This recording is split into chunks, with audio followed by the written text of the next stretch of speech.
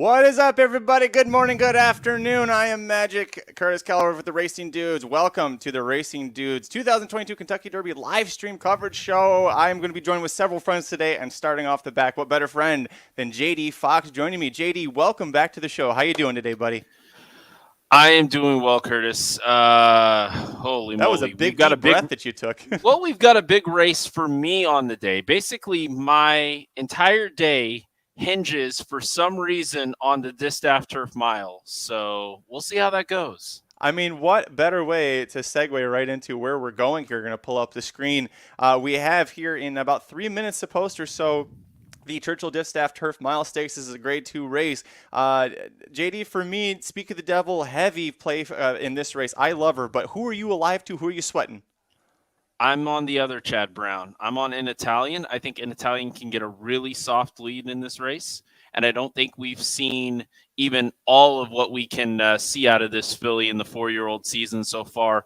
Good efforts at Tampa Bay Downs, good efforts at Gulfstream Park, just doing whatever she wanted on the front end. I really think that's going to set up again, because the only other potential pace to me in this race is always a potential pace, and that's Lady Spitespear. And we haven't seen that pace. We know Lady Spitespear can do it, but we just haven't seen it. And with Louis Saez aboard, if we're ever going to see it, it's today. But I feel like deja vu all over again, because this is exactly what I said in the Jenny Wiley, and she was in the back of the pack. So I don't know. Folks, if you can't hear it in JD's voice, he's still a little upset about that one. But that's why JD's a great guest to have on, and because of the sweat we got going here.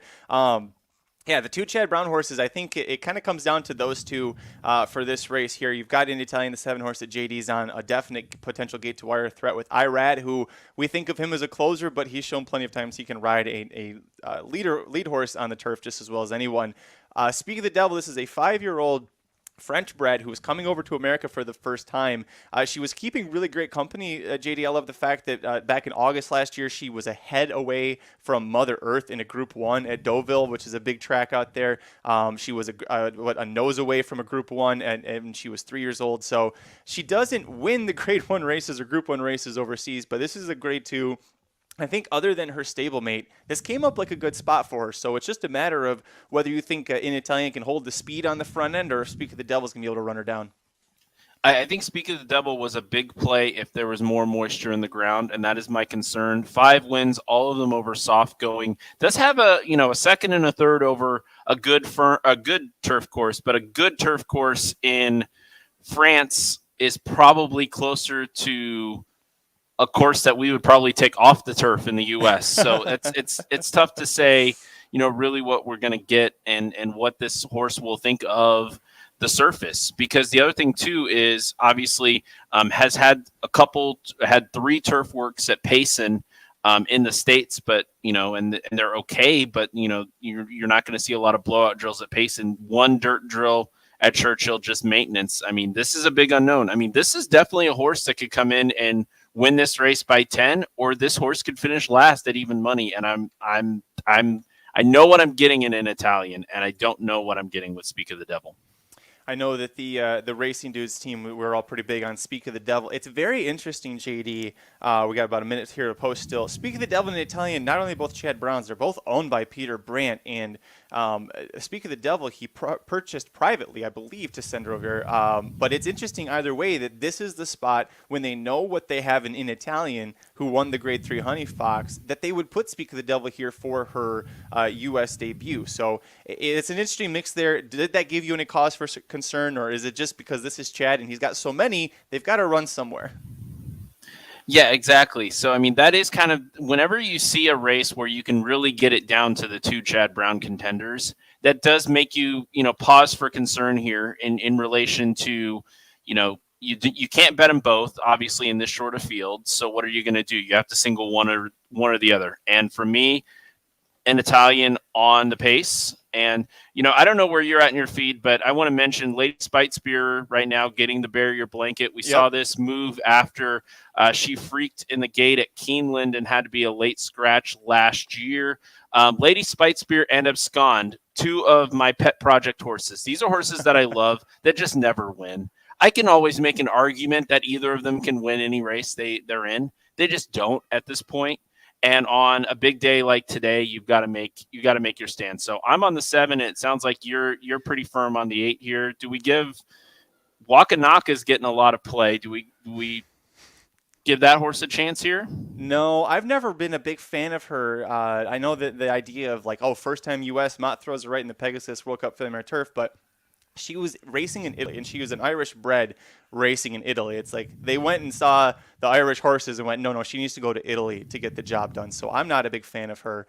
I've got the 8 coming in the gate right now. We're about to break. So if you're watching, it's over on USA Today. We can't show it, obviously. We'd love to, but they're out of the gate. Good break there for your 7, JD. You've got to like where she's sitting. Yeah, so far. I'm way ahead of you in the feed, and we have as easy a lead as we could have imagined here. All right. Well, if you're ahead, I'm going to go ahead and since I'm behind, I'll go ahead and kind of keep track. So I've got the 7. You're right, with a very easy lead, just making the first turn. Switch camera angles now. Lady Spite Spear outside of Esconde, much closer than we saw her run in the Jenny Wiley. And I thought that Lady Spite Spear, that you mentioned, she was up against it pace-wise in that race, ran a very good third, all things considered, but considering who she was behind. It's 24-4. My goodness. Irad is going to absolutely walk the dog. And Flavian Pratt has the 8, Speak of the Devil, who Chris Milo here in the chat says was purchased privately for $2.2 million. You're watching $2.2 million chase your other horse here. That's, oh boy. Yeah, this is interesting so far. 49.7. Yeah, we still got a slow. Nobody's pressuring her. I'm noticing, JD, that Irad's keeping her off the rail too. It seems like, just like yesterday, you need to go wide to make the. All right, I got the 8 making a move. She's going inside to Pratt's outside. Smart move by now. Pratt. Oh my God, that horse is. I don't know if she's going to catch the 7 because the 7 hasn't gotten pressure, but the 8 is loaded off the turn here, JD. Oh, yeah, my the 7 goodness. has a ton left. This is going to be a good finish here, but it looks like the 8 is just oh much my the best gosh, here. look at Yeah, this that's an filly. explosion. Neither one of them. I mean, can we just say these top 2? Holy shit.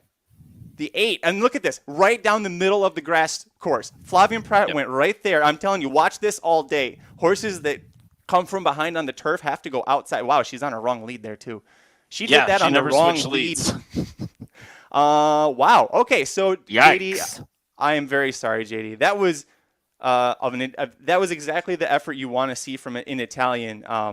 Do you think that the ground looked to me like it was a little softer than we had anticipated, and she's only run on good ground once? Maybe in Italian, the softer ground got her a little bit. Yeah, I mean, I'm trying to make you feel better here, buddy. This is the brand new turf course with all the new drainage.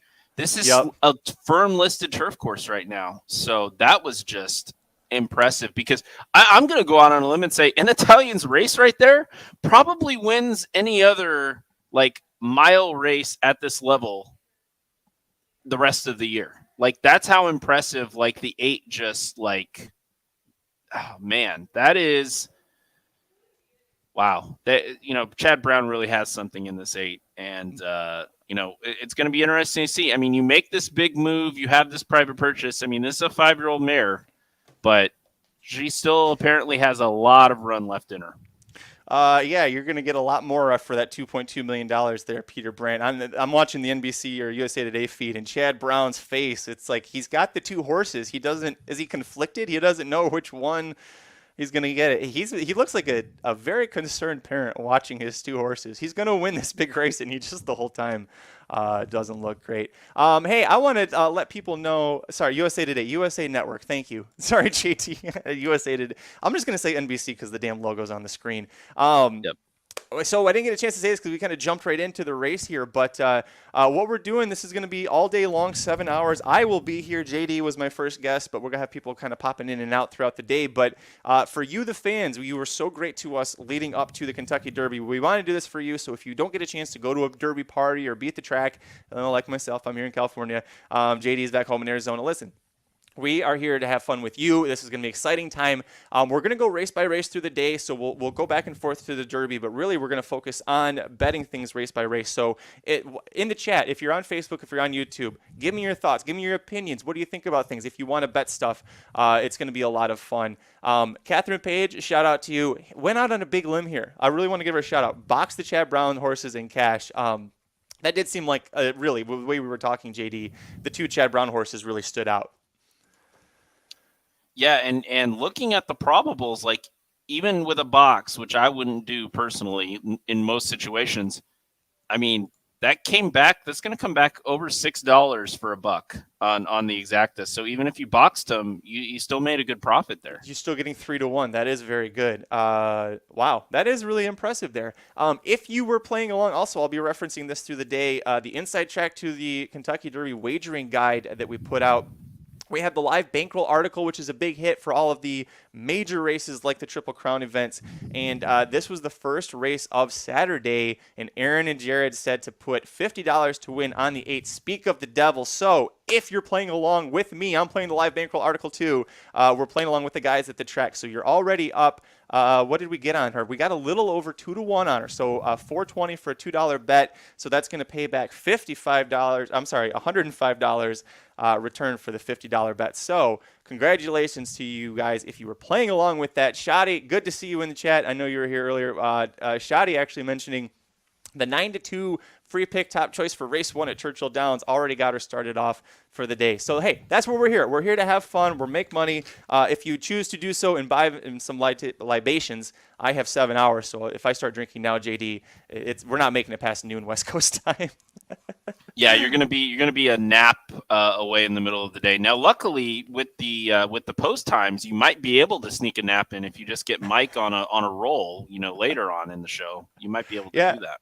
So Saratoga Slim, JD mentioning is going to be back for the live. He's going to help me close out the Kentucky Derby today. So probably the Turf Classic and the Kentucky Derby. Saratoga Slim, I think Borat Capper will show up a little bit, but we've got a fun game planned involving puppies and young children and treats. So you're going to want to stay tuned for that one. It's going to be a game between the Turf Classic and the Kentucky Derby. JD did mention there is a large gap today between all of the races.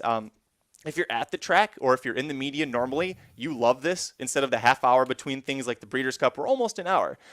When you're doing a 7-hour live stream, JD, it's not always the greatest thing. However, I will let you know I've got plenty of fun stuff planned for us throughout the day, so a lot of videos, so it will not get boring here. But I think we've kind of exhausted things here on the Turf Stakes. Wakanaka got third, Lady Spitespear fourth.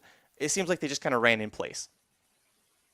Yeah, basically that was a 2-horse race, and then it quickly became a 1-horse race. I don't think there's a whole lot. Now, the one thing I will say, and this is maybe a good value talking point that we can have, is the exacta and the try for the circumstances of that race paid incredibly well. So what you're looking at and what you want to take advantage of a gambler today is if you've got a strong, sharp opinion that you can drill down into a very concise ticket and punch that ticket a whole bunch of times, you will make money today. And I think, seeing a $18.30 trifecta for a buck when it was top choice over second choice over third choice in a 6-horse field tells you that. It's going to be a lot of fun with this betting strategy, not just that one that you mentioned, JD, but I actually did want to go back to Catherine real quick here. She says, I know you guys aren't fans of the box button, and that's what we mean by that is usually when you see a 2-1 morning line and a 3-1 morning line, boxing the two of them together isn't a great move. I think specifically, JD, when it's 2 horses and it's Chad Brown, and you look at one and go, this one could wear the field, and the other one could just easily be the best horse in the field. With Lady Spitespear sitting there at 5-2, that made me say boxing here is okay because you're using 2 of the 3 and you're leaving some of that value out of Lady Spitespear, right? Am I wrong on that one? No. On days like today with the pool sizes like today, and to be honest, we're amongst friends here. There's a lot of dead money today yes. in the pools, and people that are betting names, people that are betting jockey silks.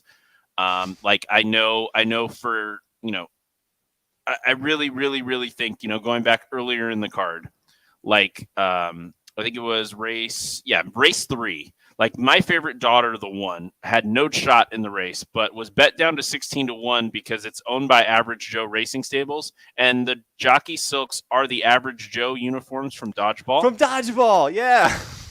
So like those are the type of moves you're like, okay, why is this horse taking money?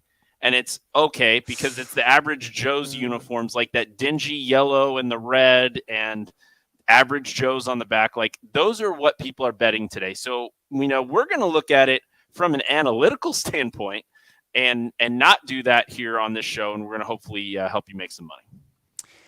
JD, we've got several fun sequences today at Churchill Downs that are unique. Some of them higher takeouts than others, but this is a 50-cent pick 5 that is all dirt, and we covered this on the Magic Mike show. And it starts with the Knicks go here in race 6. We've still got plenty of time before the next race, so I figured why not talk about this? Let's. I don't know. Did you handicap specifically for this sequence, JD? Yes, I did. You did? Oh, perfect. I was going to say, if not, we'll just kind of make it up as we go because that's the Magic Mike show way. But if you know what you want to do here, let's start off. The Knicks Go Stakes, we're going to talk about the all dirt pick 5, and I'm going to bring up, where is it? I saw Dan. Yes, Dan, slight change from my ticket here, so we'll talk about this one. For here, Dream Shake, your 5-2 morning line favorite, Shared Sense at 3-1. You have to take a stand between the two of those, I felt. I went with Shared Sense on top, but where did you go here? Yeah, and I'm the opposite. I went with Dream Shake as the top choice, and that's the other thing too. And the other thing for me in this race is, I think you need to pick one of those two horses, and then there's another horse that will like really appreciate if the race goes in an entirely different direction, and that's South Bend. So really, what I think you need to do is you need to take either the 2 or the 4, and then you need to take South Bend. Yep, I did that. I went 2-7, and I actually went. Where is he? He's all the way down there. Number 11, Necker Island, also made my ticket. 3 of his last 4 starts, terrible trips, JD. First of all, 6 furlongs, sprinting on dirt, got stopped early. Throw that out. He's not a sprinter. Oaklawn Park, those 3 races, when you're going a mile at Oaklawn, for those of you who don't know, the race ends at the 16th pole, so it's really that stretch is a 16th of a mile shorter than usual. So again, those two of those races, the stakes races, when he lost, he had traffic trouble, ends up not being able to catch it. The one time he gets clean trip, 2 back, he wins. He's got the ability. He's 5 for 9 at Churchill. I think the price doesn't necessarily say. I was hoping it would go up. It's right now he's going down to 5-1, but I think Necker Island is at least usable here. Did you like him, or are you kind of scared of him because of those losses? I think, really you make some good points about Oaklawn in the short stretch, but, if Rated R Superstar is winning a race, I don't want to hear about the short stretch because Rated R Superstar needs every inch of a stretch. That's fair point. That is a very fair point. Listen, I didn't say he was my top pick. All right. Okay. But yeah, we definitely agree between Dream Shake or Shared Sense, both of those short price for a good reason. And then you definitely want to take a look at South Bend, who was going to be second off of the layoff, second time at age 5. Rosario riding for Bill Mott, and is going to catch a fast track. I was a little worried that maybe the wet track at Keeneland is what he didn't love, being wide and getting kickback. But not going to get that today, it seems like, at least right now. The next leg of the all dirt, all stakes pick 5, this is the grade 2 Pat Day Mile, and this is a race I'm always a little scared of every year. Ever since Funny Duck completely ruined everybody's tickets. I know Jared Welch had a beautiful pick 3 ticket going to New York Central. And again, New York Central got second to Funny Duck, and they paid a lot, and Jared got none of that, and he will still remind you about it. Jack Christopher making his big return, and this is kind of why I'm scared of this race too. What do you do with Jack Christopher? We haven't seen him since he was a beautiful-looking juvenile, but that was a long time ago, and the horses he beat haven't come back to be stars. Yeah, really what we saw was an early 2-year-old star, and a lot of times what we see is that early 2-year-old competition isn't very good and don't turn out to be very good because you have the horses that are maybe it's a breeding trait and maybe it's the year they were born. I mean, or the month they were born, like in Jack Christopher's case, this was a January colt. So literally as old as could be for that 2-year-old season. Uh-huh. And really popped. I think some of the other horses in this race have improved dramatically from their 2 to 3-year-old campaigns and, have competed in Derby prep races and have really seen a lot tougher fields than what Jack Christopher breezed over. Now, you look at the speed figures are great, but the long layoff and, an interesting work tab, really, I don't necessarily like to see this many drills before a debut race on a big day like today. I mean, lots of like very average 4 furlong works and then some 5 furlong works for some distance and then a very average 4 furlong work. And this was a horse that previously was bullet after bullet when we saw Jack Christopher do well. Now, obviously, Chad Brown knows a hell of a lot more about training a horse and what that horse needs to do in the morning, but it causes me enough concern to where I think Jack Christopher is a toss in this sequence, and I want to get some value out of this race specifically in that all stakes dirt pick 5 sequence. Completely agree with you. I'm going to ditch him, and I saw Dan mention it here in the chat too, throwing Jack Christopher off the ticket. If you use him in this spot, I'm not going to tell you not to because you're believing he's going to resume that 2-year-old brilliance, and he very well could. But if you do use him, you've got to go very short, possibly single him. And with this size of a field, you got 11 horses now at the scratch of Howling Time, which shucks, Dale Romans won't be in that race. This is a very tough field for him to try and come against. And Chad Brown is picking, kind of like I said last race with the turf horse, like for your North American debut, you're putting her up against a horse that you know what she's good at, and it's a grade 2 on a big day. He's putting Jack Christopher up against good horses in a grade 2 on a big day. It's not for me in this spot. I actually, for my pick 5, spread like a madman here. Major General on the rail. The breeding says that he should love any kind of a wetness if it's not completely fast, but even the fast dirt has worked well for him. He's cutting back to a 1-turn mile after the Lexington, which was not a bad effort for him. He just looked a little rusty, I thought.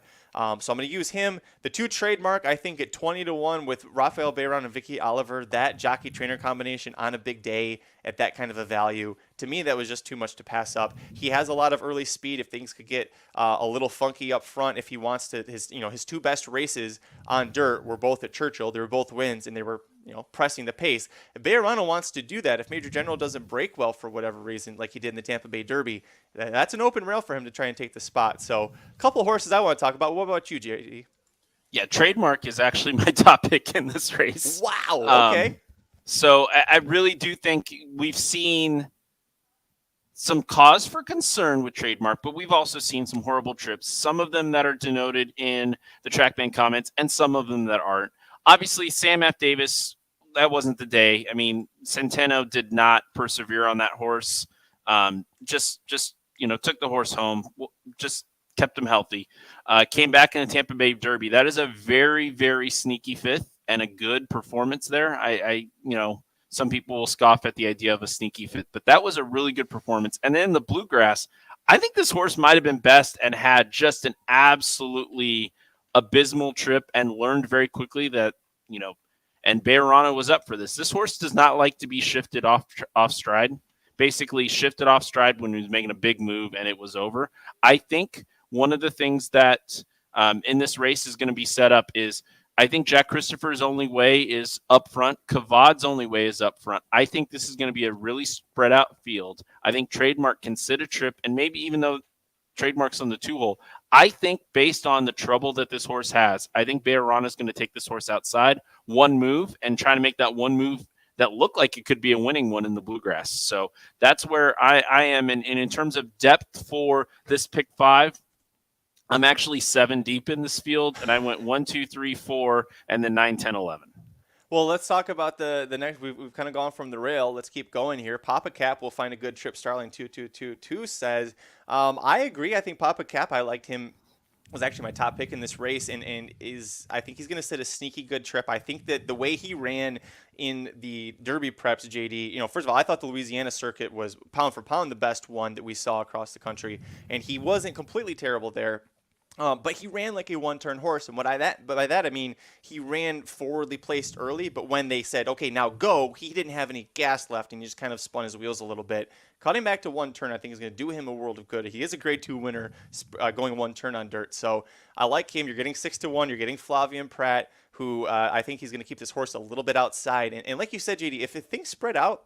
If the field gets really spread out on that backstretch, he could sit 4th or 5th and be completely free of any kind of weird kickback. He can be clear, be out of trouble, and sit a good spot there. You mentioned you used Ben Diesel. This is a full younger brother of Will's Secret, who might be a little bit better priced in this race if she was still racing. But why did you like Ben Diesel here? Well, I really think you have to look at Dallas Stewart and what he gets his horses ready for, and you have to look at the work tab since showing up at Churchill. You have two absolutely studly bullet drills. And these are the type of days that Dallas Stewart really gets these horses revved up for. The performance in the Southwest was a pretty strong effort in January. And then this horse has thrown in a couple clunkers. But I think we're going to see unreal pace up front. And I really think Ben Diesel is going to be the closer. And on a day like this, Dallas Stewart at 20-1. We're going to see one hit the board. We're going to see one finish first or second at some point in this day. So Ben Diesel could very well be it. Obviously, this horse is just a maiden winner.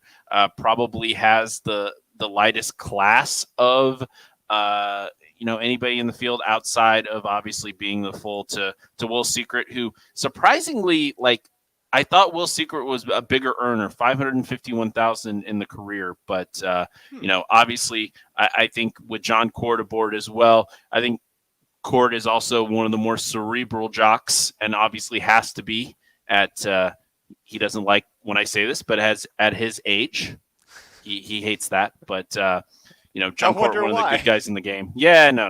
He makes so many jokes about it. That's why I can say that is John Cord's one of the really good guys in the game. So for me, if we're getting crazy and we think the pace is going to be crazy up front, I think Ben Diesel can get a piece here.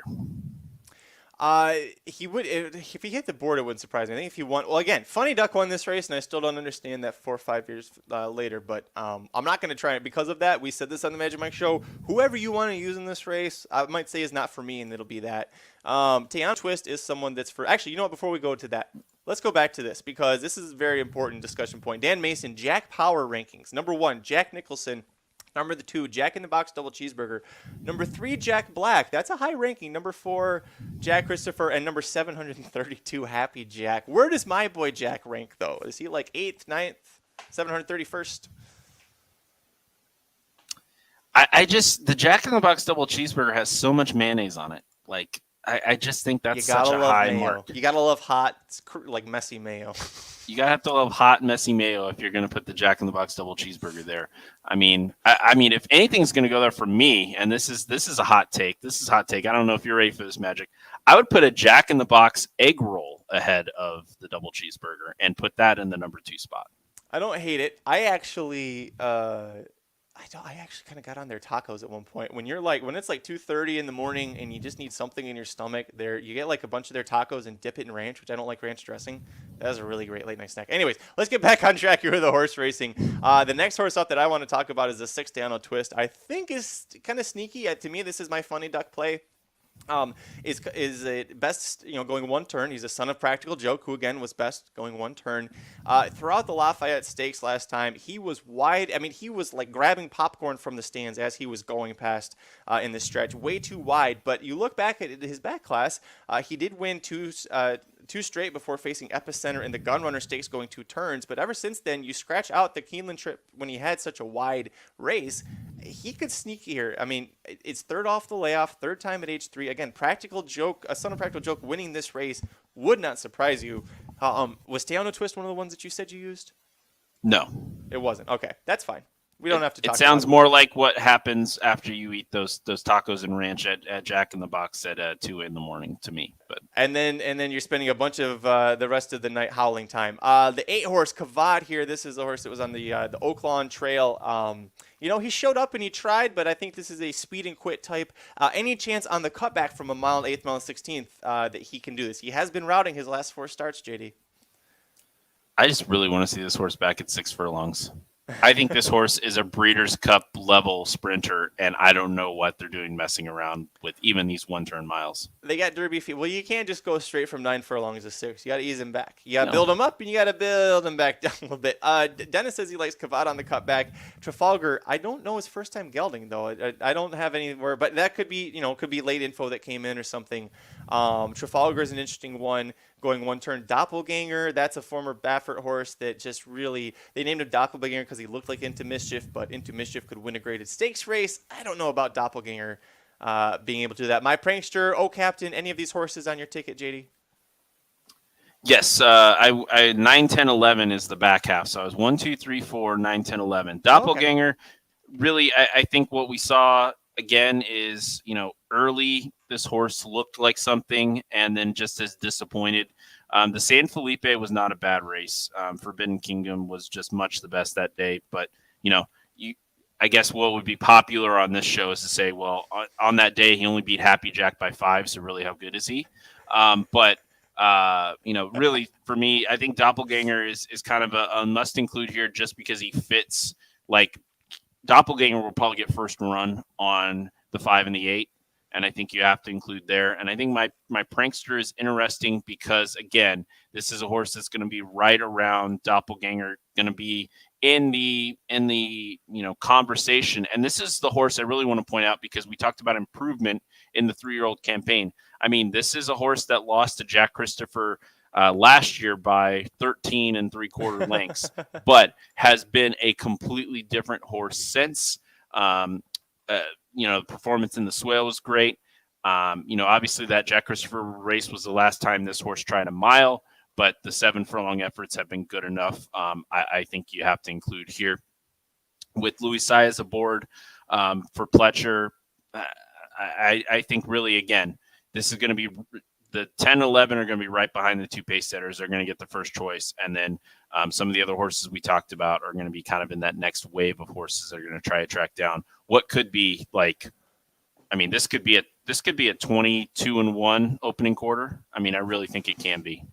And then we saw yesterday on the speed or on the dirt that the speed horses, that even if they were good horses, they were kind of struggling. And it goes back to what you mentioned earlier after that turf race, that the new turf course with the new irrigation system, it also kind of messed up the way that the dirt, or I shouldn't say messed up, it altered the way the dirt course drains. And so, they're learning as they go with the track and they're figuring things out, but that's kind of how the day is going to go. And the dirt horses, they really were struggling to hold on, it seems, at a lot of points. So it'd be interesting to see what happens in this race, in the Pat Day Mile. Let's talk about the Derby City Distaff Stakes. That's not, it can be up here at race 8. That's right. It goes 6, 7, 8 for this sequence. Big scratch. The rail horse Lady Rocket, 1 of 2 from Brad Cox, is out of this race. It changes the pace setup quite a bit here. A lot of people going towards Edgeway, the 7 horse. She's coming from California, but I really don't think there's, compared to what she's facing here, JD, I think that she just faced nothing, really, or was beating nothing, I should say. So what she's facing here, I think, is a lot tougher. I am chucking Edgeway. Yeah, and I'm doing the same thing. So I am 2-4-5 to get through this leg. Kamari is my top pick here. I agree 100% with what you just said on Edgeway. Just the California horses, the 4-5 field, and you say, oh, she was second in the Breeders' Cup Filly Mare Sprint, but that was a 5-horse field that just kept getting scratched down, and somehow Gamine managed to lose that when I don't really know how she managed to do that. Just One Time is my top pick here. I'm with Dan Mason. This is a filly that I've been on for ever since she joined Brad Cox, went to Gulfstream, and was a very forwardly placed horse, and then broke poorly after being fractious in the gate, was terrible in the post parade, JD, and she still won the Grade 2 Inside Information Stakes, beats 4 Graces, then goes to Keeneland and says, all right, now I'll take the mud, and now I'll take other horses, better horses than just 4 Graces, and beats all of them again. You can put her on the lead, you can pull her off, whatever Flavien Prat needs to do with her, she can do. I just think she's going to be tough, but I'm also worried now that the other Cox is gone. We'll get a 9-5 on her here. Is that what we're looking at? For a Pennsylvania bred on Kentucky Derby Day. Now, I will say this should be America's horse because there is not a filly that is as hard knocking and trying as Just One Time. She can be fractious. She can seem to lose all of her energy, and yet she somehow still finds the ability to win races. And again, she's a $525,000 earner so far as a PA bred. I mean, you should just get a standing ovation for that regardless. It is incredible that the Warriors reward people have brought her along, and now Flavien Prat's going to be riding her on Kentucky Derby Day in the Grade 1 Derby City Distaff. I used her. I didn't initially on the Magic Mike show. I'm adding obligatory now because the pace setup changed a little bit. And I think she's a bit more tactical than we've seen from her. You look back at the Cotillion Stakes when she was going 2 turns, and that to me was the race that Mike Somich pointed out on the Magic Mike show, and it kept making me think, like, all right, that's good. And then she wins the Chaluki going a mile here. Now she cuts back to 7 furlongs. I think she's tough. Again, I'm worried about the price. And again, this is where myself and Mike are always so similar. Like the Cotillion is the key race to why obligatory is on my ticket. And we're talking about a race at Parks being a key race in the sequence, and that's a little scary. But that cotillion performance behind Clairiere, that's exactly tactically where this horse could be, and I think is a must include because of that. I did use Bell's the One. She won this race 2 years ago. She's a hard knocker at Churchill. Any concern, JD, that she just might be now at age 6, like last year was her peak? Yeah, I think she really was peaking last year, and really what I look at here, and maybe this is just an unfair knock on her in the Madison, but like that was a pace setup that was completely for Bell's the One to win the race, and Bell's the One just didn't have it and had just an absolute clear path to do it. So that was the concern. Now that was first up, so maybe Corey Lanery can get a little more out of her in this spot. But what I saw first up, I really think that we may have seen the best of Bell's the One, and I'm willing to pass on her today. I will say this is I struggle personally with Bell's the One now, to where betting with head, betting with heart. I would love to see her win. I feel like one of these times she's going to do it, but if you're not sure, I would say it's best to lean away from Bell's the One. If you want to play in the exotics, she is a great horse to play in the exotics. Just as far as the win goes, just one time to me, and obligatory being in here, a little too tough. 2 more dirt races left. We're going to finish this up first talking about, if I can find it, the Churchill Downs Stakes 7-furlong dirt sprint. Aloha Western Breeders' Cup Sprint champion returns at age 5 after that incredible magical year in 2021, but he's running into Jackie's Warrior, who is my strongest opinion of the day. Jackie's Warrior singling him here. Please let this be the one time speed holds true on the dirt at Churchill this weekend. Yeah, and you're not going to get anything different from me. I have I have played 2 tickets, and the one thing that is consistent about both tickets is Jackie's Warrior is singled. I think Aloha. Well, listen, we got a few minutes to post here. We'll just skip on the last race. Everybody wants it. We're going to talk about these races more in depth, by the way, but just for the purposes of the all dirt, all stakes pick 5, JD and I singling Jackie's Warrior. Let's go Kentucky Derby. How deep do you want to go in this leg to finish this sequence? So I have a very Mike Somich approach in this sequence. I have a very short ticket at a higher cost that is singled to Crown Pride. Because that is my strongest opinion in the Derby. And then I have a shorter price ticket where I actually spread and go 7 deep in this race. So I really think that Crown Pride, we've seen the work, we've seen the horse's demeanor, we've seen all of that talked about at nauseum. But, you were there at Breeders' Cup with me, Curtis, and Yep. We saw the Japanese contingent come in and play hard and win a race on the dirt. And then we saw 4 wins UAE Derby Carnival. We saw 4 wins Dubai Carnival. Like, the Japanese horses are here to stay, and we have to get used to it. And I think this is a time where it could be the horse. This could be the race setup. And you have, Summer is Tomorrow setting up that pace and Crown Pride finishing it out. I really think we could see just obviously more horses involved, but we could just see an absolute redux of the UAE Derby and how that race set up. I will tell you that if Crown Pride wins the Kentucky Derby, it'd be amazing because Japan.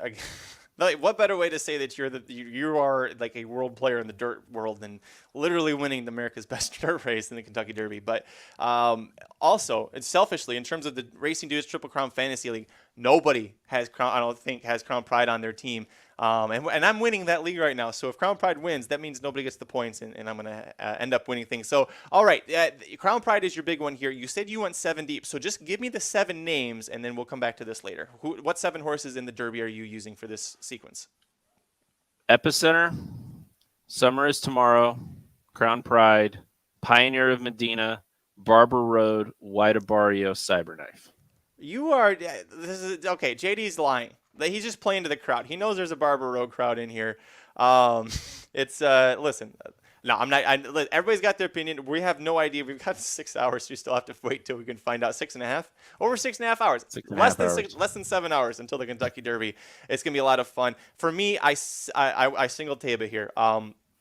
and this was all before seeing what the odds were going to be. He's a lot closer to 5-1. It seems like 6-1 for race day. So half of that price. But Taiba to me, JD, is a horse that if he wins, it's by 5, and if he doesn't win, he's not even close. So I'm going to bet that what I saw in 2 starts, including the San Diego Derby, and not just who he beat, but the way he did it, the way he ran, and then listening to experts like John White over at the Racing Dudes YouTube channel talking about Taiba and why this is a special Justify-esque horse. He's not calling him Justify, not yet, but it's similar enough. And you've got Mike Smith, who flew out to Kentucky for 1 race, 1 horse, and it's Taiba. So I'm going to single him here, but if Taiba's not for you, I understand that. However, what I also understand, sorry, do you want to talk about, I'll let you talk about Taiba real quick before we move on. Go ahead. So, what we have in Taiba is a great debate that we can have. Is as somebody that has seen Taiba in person quite a bit, you have a very leggy sprinter type horse, and then you look at the pedigree, and the pedigree is run 2 miles. If there was a 2-mile race today, Taiba, from a pedigree standpoint, would be in it. I think that this horse is more talented at a 1-turn mile. And I think long-term, if this race does not work out for Taiba, that is where we're going to see Taiba in the future. I'm not saying that he can't win this race. I am just saying that I would feel a lot more comfortable at a shorter distance. And I think the Santa Anita Derby is probably like the max distance that I personally, based on horse flesh, which again, I am no trainer expert at this, but I have learned from some people that I really trust in the game, and they kind of agree with me. Taiba is physically a sprinter, but pedigree wise is not. That's a big question for me to put money on and a horse making start number 3 in the Kentucky Derby. And if you're getting 12-1, I could understand that a little bit, but you're getting a lot less than that probably when it comes up to it. But hey, someone that JD is familiar here is a little surprised with some of his Derby picks. We'll get into that in a minute, but I want to bring on Andrew Champagne. Andrew, welcome back to the show. Glad to have you on. Before we get into that, put a pin in it. We've got the Knicks Go Stakes coming up here. They're going into the gate pretty shortly. Who do you like on the tote and why? So I'm using 2, 4, 8, and 11 in my pick 4 that started with a single of this year's Breeders' Cup Filly and Mare Turf winner. My God, how impressive was that? Also, you should know I came with some friends. My friends Dan and Max both say hello. And they, by the way, both think JD is crazy for using Summer is Tomorrow. Their feelings mirror my own. There's Danhausen on the back of my phone. So Love that Danhausen. Love that Danhausen. Love that Danhausen. JD, we've done this before, right? Once or twice? Once or twice. 70, 80 times, something like that. Something like that, yeah. Something like that. I'm watching on the feed right now. Ed Olchuk is using Dream Shake Injunction. He just put Shared Sense and Gun It. Gun It's an interesting one to use. Necker Island would be my tepid top pick. That horse loves Churchill Downs. I think we'll get a pace. But again, I'm going 4 deep in here, so it's not like I've got anything resembling a super strong opinion. So naturally, here I am on a show where strong opinions are encouraged. Listen, only strong opinions, whether they're right or not, we don't care. Just make them strong. I am a little surprised. Dream Shake now 4-1. Shared Sense the favorite, 5-2. I think Andrew, before you came on, JD, we're talking about from the All Dirt All Stakes Pick 5, which starts here. You have to take a stand between Shared Sense or Dream Shake. He and I are split, so if you're betting that sequence, Andrew, which horse are you going with?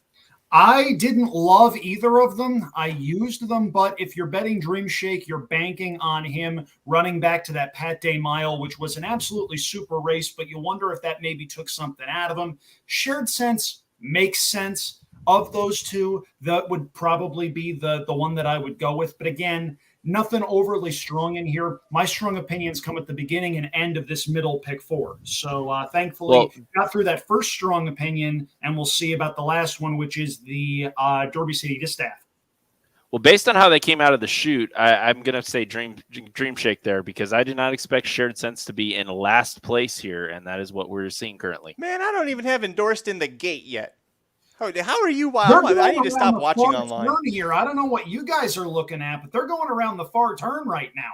Oh, geez. Okay, you two Now be they're quiet. turning for home. Oh, you two be quiet. I'm going to call this because I'm way behind. I don't want to get spoiled. Don't worry, Dream I'm Shake not did gonna, break well. call it. And it's What? good because it's anybody's race right now at the 8th hole. I would And agree. when I say anybody's race, I mean it. All Wait right. till you see this. I mean, your Aiello. Who do you like? I was expecting that to come out of you, Champagne. I No, didn't.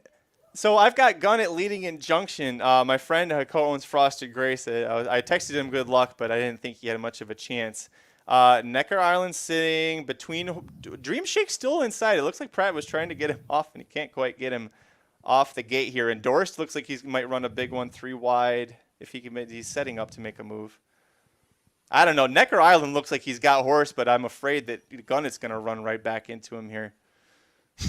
This isn't fair. You guys all know what the you guys know who. Okay, top of the just stretch. got It on is the anybody's wired call. internet on my computer here, so my feed is much faster than usual. Boy, now it looks like nobody is Dream Shake pulling away. Maybe nobody wants to win this. Who is this 3 I'll horse? give you a hint. I 3 once had a Technique? Derby future on this horse. 3 Technique. I've met the owner a couple of times. Nice guy. Nicely done. 3 Technique, formerly owned by the Big Tuna. Yep. You are what your record says you are. damn Mr. it. Bill Parcells, the former owner. Photo between the 7 and the 8 for second. If you could have 3 Technique there, and if you've got that horse to kick off that all stakes pick 5, toast to you. I never could have had that horse. Not in a million years. And by the way, JD, yep. Some things don't change. This is a Coke Zero commercial. There we go. I'm with you. Don't worry. I There are- understood the assignment, Magic. Don't worry. After this, there are only 3 left in the house. We switched over to Diet Coke, and I accidentally grabbed one the other day and thought I was drinking water for a second.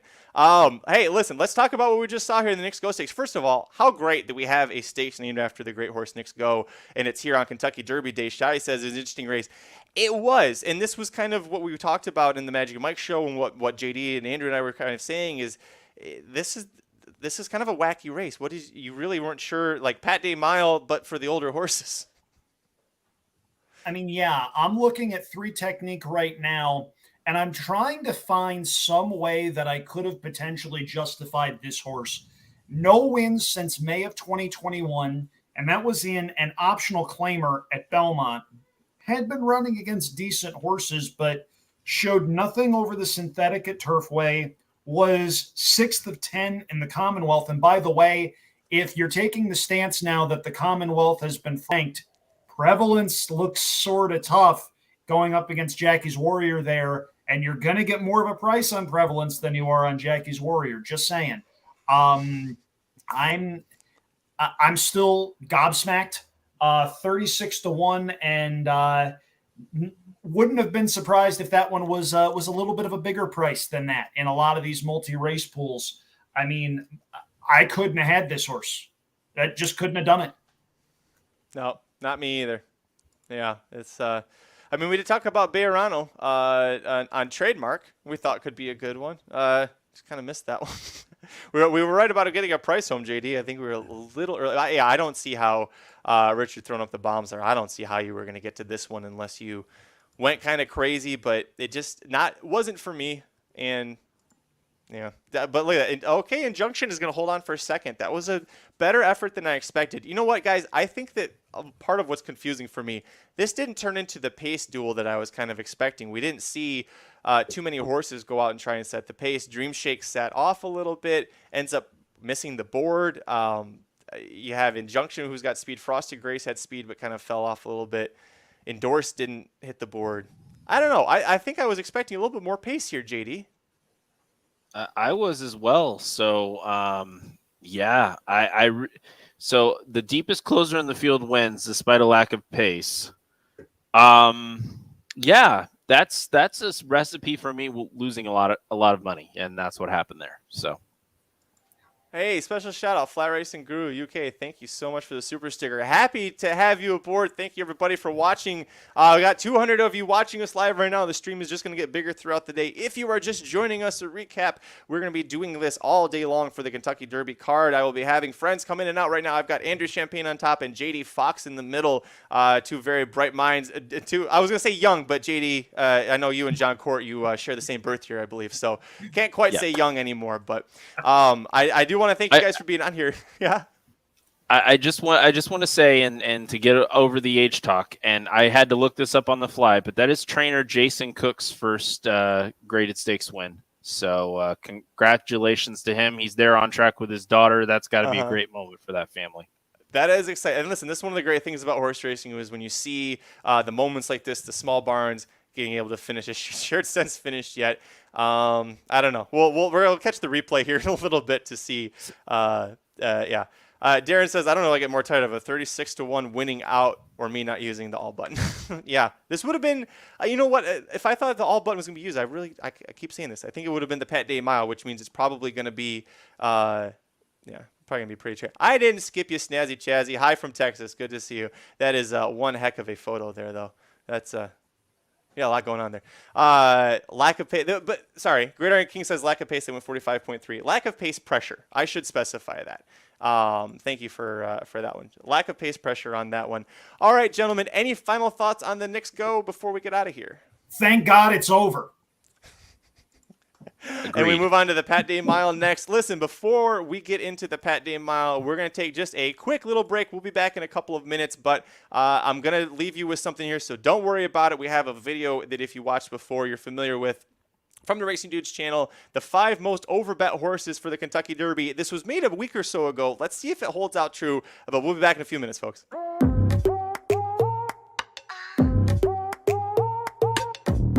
What's going on, everyone? I'm Mike Somich coming at you for RacingDudes.com. Today I'm going to talk about the 5 most overbet horses in the 2022 Kentucky Derby. To kick off the list, let's go to number 5, Mo Donegal. I do think there's a ton of talent in Mo Donegal, but he's going to have to absolutely run out of his skin to be able to win the Kentucky Derby. His style just doesn't set up very well for this. He's going to come from off the pace, have to weave through 20 horses and be able to get the job done. Additionally, he got trounced by Way to Barrio in the Holy Bull, so he's going to have to flip the script there. He looked great running in the Wood, but the Wood has not been a wonderful prep race the last couple of years. I don't really respect this New York crop nearly as much as I have in some past seasons. Then from a betting perspective, you look at this horse, you're getting 24-1 in Kentucky Derby Future Pool number 5, which I think is, about fair odds for what you should get on Mo Donegal on Derby Day. However, we've already seen that slashed anywhere from 10 to 12-1 overseas. You're already seeing some wise guy buzz on this horse. It's a Todd Pletcher horse with Irad Ortiz, so there's going to be even more money that comes in. To me, this is a better version of Known Agenda last year. Well, Known Agenda went off at 11-1 from the rail. I mean, he should have been 20, maybe 30-1 in that spot. I think that's about what the fair odds on Mo Donegal are going to be here as well. And when you take into account the fact that both Classic Causeway and Forbidden Kingdom have both defected from the Kentucky Derby now, it hurts Mo Donegal's chances even more to be able to come from way back. Number 4 pick, I'm actually going to go to another Pletcher here, and that's Charge It. Look, Charge It has a ton of long-term upside, and I think the horse could progress into being a very, very good horse. But the problem is that you're already at 16-1 in the last Kentucky Derby Future Pool, which was shorter than either Mo Donegal or Zandon. And additionally, you have that buzz again around this horse because of what happened in the Florida Derby. First time in a stakes race, went out, ran well against Way to Barrio, but that Florida Derby has come back slow. And I'm talking like 40 seconds for the final 3 furlongs slow when you're looking for someone to run it in closer to 36. So that race knocks Way to Barrio down, but it also means that if Charge It couldn't get by Way to Barrio, and now we're going to expect him to do it for the first time against winners in this massive field of 20 horses in Kentucky. Man, it's going to be tough. And you're going to end up with somewhere between 10 and 12-1 on race day for Charge It. And that's just way too short for a horse that has way too much work to do. And it's just too green last time that we saw him. Number 3, I'm going to go to Crown Prince. Look, I love the Japanese horses. I've been banging the Japanese drum since the Breeders' Cup. I thought that they've done a wonderful job with Sunday Silence and the lineage there. They've done a wonderful job over the last couple of years of investing in additional broodmares and big-time stallions to bring over to Japan. I bet a Japanese horse wins the Derby before a European horse wins the Derby. But the problem is you're now seeing all of this momentum affected into the pools. Crown Prince opened the Kentucky Derby Future Pool number 5 at 50-1. He closed it at 24-1. And there's still buzz around this horse. When you take into account that now you're not getting the price you probably should, but additionally, the winner of the UA Derby has never hit the superfecta in the Kentucky Derby. You're asking Crown Prince to do a lot here in a short period of time. I think we're still a couple years from a Japanese horse really competing in the Derby, and I think that you're going to start seeing them, some of them get overbet because of how successful they were in Dubai and in Saudi Arabia this year. And number 2, I'm going to go with Smile Happy. And this one is mainly around how heavily this horse has been bet in the Kentucky Derby future pools. If you look at the first 3 Kentucky Derby future pools, he goes off as a favorite, around 6-1. Kentucky Derby future pool 4 and 5, he's sub 10-1 in both those pools. And my issue is he's just gotten waxed the last 2 times we've seen him as a 3-year-old. Got beat by Epicenter pretty solidly, then comes back and loses to Zandon and Keelan last weekend. I just can't swallow anywhere near sub 10-1 on this horse, especially when you have Lannery aboard. To me, this is another horse that should be 25 or 30-1 in this spot, and we're just not going to see that on race day. So you're going to pay a heavy price if you want to end up betting Smile Happy in the Derby. And number 1 is probably the easiest horse to put on this list. Tis the Bomb. I mean, look, I get it. Horses run wonderfully in multiple efforts. We saw him win the Jeff Ruby Stakes easily. We saw him run second in a Breeders' Cup race. The problem is the Jeff Ruby Stakes on synthetic. Breeders' Cup race we saw him run second in was on the turf. We've seen this horse run 1 time on the dirt, 1 time as a 3-year-old. You know what happened? He got waxed in the Holy Bull. The fact that this horse has, on some people's boards, as high as or as low as 6-1 is wild to me. Fair odds on Tis the Bomb in the Derby are close to 50 or 60-1 based on what actual form we have seen over the dirt for him. So I'm not sure how you can really bet Tis the Bomb at all on Derby Day, considering the little value that you're going to get in him because of how impressive he's been on other surfaces, which the Kentucky Derby is not run on. So again, just recapping real quick, 5 most overbet horses on first Saturday in May in my mind are going to be Mo Donegal, Charge It, Smile Happy, Crown Prince, and Tis the Bomb. Good luck, everybody. This has been a presentation of RacingDudes.com, your destination for all things horse racing and sports betting. Whether you want free winners, expert insider picks, up-to-the-minute trackside weather reports, or podcasts and videos for bettors of all skill levels, never make another wager without visiting the Racing Dudes first.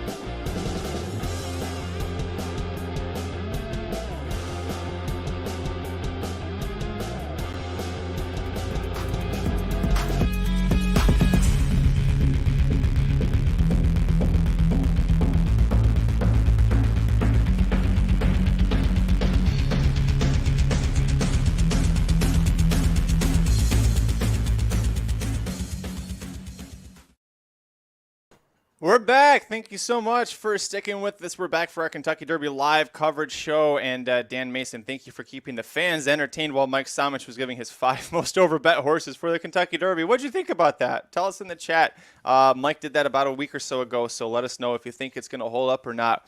Gridiron King 2017, why didn't the Barber cross the road? We're still waiting for the answer. Busy losing money betting on Barber Road? Perhaps. I don't know. Andrew, where do you stand on Barber Road? Somewhere in the middle of the road. Waka. The two dads didn't make that joke. First of all, just to point this out, as I have said on several other podcasts, Reylu Gutierrez is one of less than 5 graduates of the State University of New York at Cortland that I happen to like. 2 of the others are Mick Foley, who I saw at a show last weekend up in Sacramento. By the way, if you have a chance to go see Mick Foley, by all means, go see him. The other, Ronnie James Dio of Holy Diver fame. I don't know who the other 2 are. Yes, the other 2 I don't know. But Reylu Gutierrez, a great young rider. Having said that, there are some horses that just make a habit out of finding trouble.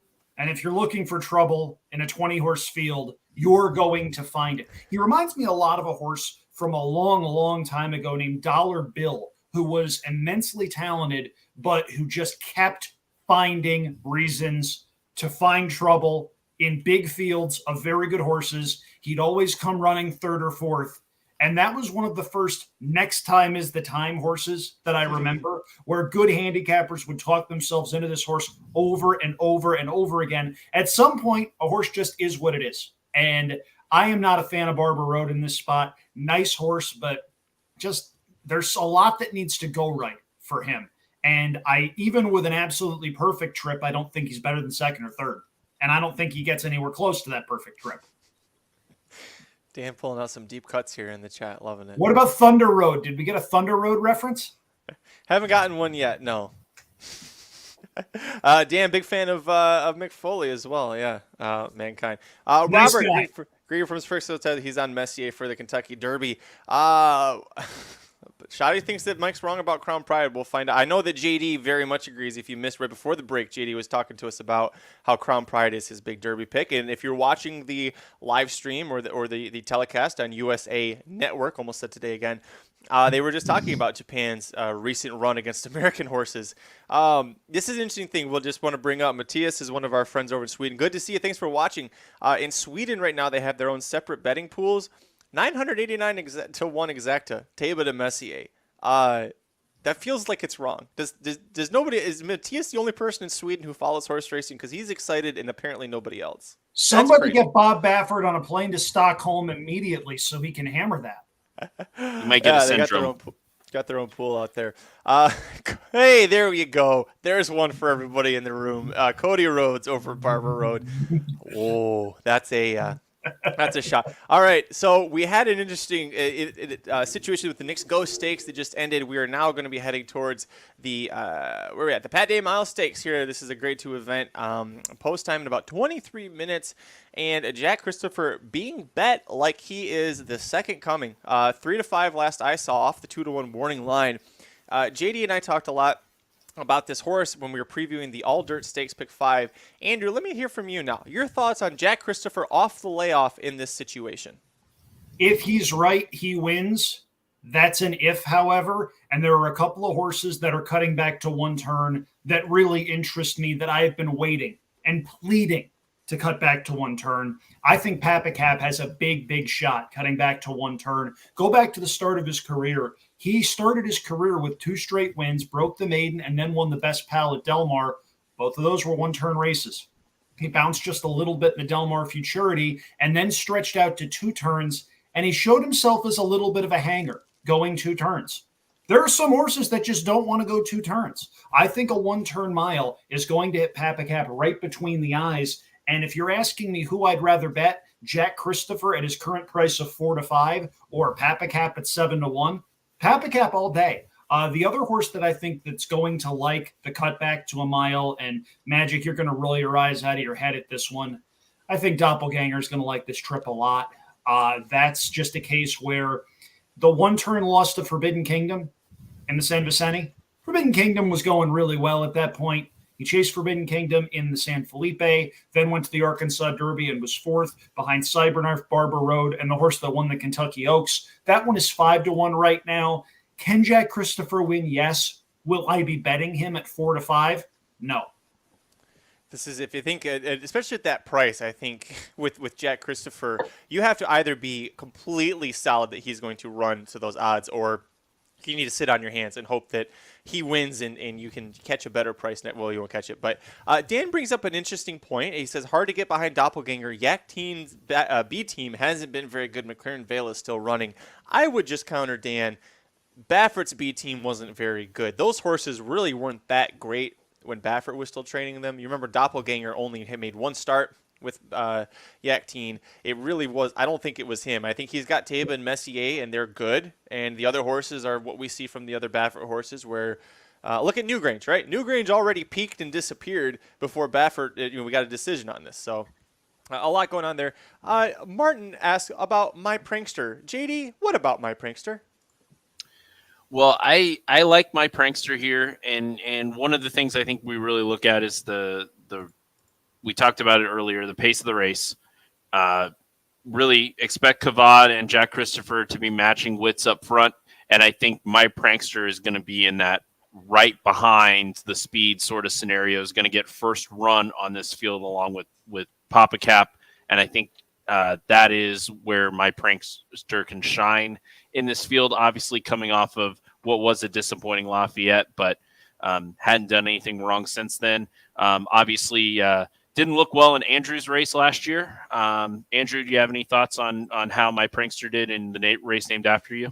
Yes, the race named after me 100 years before I was born. They were oddly prescient that day at the New York Racing Association. But I think my prankster is better going 6 furlongs than he is going 7 or a mile. I think it's just a case where I don't like him at this particular distance. Cutting back a race like the Amsterdam at Saratoga makes a little bit of sense, but 7 furlongs to a mile against what turned out to be a pretty good group. 10-1 right now, though, dead on the board. So that could either be a good or a bad thing. When's the last time you got Saez and Pletcher at 10-1 with a multiple stakes winner, right? But on the other hand, not an encouraging effort last time out. At his best, maybe, but I don't think a mile is when you get that best effort. We did see Osborne, who was third in the Lafayette, return. Did he win or no? Was he He was second. Second. That's why. Okay, thank you. Early on the card. In my prankster, you bring up a great point. This is what's keeping me from betting him because I was a little interested when he was like 5-1, 6-1, but 10-1. This is a horse that's never been worse than 7-2. And his last 4 races was the 7-5 favorite, the even money favorite, the 10 cents on the dollar favorite, and the 2-1 favorite. So a horse that usually takes a ton of money. Jack Christopher's taking a lot of money, but that doesn't mean my prankster should. I mean, for him to, like, if he's going to hold it 4-1 is one thing. He is falling off the board, and JD, that's a little concerning for me if I wanted to bet him here. A little bit, yeah. I'm looking at refreshing the odds right now, and they are obviously a little misconstrued just because of all of the early money on Jack Christopher. So I wouldn't have as big of a concern at this point, but if we're 5 minutes to post and we're still seeing that, then that might be cause for concern. I saw someone else ask about Kalleward. Any chance for Kalleward? Andrew, I'll ask you. Tony wants to know about Kalleward. I mean, I haven't been high on this horse anytime that he's run. He has shown early speed, but another runner that I think is a little bit outclassed. The runner that I think is a little bit intriguing at what's now a pretty nice price, actually, is going to be the 6 Tejano Twist. Tossed the last race in the Lafayette over a wet, fast surface he probably didn't care for when he was 8 wide going into the lane. And what do you have? You have a really consistent racehorse that ran first or second a lot in his 2-year-old season, and a horse that I think is going to get a little bit of pace to run at. Do I think he's good enough to win? Probably not. Would I be shocked if he clunked up for second or third? No. I think this is a horse you need to include in some of those vertical exotics. But Kalleward, for me, no thanks. He was a horse that I thought was just a little too much of a speed and quit. We don't think that there's, again, we said this last year, I definitely think there's going to be a pace collapse from a horse like him. But he is cutting back from 4 straight route races and is ultimately best. JD thinks this is a great horse at 6 furlongs. Made a joke about they're just kind of easing him back from 8 furlongs to 6, slowing down a little bit. QHB not holding back. Doppelganger is a pig. As someone who drafted Doppelganger in the first round of the Racing Dudes Triple Crown Fantasy League, I am also not pleased with his progression this year. He also brings up that he believes, QHB, I shouldn't just have him. QHB assumes, says that Christopher is a lock. Everybody rather run in the Derby easier race. I don't know that I'd say that the he's saying, I get it. QHB is saying that the Pat Day Mile is an easier race than the Kentucky Derby. I guess so. I don't know that makes it that much easier, but I guess you're not going a mile and a quarter? Sure. Figure it out. Martin, Kalleward and Jack Christopher might hook him a speed duel. Yeah, that could be an issue here. Let's talk about possible exotics. Dan Mason says 136 exacta box, which is going to be using Tejano Twist, Papa Cap, and Major General. 3 horses that I used in my now already dead, all dirt, all stakes, pick 5. But JD, what do you think about this 136 exacta box? Well, I think they're definitely 3 horses that are expecting to try to close into what we'll see as the pace. I think Papa Gap will obviously be the closest of that bunch, but I think Major General and Tejano Twist are likely deep closers in this spot. Although, obviously Tejano Twist has sprinted a bunch, so Tejano Twist could be closer to the pace. But I think running style wise, I think we're going to see what Joe Rocco tried last time, which is kind of take the horse back and make one run. Obviously that didn't happen that day in the Lafayette, but That would be what I was expecting. So really, I think really you're hoping that Papa Cap probably ends up best there, and that the 1 or the 6 can pick up the pieces behind. If I were doing that, I would probably bet more and just go 3 on top of 1-6 potentially versus boxing them. But I am not a financial advisor. Andrew, how would you play if you wanted to do an exact in this race? Who would you use and how would you play them? Well, it's funny you say that because this was actually one of the undercard races that I profiled in my Kentucky Derby Day analysis over on playfecta.com, which is the racing site run by my employer, Katina Media. Very much enjoying what I'm doing and grateful they're allowing me to do that stuff. I would use Papa Cap and Jack Christopher on top of Exactas that also use Tahano Twist and Doppelganger underneath. And I box Papa Cap and Jack Christopher as well. Major General is a tricky read for me. This is a horse that I think was a very good 2-year-old, probably one of the best 2-year-old males at Saratoga last year when he broke his maiden, went to Churchill Downs, won the Iroquois. I had some high hopes for him when he came back, but he threw in that clunker at Tampa Bay Downs, came back in the Lexington, ran an okay second, but I just don't think that race came back strongly at all. I think here we have a horse that just didn't progress off of a strong 2-year-old campaign, and one that's a little bit of an underlay here at his likely price. That's the one that I would go against. If Jack Christopher wins and I get a little bit of a price in behind him, I still make some money. If Papa Cap wins, it's a nice score. We'll go switch gears here a little bit. Karen asking about the double payout Major General.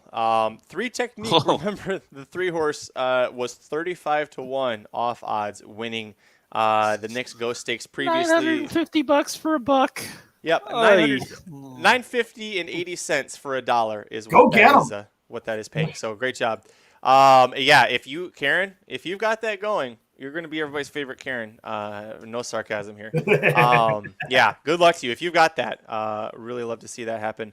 KHB, many milers are running in the Derby this year. That's every year. There are very few mile and a quarter horses. Even sometimes there are not even one in a crop that'll show up here. Dan, I'm sorry, no Bitcoin advice today. No, not gonna be able to get that one. I'm with Kevin. The Doppelganger just runs like an idiot. I don't know. I don't have a creative or smart or intelligent way to say it. He's not proxy bad, but he runs like an idiot sometimes, and I just can't. I don't know. I can't. We have do it, like guys. 6 hours left, and you've already gotten to the he runs like an idiot line. I mean, I don't really know what's going to be padding Listen, the rest of the show, man. I say if he runs like a jackass for the actual big races. We'll see. There you go. That's the spirit. Hey, Magic, we were talking about exotics. Yes. You know what exotic I'm going to bet in this race? That Magic loses his shirt. Hey-oh. No. Nothing more exotic than Magic Mike Show getting stripped down. Sorry, go ahead. You're being serious.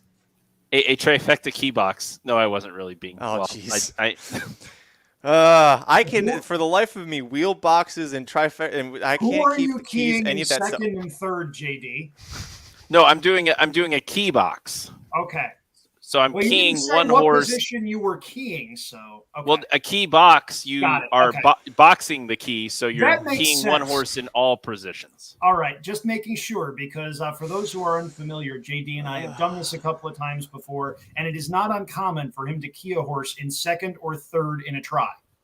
Yes, and that's what I would normally do if I wasn't poking the bear, and I actually just placed a trifecta key box just to poke the bear.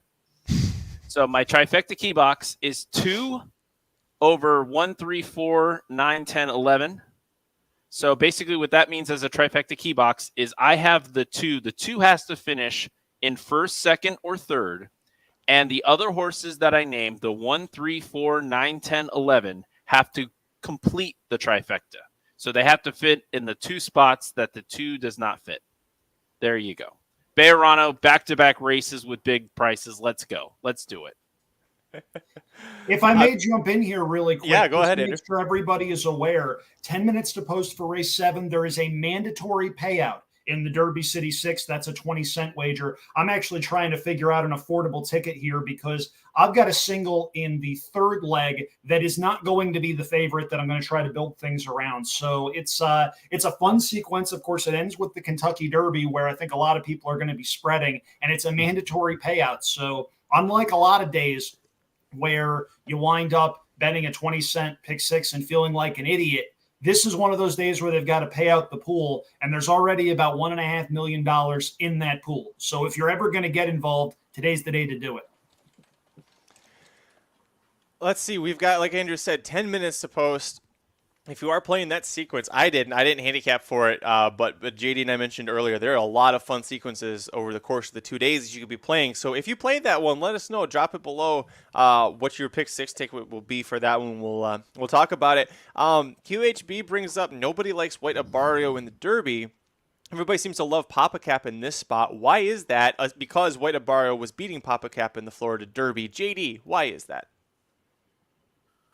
Why everybody loves Papa Cap.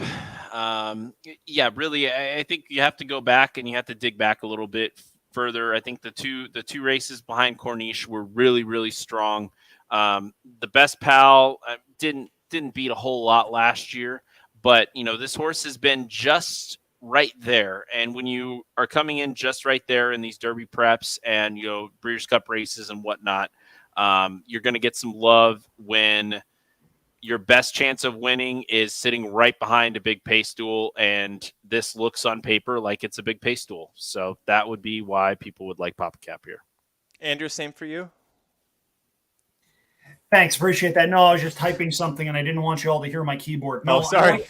I like Papa Cap cutting back to one turn. I think a one-turn mile is going to hit this horse right between the eyes. If this horse is ever going to beat top-flight competition, it's going to be here if Jack Christopher isn't ready. If Jack Christopher is ready, and if he's the same horse we saw in the race named after me last year, the race is for second, and there's no disputing that. But there's also the fact that this race was never really the goal. This horse had a couple of major setbacks after the Champagne. We haven't seen him since October, and he's 4-5 right now.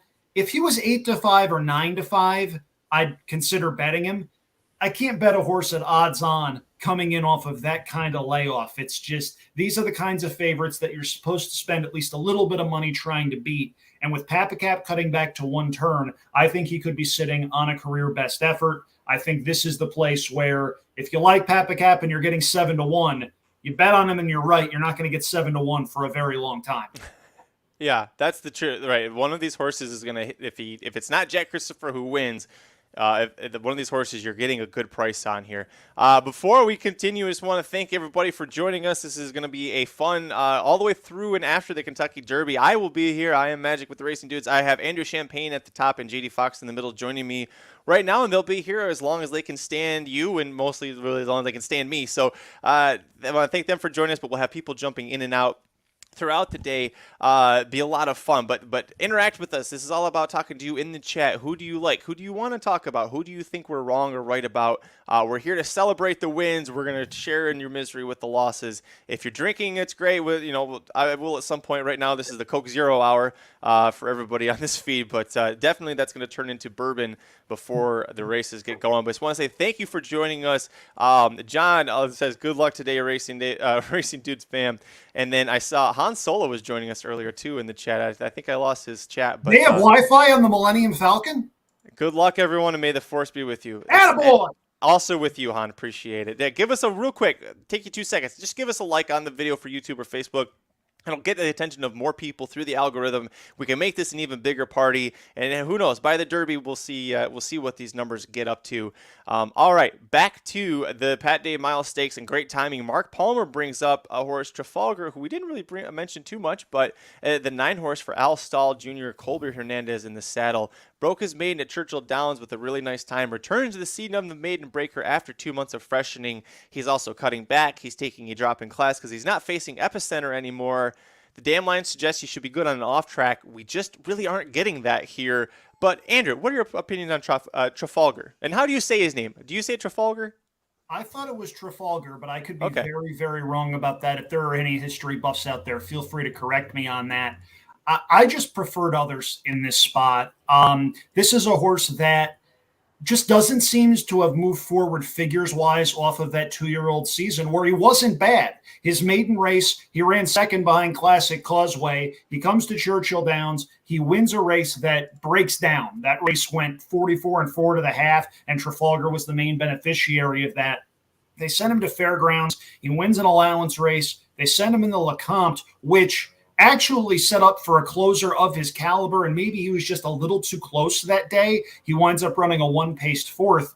But then they send him to the Risen Star, and he just doesn't show a whole heck of a lot. And the running lines say step slow. This horse is a closer. He was going to be back there anyway. I just don't think there was that much in the way of an excuse for him. I see 23-1 on the board. If you like this horse, I'm not going to talk you off of this horse too much, but just based on figures, he's got to move forward considerably or get an absolutely ideal setup in front of him with the race completely breaking down from a pace standpoint. I prefer others. Yeah, there's a horse that he finished second on debut to Classic Causeway. Classic Causeway won Gates of Wire, and Trafalgar was really the only horse in that race as Saratoga, who was making up ground, and that was a race where Classic Causeway had that super high buyer speed figure that had everybody talking after Saratoga. So he was a horse that I think a lot of people, myself included, thought had a good chance to win next out, and he did. I just don't know that, I think that was a great way of putting it. In this spot, he's not for me. I think he's got talent. I think with time, I think Elstal Jr. is going to turn him into a great one-turn horse. But being by Lord Nelson, you would kind of assume that the one-turn is where he's going to be best at. Shadi says Major General is her bet to win this race. We talked about him. He's a good spot. How about Irad? How many times did he draw the rail this weekend on the dirt? I mean, it's just the guy is just going to be pooping dirt sandwiches for about a week, I think, after this weekend. Darren says you pronounced the name correctly. Thank you, Darren. Nice. Awesome. That. It was second big win of the day. The first was the early pick 4. Second one was that. Let's talk about simplification in the Kentucky Derby a little bit. We still have some time to kill. And I saw simplification being brought up. Currently, right now, Tony says the live odds 42-1. If that is true, is that enough to make you want to bet simplification, Andrew? I say no.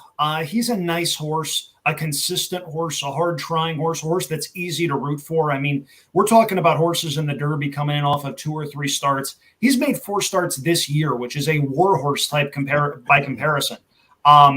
Doesn't run a bad race. Won the Mucho Macho Man, second in the Holy Bull, won the Fountain of Youth, was third in the Florida Derby. His big problem is the Fountain of Youth did not come back well. He was much the best in that race. In Due Time came back to run third in the Lexington. That race didn't come back well. I thought In Due Time had that field over a barrel, and he just did not kick on. There just hasn't been a lot coming out of that race. Nice horse that is going to fire. I would bet on him finishing in the top half of the field. I just can't see him winning. Yeah, it's hard to figure out his trip, right, JD? Which trip does he get, and is his best trip the one that is a winning trip for the Derby? Yeah, because I think his best trip is probably what we saw in the Holy Bull, which was a second place effort, which was trying to deep close. I think that's his best trip, and that's not the Derby winning type trip. You would need a trip similar to what the horse got in the Fountain of Youth, but as Andrew mentioned, I mean, that race has come up particularly weak. But I think Simplification's a great horse to root for Antonio Sano, because you look at, obviously did it in stylish fashion, but this is a horse that, broke the maiden, against Florida Breds, won by over 16 lengths, and, obviously has rose to stardom, but first start outside of Florida would be the second thing I would say as a knock. And Andrew has his hand raised, which always scares me, so I'm going to cower in the corner. Go ahead. Is anybody playing Derby bingo? No. Get your cards. I am not. Get your cards, folks. Antonio Sano was kidnapped twice in his home country of Venezuela. Mark it off. I've got 0. I forgot to pull up Shams too. I'll pull it's that up. It's pretty good. I'm time. happy he's back. By the way. Yeah, I don't forget who he pissed off this time that made it, but it rhymes with Rob Raffert and the cult. And we'll leave it there. That'll happen. That'll happen from time to time. All right, they are circling. I think they're trying to kill time. 3-5. Wow. And Kavad 36-1 on the outside. JD, your top pick, Trademark 32-1. You're getting plenty of Tiana Twist fell 10-1 down to 25-1. That might be some value there. That is 25-1 is a nice price on that. If you think he can improve. If you don't give a shit about him. Jack Christopher is at least being shown on screen for me. Tell you what, so You guys have the fast feed. Go ahead, Andrew and JD, when it's getting close to the post or they're starting to go in the gate, let me know wherever we're at. A couple of them speaking of are this. actually starting to go into the gate right now. It's just number 1 at 12, and it's going to be a minute, but horse number 1 is in the gate. That's Major General. Well, hey, now, there you go. All right, so we're going to get things out of here. JD, I know you got to get going after this, but before you do, thank you so much for joining me. You helped me kick off today's Epic 7-hour live stream with a bang. Very happy to have you aboard. Your final top pick for the Pat Day Mile Stakes in 2022. My top pick in the Pat Day Mile is the 2 trademark, and I really think that this horse, is going to sit a good trip and sit behind the speed and be able to make one run on the outside. This horse does not like it getting bumped around and was bumped around majorly last time out. Bejarano was up for that ride, learned the lesson. This horse is going to be outside, sitting chilly by himself, and I think can get the trip to score the upset at 35-1, 37-1 right now. Tony in the chat got Major General 8-1 off the 9-2. Man, everybody's getting great value except for Jack Christopher here. 8-1 on They're Major off, General. they are, by the way. What's that? They're off. Okay, go ahead. Tell us what's going on there. So Papacap actually breaks on top. Major General is on the rail in second as the field exits the chute and runs out onto the main track. We've got that head-on feed, so you can't really have a lot of depth perception. Jack Christopher is on the outside now in second, appears a little bit rank. First quarter goes in 22-3, so they're not going slow up front. Do you want me to keep going the race? No, let's stop there because they're just off for me. And now we'll wait another 45 seconds and maybe they'll be off for Magic. I'm getting no captain into the gate right now, so we'll see. They're off for me. Okay. Going in oh my goodness. The 6 horse Teano Twist got absolutely destroyed out of the gate by the 8 horse. Oh, that's too bad.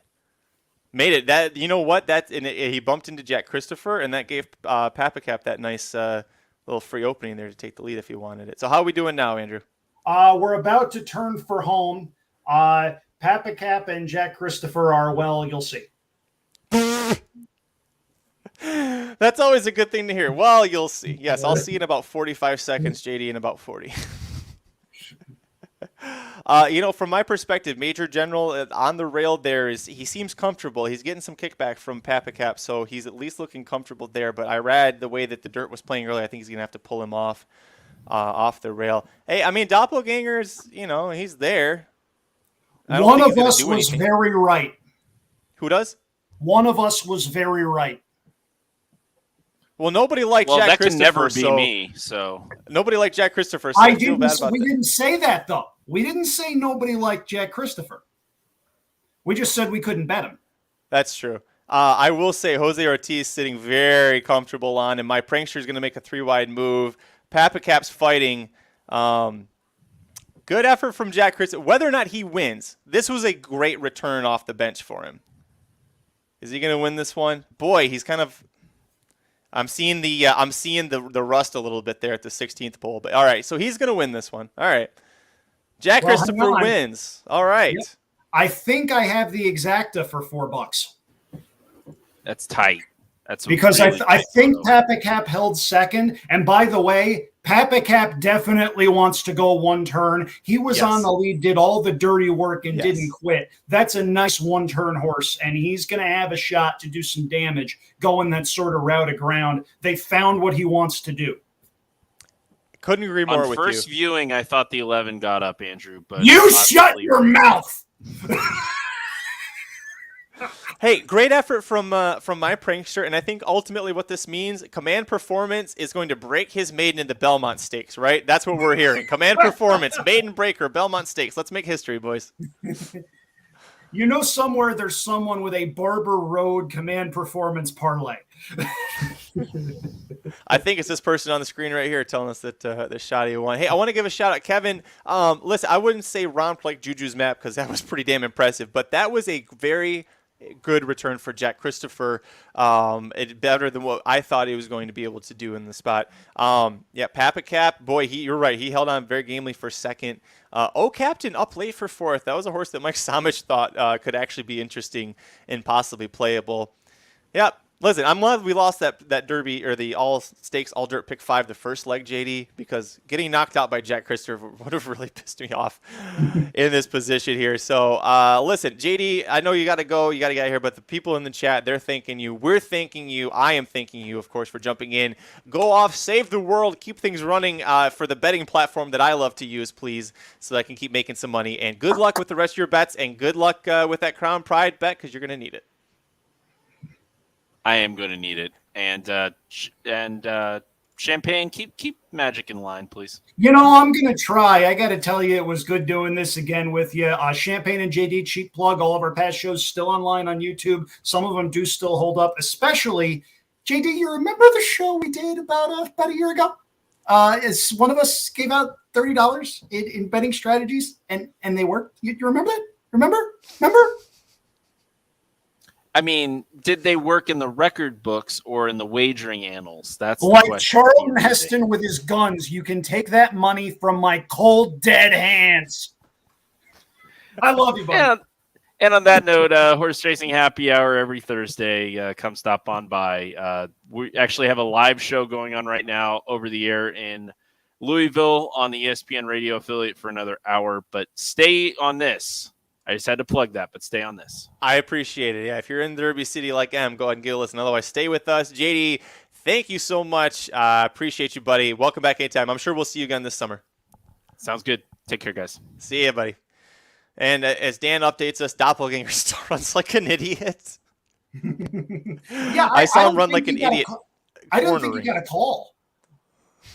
And I got to tell you, if you're backing either Taiba or Messier, look, it's a 2-race sample size. I would highly advise you to take that with a little bit of a grain of salt.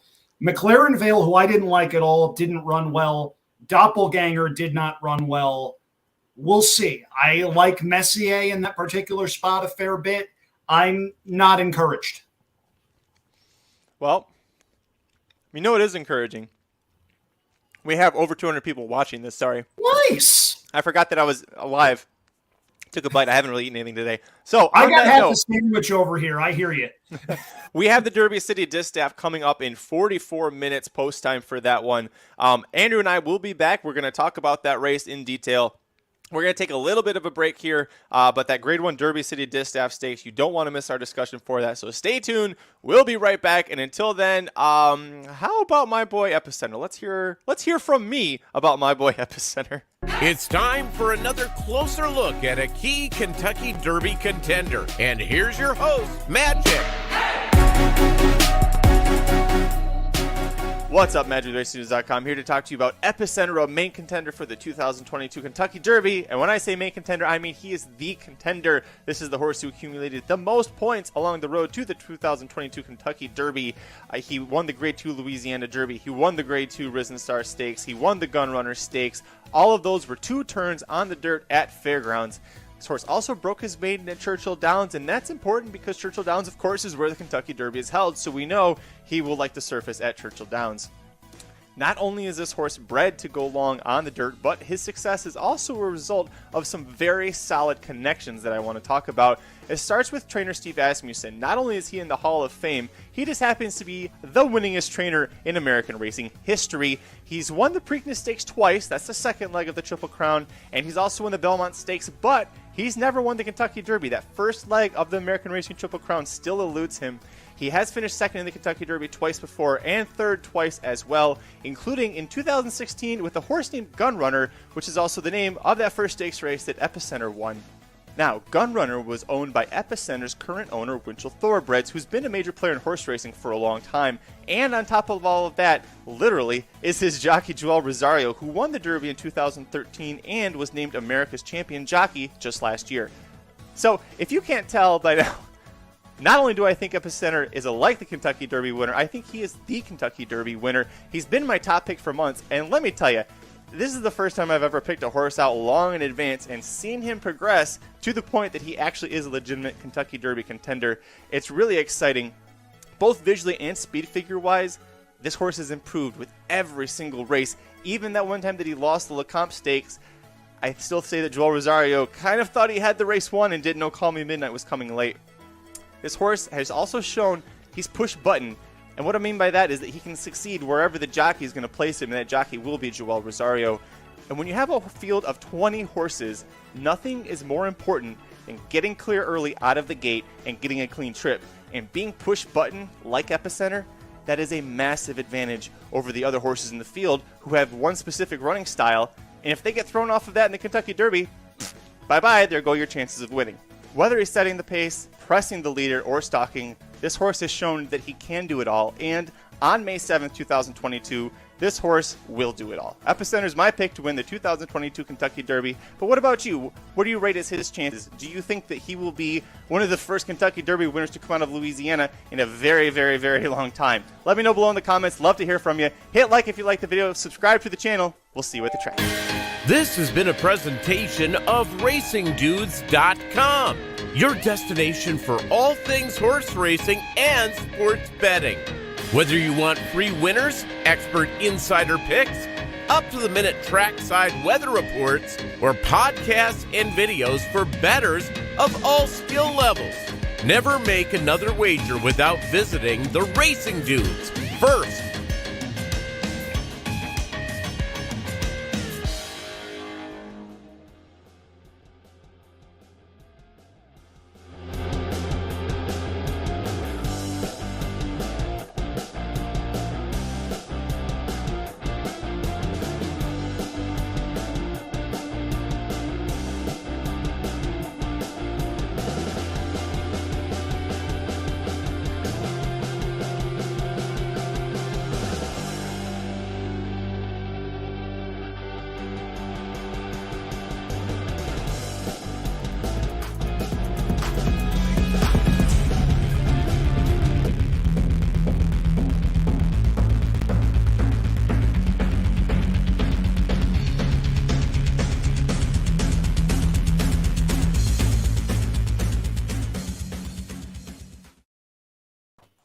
And we're back. Put my microphone down, and we're back. There we are. Welcome back to the Racing Dudes live coverage show of the Kentucky Derby Day at Churchill Downs. Magic and Andrew Champagne here with you to talk about the racing action as it's happening. And Andrew, we got the Derby City Distaff coming up, the first Grade 1 race on the dirt for us today, first of 3 that we have. I'm very excited. How are you doing so far today, my friend?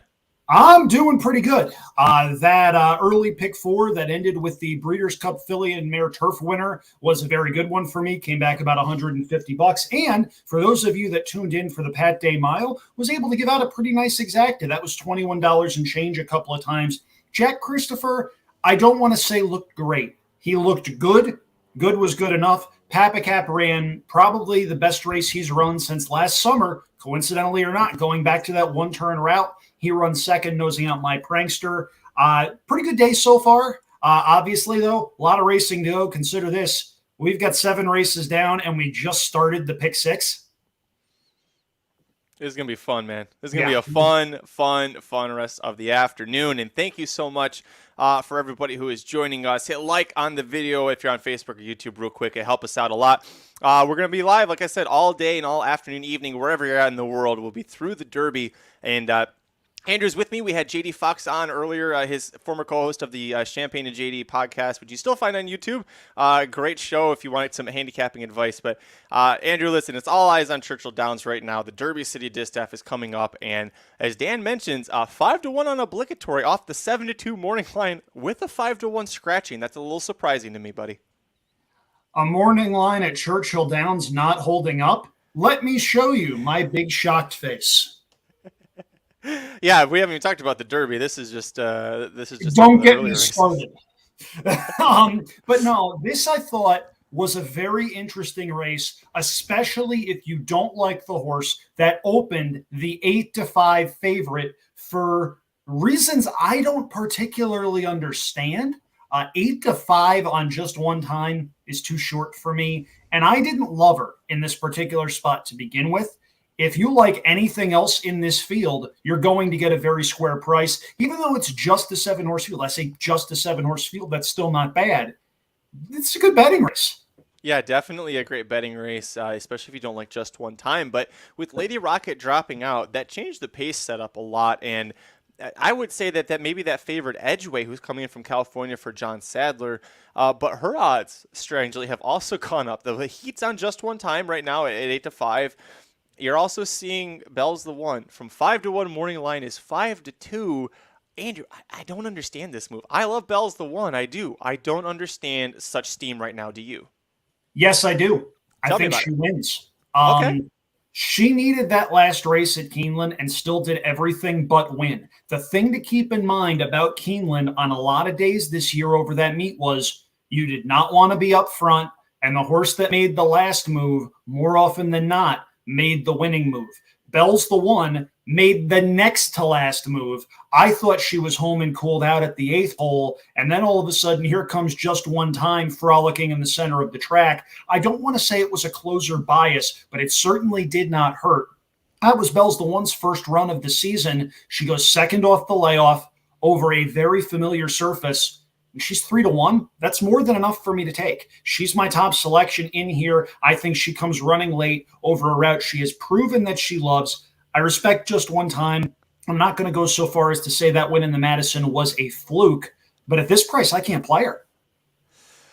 Well, I thought that she was the best horse in the race, and I thought it was talent-wise. I didn't think it was necessarily that close. She's getting bet like it, but we also just saw with Jack Christopher where I had a lot bigger question marks, and then he won the way he did, and yeah. So we'll let's move away from her for a little bit. You talked about the Madison, the horse that won the Madison last year. Didn't get the job done. Maybe it was the mud, but she also seemed like she likes a wet track. So Kamari, the 4-horse for Wesley Ward. They brought her back at age 5 because, up until this year's Madison, she had run very well at Keeneland, showed an affinity for it, and that's where the Breeders' Cup is going to be held this year. So it made sense. You bring back horses that seem to like Keeneland. Let's bring them back one more run, and that includes Kamari. But where do you see her chances in this field, Andrew? Very high. She's my second pick, and I love the fact that we're getting 5-1. So, as we mentioned, I'm going to reiterate a lot of the things that I just mentioned. On a couple of big days at Keeneland, you wanted to be nowhere near the front. And where was Kamari for the Madison? 2.5 length at the first call, 2.5 length at the second call, second by a head at the third call, and then faded to third through fractions that were very, very solid. 22 to the quarter, 44 and 2 to the half over a muddy racetrack. That's not slow. That's grade 1 time. And I feel like Kamari is going to be sitting on the type of effort we've come to expect from what's turned into a very, very nice racehorse. And I love the fact that Joel Rosario hops back on. No disrespect intended to Tyler Gaffleone, who is a very good rider. Rosario fits Kamari like a glove. And again, 5-1 seems like the biggest overlay in the race. Bell's the One at 3-1 was about what I expected. Kamari at 5-1, a little higher than what I expected and what I think she should be. Kevin No brings up Joe Rosario not having a great day going full bell curve. Listen, everybody said Steve Asmussen was having a really bad Churchill Downs, and he was until the first stakes race that yesterday, and then and then suddenly it wasn't such a bad thing. But you're right, it is a little bit of an interesting one. Wow, Jared, this is what happens. I don't know if you see the chat right now, Andrew, but Jared and his Tinder dating, it's we're getting spammed with a Tinder site there. There we go, Jared. All right. Stop using the company. This is how you know you've made it, when you get spammed by dating sites. Weirdly, in this show of all things. Let's see. I got completely thrown off. Martin brings up an interesting point with Just One Time. First time at Churchill Downs for her. Yeah, Jared, by the way, met Miss Kentucky yesterday. One of them was happy with an interaction. I'll let you guess from looking at that photo which one of those two was the more favorite two. We skipped over center aisle, but I do want to go back to her because with Lady Rocket scratching out, I ended up putting her in my Racing Dudes top 4, sliding in. I think, if nobody takes the lead, she's shown that she can take it and run with it if she wants to. She likes the setup. She's going to be second off the layoff, second time at age 5. Paulo Lobo is no stranger to popping surprises on a big day, right? No, he's not. I just prefer others in this particular spot. Center aisle, you can toss the Madison for sure. She's a front runner that got nowhere close to the front, but I'm looking at this and I think she's outclassed in this particular spot. She ran well 2 back to win the Sugar Swirl at Gulfstream. They put her away for a little while, but 7 furlongs is a question mark for me. I know she won an allowance race last fall at Keeneland, but she got a perfect trip that particular day. The race, her second time out in May of 2020 at Churchill, was not very good going 7 furlongs. I think she's a better 6 furlong horse than she is a 7 furlong horse. I'm against her here. 14-1, longest shot on the board. If this Churchill track was playing the way Churchill often plays on Derby Day, where if you're not either at the front or within a length of the lead, you have no shot, maybe I could see it, but it's just another case where I prefer others. She's a horse to me that if you if you're in the sport enough that the level you and I are, Andrew, we know very well OXO Equine is Larry Best, and he bought as many Into Mischief offspring as he could to try and grow this broodband mare, and Center Isle is one of those horses. Spent a ton of money on her, sent her to Chad Brown, and one thing that's missing from her resume, because she's got the graded stakes win, she's got graded stakes placing, she doesn't have grade 1 placing. And from a breeding perspective for her children to sell well, she needs that grade 1 placing, right? She feels like a horse that is in this race like she was in the Madison. They're like, man, just get third. Tyler, go out there and get third, and it looks like she could win. Try, but otherwise, I don't think she's necessarily a win candidate, but it smells like they're just trying to get that extra little cheat for her pedigree note as far as the breeding goes. Am I off base on that? I don't think you're off on that. And the other thing I will say is if Edgeway was not in this race, I would like Center Isle a lot more, and vice versa. But I think both of those horses, in order to do anything close to their best running, and for Center Isle, maybe that is running third in this race, I think they need the lead. And I think even with Lady Rocket being a scratch, there's still going to be a little bit of a pace signed on, which is going to set things up for literally every other horse in the field. I think Kamari is going to be about a length and a half off the pace. I think she'll get first run at him. I think Bell's the one in just one time. We'll try to get the last run under the wire. So it's going to be a fun race. This is always a really cool race. I still remember Serengeti Empress setting down those ridiculous fractions that she set in this particular race a couple of years ago. It's a cool race, a lot of fun. And in this case, I think there's some value on the board. I was trying to remember back yesterday Juju's Map. What race was that in? That was race 4. It was right before things got going. Yes, and I got to tell you really quick, can I do the one-liner that I put on Twitter?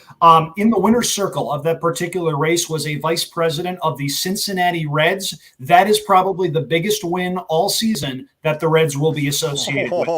Thank you. Wow, unnecessary shot. The 2 Cincinnati Reds fans in the world, But am I wrong? Just tell me if I'm wrong. They all just went, was that necessary? Was that necessary? But am I wrong? I didn't say that you're wrong. I just want to know, was that necessary? Let's move. I can't even. What were we talking? Oh, Juju's Map. That's the point I was going to make. Yeah. Is that speed really? It's been struggling to hold on the dirt, but Juju's Map did it and did it comfortably and was clearly the best horse in the race. So I think if you're in a situation at Churchill where you have a speed horse, like I think the Jackie's Warrior is lone speed and by far the best only speed horse in that race, I think Jackie's Warrior has a great chance to still go gate to wire. I think you saw with Papa Cap. Inherited the lead and didn't really want it. He couldn't hold on. You saw She Dares the Devil in the La Troyenne Stakes struggled with holding the lead, couldn't do it. So it is tricky. It's not playing like a normal Churchill day yet. We'll see as the day goes on if the track dries out a little bit here. Let's talk about the next horse here. Let's go talk about Obligatory for Bill Mott. She was 7-2 on the morning line. She's actually upward right now at a 9-2, but you're getting another horse that's second off the layoff, second time at age 4, and she's a daughter of Curlin. And if you're not familiar with Curlin offspring, they're known for getting better as they get older, just like Curlin did. So not that he was bad before he got to be an older horse, but Obligatory is riding a 2-race win streak, going 1-turn miles on the dirt, including here at Churchill Downs. She won the Grade 3 Chaluki last November, took some time off, returns in March, wins the Hurricane Birdie pretty easily. I think that 9-2 is too short of a price, and it's making me think about betting her here. So if you toss the Raven Run last year at Keeneland, her recent resume looks a lot, and I mean a lot better. This is a horse that last year won the 8 bells at this route of ground. You look at the pace setup, that race fell apart. She was dead last of 12 at the first point of call, and that was the right place to be because they went 21-4 for the first quarter mile, flew home, beat a nice horse in Day Out of the Office. Came back after that race, was second behind search results in the Acorn, misfired a little bit in the test where the pace wasn't quite as fast, but then ran second in the Cotillion, that run the Raven Run, and then won the Chaluki, which was absolutely the right spot for her first start against older horses. My concern with her, though, is that the races that she's won, other than the 8 Bells, which set up absolutely perfectly for her, I just don't think she's beaten a whole heck of a lot. You look at horses like Brambleberry, who would probably be a bigger price in here. You look at Four Graces, who is a bigger price in this particular race. And then you look at the field she beat in the Chaluki. Matera and Miss Bigley, nice horses, but they'd be outclassed in here. 7-2 on the morning line seemed way too short for me. I'm not surprised that she's drifted up. I think her odds came down a couple of points when Lady Rocket scratched and the field sizes meant that everybody's odds were going to come down just a little bit. It's just a case where I think she needs a picture-perfect setup, and B, she needs both Bells the One and Just One Time to not fire, and I don't think that's happening. Bill Mott is off to a great start at this Churchill Downs meet, but again, it's just a case where I prefer others. She ultimately, for my top pick here, I went with Just One Time, and especially with this price, it singled her in a couple of spots. But yeah. Well, this is what makes for a good show, because you need Just One Time, and I need to beat Just One Time. Like everyone else on the planet except the person who was here in the last particular race, I am alive in that pick 6 mandatory payout after Jack Christopher cruised home, and I solely used Kamari and Bells the One here. I think Just One Time, I respect her, but I think might be getting propped up a little bit off of that last race with how Keeneland was playing. Could she be the best horse? Yeah. I just think there's some value in playing against her here, and if she beats me, she beats me. Dan bringing up what I keep noticing every time I glance over to the USA Network feed is that people getting engaged, multiple couples getting engaged at the track. Dan, correct. Still haven't seen Jared and Miss Kentucky. Their affair seems to have flamed out after I wouldn't even say that was a rank opening half mile where the horse was tugging and wanted to go, and the jockey was saying no, and eventually the jockey just jumped off and said, Can I guess what the running line was? The running line: brief speed, Van off. Oh, that's great. Hey, that's a Feel good free one. to clip that for him. I think he'll enjoy that. Put that in the chat. If you're watching us live, what is the best trip note for Jared and Miss Kentucky's? If you missed it, I'll pull up the photo because they met each other yesterday, and one person was happy and Miss Kentucky was the other. But yeah, put your best tagline for the for that meeting down in the chat. We love, or not tagline, trip notes for the race chart. Imagine that's what it is.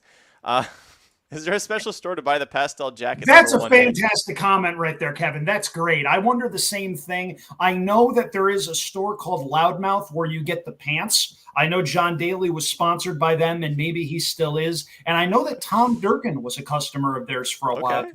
He strutted in one day at Saratoga after getting off his Vespa scooter in these ridiculously loud pants. And anytime anybody looked at him, he knew instantly what was going on. He just said, Loudmouth.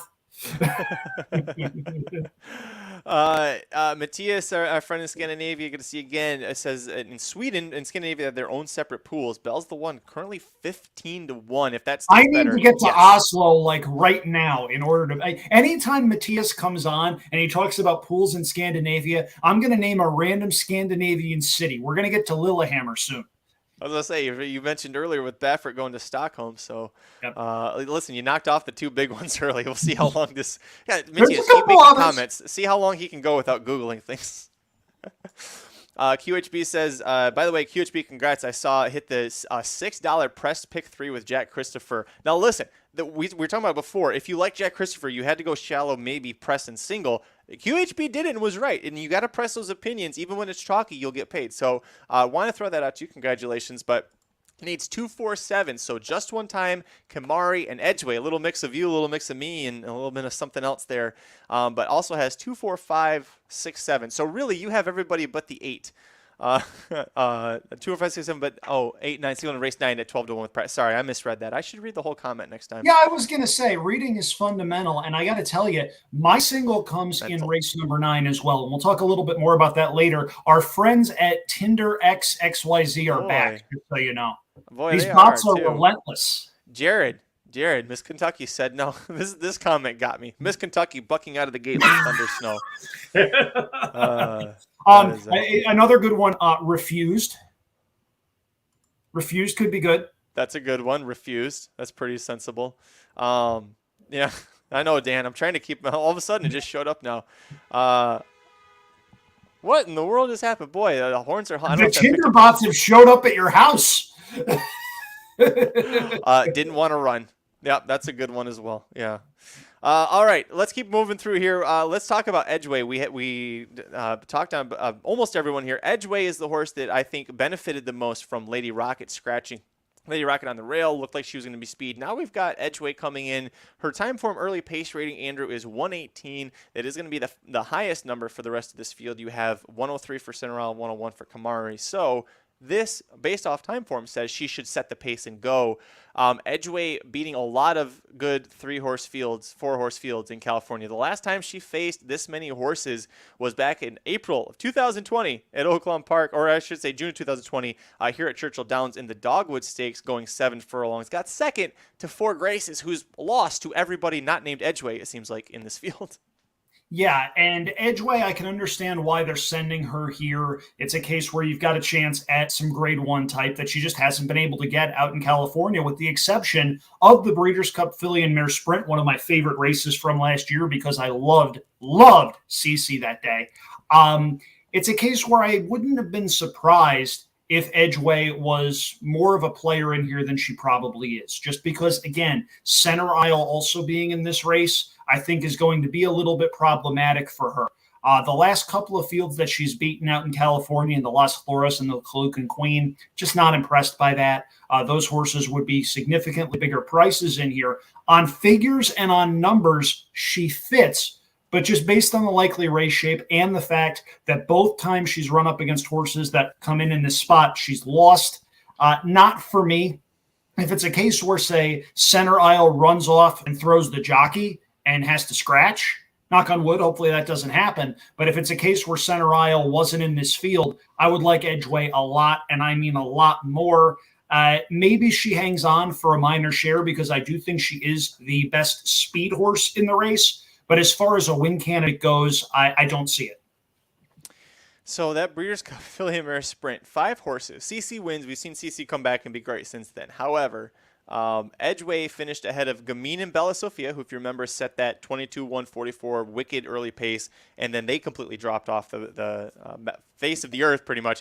Edgeway just catching them. And then your 5th horse was Proud Emma, who was never closer than 8 lengths in a 5-horse field. That was possibly the worst Breeders' Cup Filly and Mare Sprint field we've ever had in the history. Oh, I thought it was beautiful, man. I thought it was wonderful. CC was a daymaker for me. Listen, if you bet CC, you absolutely love that race. And looking back on it after that, I was like, oh, God, I didn't like that. All right, so we talked about Edgeway. We're not for us, but you are getting Velasquez, who rode her in each of her last 2 starts, which were both wins. So you're getting the right jockey aboard at least. Four Grace is the last one. We've teased her because pretty much every horse in this field has finished ahead of her except for Edgeway. We haven't seen her win since the Beaumont 2020 when she was having those great battles with Wisconsin. But since then, it just seems like, I mean, she's fun. If I owned her, I get why they have her still running here, but she just isn't a caliber to win here. Well, it's just a case where she is who she is, and she has been that horse for a long time. Back in 2020, when she was a 3-year-old, that was enough to get her a couple of graded stakes wins. She won the Dogwood. She won the Beaumont. She was second in the 8 Bells. But she hasn't won since the Beaumont at Keeneland in July of 2020. She always fires. She always runs well. She's a horse that, again, a lot of fun to own, a horse that's going to be worth a lot of money at the breeding shed as a multiple grade stakes winner and a multiple grade 2 placed. But it's just a case where, again, I like other closers better. I like other front runners better. She just seems outclassed in here.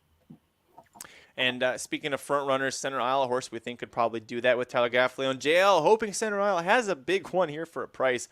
Mess in the gate last race, just a complete toss. Yeah, Andrew, you talked about that a little earlier when we were going through mentioning, and this is second off of a long layoff for her, second time starting age 5. So all signs that you would say she should be able to progress here. One thing I didn't mention before with Center Isle, that another reason I don't like her, is you see she used to be with Chad Brown, and then she misses 11 months and resurfaces with Paulo Lobo, and she wins 3 straight. That's great. The problem is if Chad Brown, and I realize she's a dirt horse, but Chad Brown wasn't getting you to win at this level or close to this level. I just don't know that Paulo Lobo is the one that takes this horse over that step there. It could happen. And Paulo Lobo, we've seen what he's done with the turf horses. I just don't know when it comes to the dirt with this, what if he's going to be able to do it. But you're getting a square price on her. If you like Center Isle, you're getting a great price on her here, Andrew. That's for sure. If you like, really, again, any horse but just one time, you're getting a really nice price. I think 3-1 on Bells the One is a really nice price. I think 6-1 on Kamari is a very nice price. If you like Center Isle and you think that maybe Edgeway stubs her toe out of the gate and Center Isle is able to get out to the front end and improve the position from there, you're getting 15-1. And that's a daymaker on a day like today where there are a lot of potential daymakers like that lying around. There's somebody out there that's a lot richer after 3 Technique won the Knicks Go earlier. Right. All right, so we have actually, if you're watching down the ticker down below, they've switched the TV coverage over to NBC. So I'm going to go ahead and update my system here. Andrew, I think this is a great chance for us to get out of here. We're going to take a quick break. We'll be back in about 1 minute, so enjoy. Let me see. Now I'll just pull this up. We'll be right back, folks. Take care.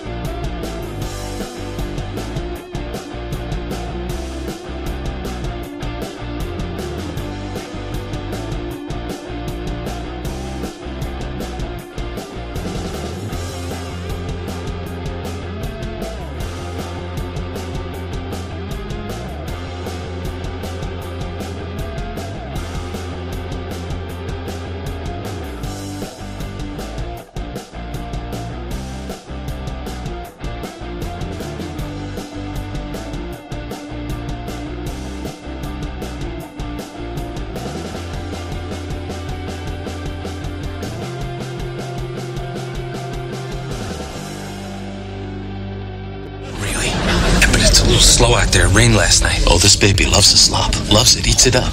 Eats the slop. Born to slop. His father was a mutter. His father was a mutter. His mother was a mutter. His mother was a mutter. What did I just say? Listen, we don't have mud happening on Kentucky Derby Day. I had that clip all planned out, and we don't have any rain. Andrew, I had to get it in at least one time, but we are back on the Racing Dudes live Kentucky Derby coverage show. Thanks for joining us. We have the Derby City Distaff about 15 minutes away here, Andrew. And for the folks who are joining us, real quick, who was your top pick in this race and why? So I like Bells the One in this spot. She's always been one of my favorite horses. She did everything but win in the Madison last time out. That was her first start back off of a pretty long layoff. She made the next to last move over a track that was playing very kind of closers. Fittingly enough, the horse that made the last move just one time wound up winning. Bells the One had to settle for second. I think she's sitting on a much improved performance here. And if you like her, you're getting 3-1 on a horse that you know loves this route of ground. Also like Kamari a little bit, wouldn't be at all unhappy if Kamari winds up winning at the 6-1 price she is right now. I respect just one time. Trying to beat her, though, I think 8-5 is a little too short. My top pick, it's chalky, but it's the 2 just one time. I think that this filly, if you scratch out the Presque Isle defeat in the Lady Erie Stakes, 1 blemish, 6 very impressive victories in 7 starts. And not only that, but since she moved to Brad Cox and he stepped her up, Andrew, winning the Grade 2 Inside Information Stakes when she was very sweaty in the post-parade. She was fractious in the gate, didn't want to get going, and blew the start. For the first time in her life, was more than a length and a half off the lead, and yet still won despite herself. Brought it back at Keeneland in the Madison Stakes, was just as impressive, if not more so, beating several of the horses in this field. And I just didn't see a horse in this field that was a new shooter who could beat her, except for her stablemate on the rail who scratched. So it's Curtis, lucky, but I'm going to go just one time. You're 2 weeks early with new shooter. However, if you are playing the new shooter drinking game, bottoms up. There we go. Sorry. But yeah, I hear you. And Just One Time is a very nice horse. I'm not trying to knock her in here. If Just One Time winds up winning, She beats me, I'll tip my cap and I'll move on. I understand why she's favored. Her coming down to 8-5 when I thought she was going to be 2-1 or 5-2 is probably by proxy of Lady Rocket scratching and everyone's odds coming down a tick or two. She's a nice horse. If she beats me, she beats me. It is not, however, the most puzzling board of the day. And I need to mention this because on the simulcast feed, they just showed the Kentucky Derby odds as they stand right now.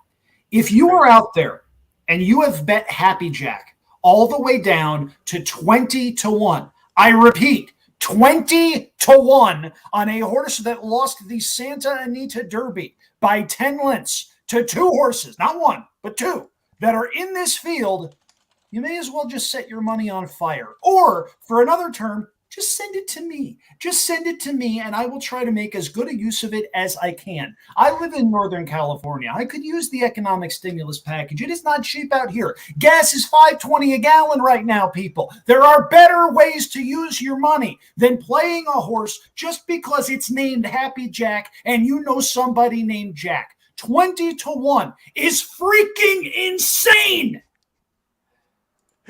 Oh, I love it. It's just incredible. I mean, that was, first of all, a great rant. Second of all, Dale Earnhardt Jr. is doing Kentucky Derby coverage. Okay. Really? Yeah. Anyways, third of all, I'm looking at some of these odds here, and actually, you know what? I'll pull this up. It's not it's very close to what they're doing right now, or what is live right now. So let me pull that up. If you happen to have the actual one, if you know where to find it, Andrew, let me know. But I'll pull up this. No, one I just saw it on the Simo feed, so maybe they've tweeted it. I don't know. Okay, there we are. That's reasonably close. About an hour ago, I think this is what it was. I got to tell you, looking at that board, first of all, terrible morning line, indefensibly bad morning line. Epicenter and Taba both being favored is interesting. We'll see who Mattress Mac decides to bet. Whoever he decides to bet with how much money he's playing is going to wind up being favored. It's just a fact of life. Messier and Zandon both at 7-1. I thought Messier might be a little bit higher. That's a little bit surprising to me. Crown Pride is definitely taking the international support, especially off of the workouts he's had. 18-1 right now. Happy Jack 20-1 makes absolutely no sense. The thing that stands out a little bit to me is the horse that I think lost the post position draw. If Zozos was breaking in post 13, 14, 15, I would like him so much more. I think he's got a lot of talent, and I think he showed some class when Epicenter ranged up alongside in the Louisiana Derby. Zozos, making the third start of his career and being passed for the first time, had every right to quit. He had every right to spit the bit, and instead, he doesn't just not quit. He holds second over Pioneer of Medina, who sure looked like he was going to go right on by for second money. I wouldn't be surprised if Zozos winds up second, third, or fourth. I don't think he wins. Post 19 is very tough, and I don't think he's got the speed to clear everybody inside of him. But if you're asking me if I think Zozos could potentially hit the board, he absolutely could. So if you're looking for a little bit of a price play to throw underneath, if you're playing some of those silly Derby superfectas that are out there, I wouldn't leave Zozos off the ticket. We found one of the Happy Jack supporters. Kelly. Kelly is a Happy Kelly, Jack. I wish you luck. I sincerely hope that you do better than I think you're going to do. And I'll tell you this, Magic, if for some reason Happy Jack does the impossible and he wins the Kentucky Derby, clip my rant, throw it up there, tag Freezing Cold Takes, do whatever it is you want to do with it. Make me famous. Well, I will say that even if that happens, it still, I don't think, would be the biggest take from the weekend that was put out on the Racing Dudes channel that people will have talked to us about, because somebody who did the Kentucky Oaks preview, and it wasn't me, at least who said this, but somebody was very much against Secret Oath because of her trainer and because of the horse. Yeah, so that didn't pan out too well, and it probably won't continue to not pan out too well. But listen, there are gonna be a lot of sad jacks around 7 tonight, is what Dan says. Yeah, Kelly likes the Happy Jacks jockey, Rafael Bejarano. Listen, we saw what Bejarano's already done once before, so not too crazy. Kevin is agreeing with you there. Zozos at 43-1 and use underneath at those odds, definitely. Charge it at 13-1 over bet. I agree. People forget Justify is the only horse since Apollo to win the Kentucky Derby without starting at 2. Does Charge It in the Florida Derby look like the horse to do that? Not to me. Not to well, me either. here's the thing, though. I see a lot with Charge It, and here's why. He's a B horse for me. He's not an A horse, but I will have some tickets that have him on it. When Mo Donegal came down with a slight ailment and Todd Pletcher had options as far as where to ship Mo Donegal, he did not hesitate. He did not say, we're pointing to the Florida Derby. He said, we're going to the Wood. And I think he said, we're going to the Wood Memorial because he was high on Charge It. And he wanted to make sure that he separated this horse that was already a graded stakes winner going 1 1/8 miles from a horse that won a maiden race. I think he's always been high on this horse. And you know what? If you're giving me Todd Pletcher at odds of 13-1 in a race he's won a couple of times, there are worse bets out there. I have him as a B horse. I like the fact that he ran in spurts in the Florida Derby. Look, that was his first start around 2 turns. That was not a case where he was doing something he had done before. I'm not huge on the Florida Derby as a whole. I thought they walked home in that particular race. If White Abario wins, I lose everything, just because I'm never going to bet a horse that ran the last furlong of a 1 1/8 race in more than 14 seconds, going longer. I don't think he wants this 1 1/4 trip. I do think Charge It could want this trip, though. He's bred to run all day. He's bred to get better as he gets older. I don't necessarily think he's an insanely likely winner, but if I'm using 2 A's and 3 B's, which I am, he's the last B that I'm using. It wouldn't be a gigantic shock to me if Pletcher has Charge It primed and ready, and maybe even, dare I say, charged to run a big one today. I can't wait until this race is over and he makes a nice Charge It, that is, makes a nice big run in the stretch to get like 5th, and everybody goes, oh my God, that's my Belmont winner, Belmont winner, Belmont winner. That's a Derby bingo card. If it's not, it needs to be a Derby bingo space. QHB says, Happy Jack runs like Barber Road and Zandon. 2 very different horses based on people's opinions, Barber Road and Zandon there. But I think what QHB means is that Happy Jack comes from behind, and Zandon, if Flavien Prat doesn't get that perfectly stalking trip with Zandon early, I think that his shot to win is gone quite early. Darren, it's probably a few minutes old, but when Darren sent this, Taba technically the favorite in the win pool by $1 over Epicenter. Tariq likes Taba over Epicenter. White Abario a third. I think he is distance challenged. I think that 14-second final furlong for the Florida Derby that you mentioned, Andrew, was just so damning for White Abario and for the whole Florida circuit. But I do think he can hit the board. You know, a lot of these horses don't want to go 1 1/4, and the horses that are forwardly placed early tend to be the ones that can kind of, keep going. Keep hold on and, 3rd, 4th, 5th, something like that. So if you want to use White Abario underneath, I don't think that's a bad spot. But as far as I also will say, I've got him in the future pool at 22-1. So I'm not going to bet him personally to win here because I'm getting better odds. I bet him and Epicenter, and they both made the Derby. So it usually doesn't work out that way. No, it doesn't. I remember my 2 biggest future plays. I bet Shared Belief before he won the Futurity as a 2-year-old. I got 28-1 on him. He won the Futurity, and I thought I was sitting on a gold mine. And then, of course, he didn't wind up running in the Derby. I got 45-1 on Frosted.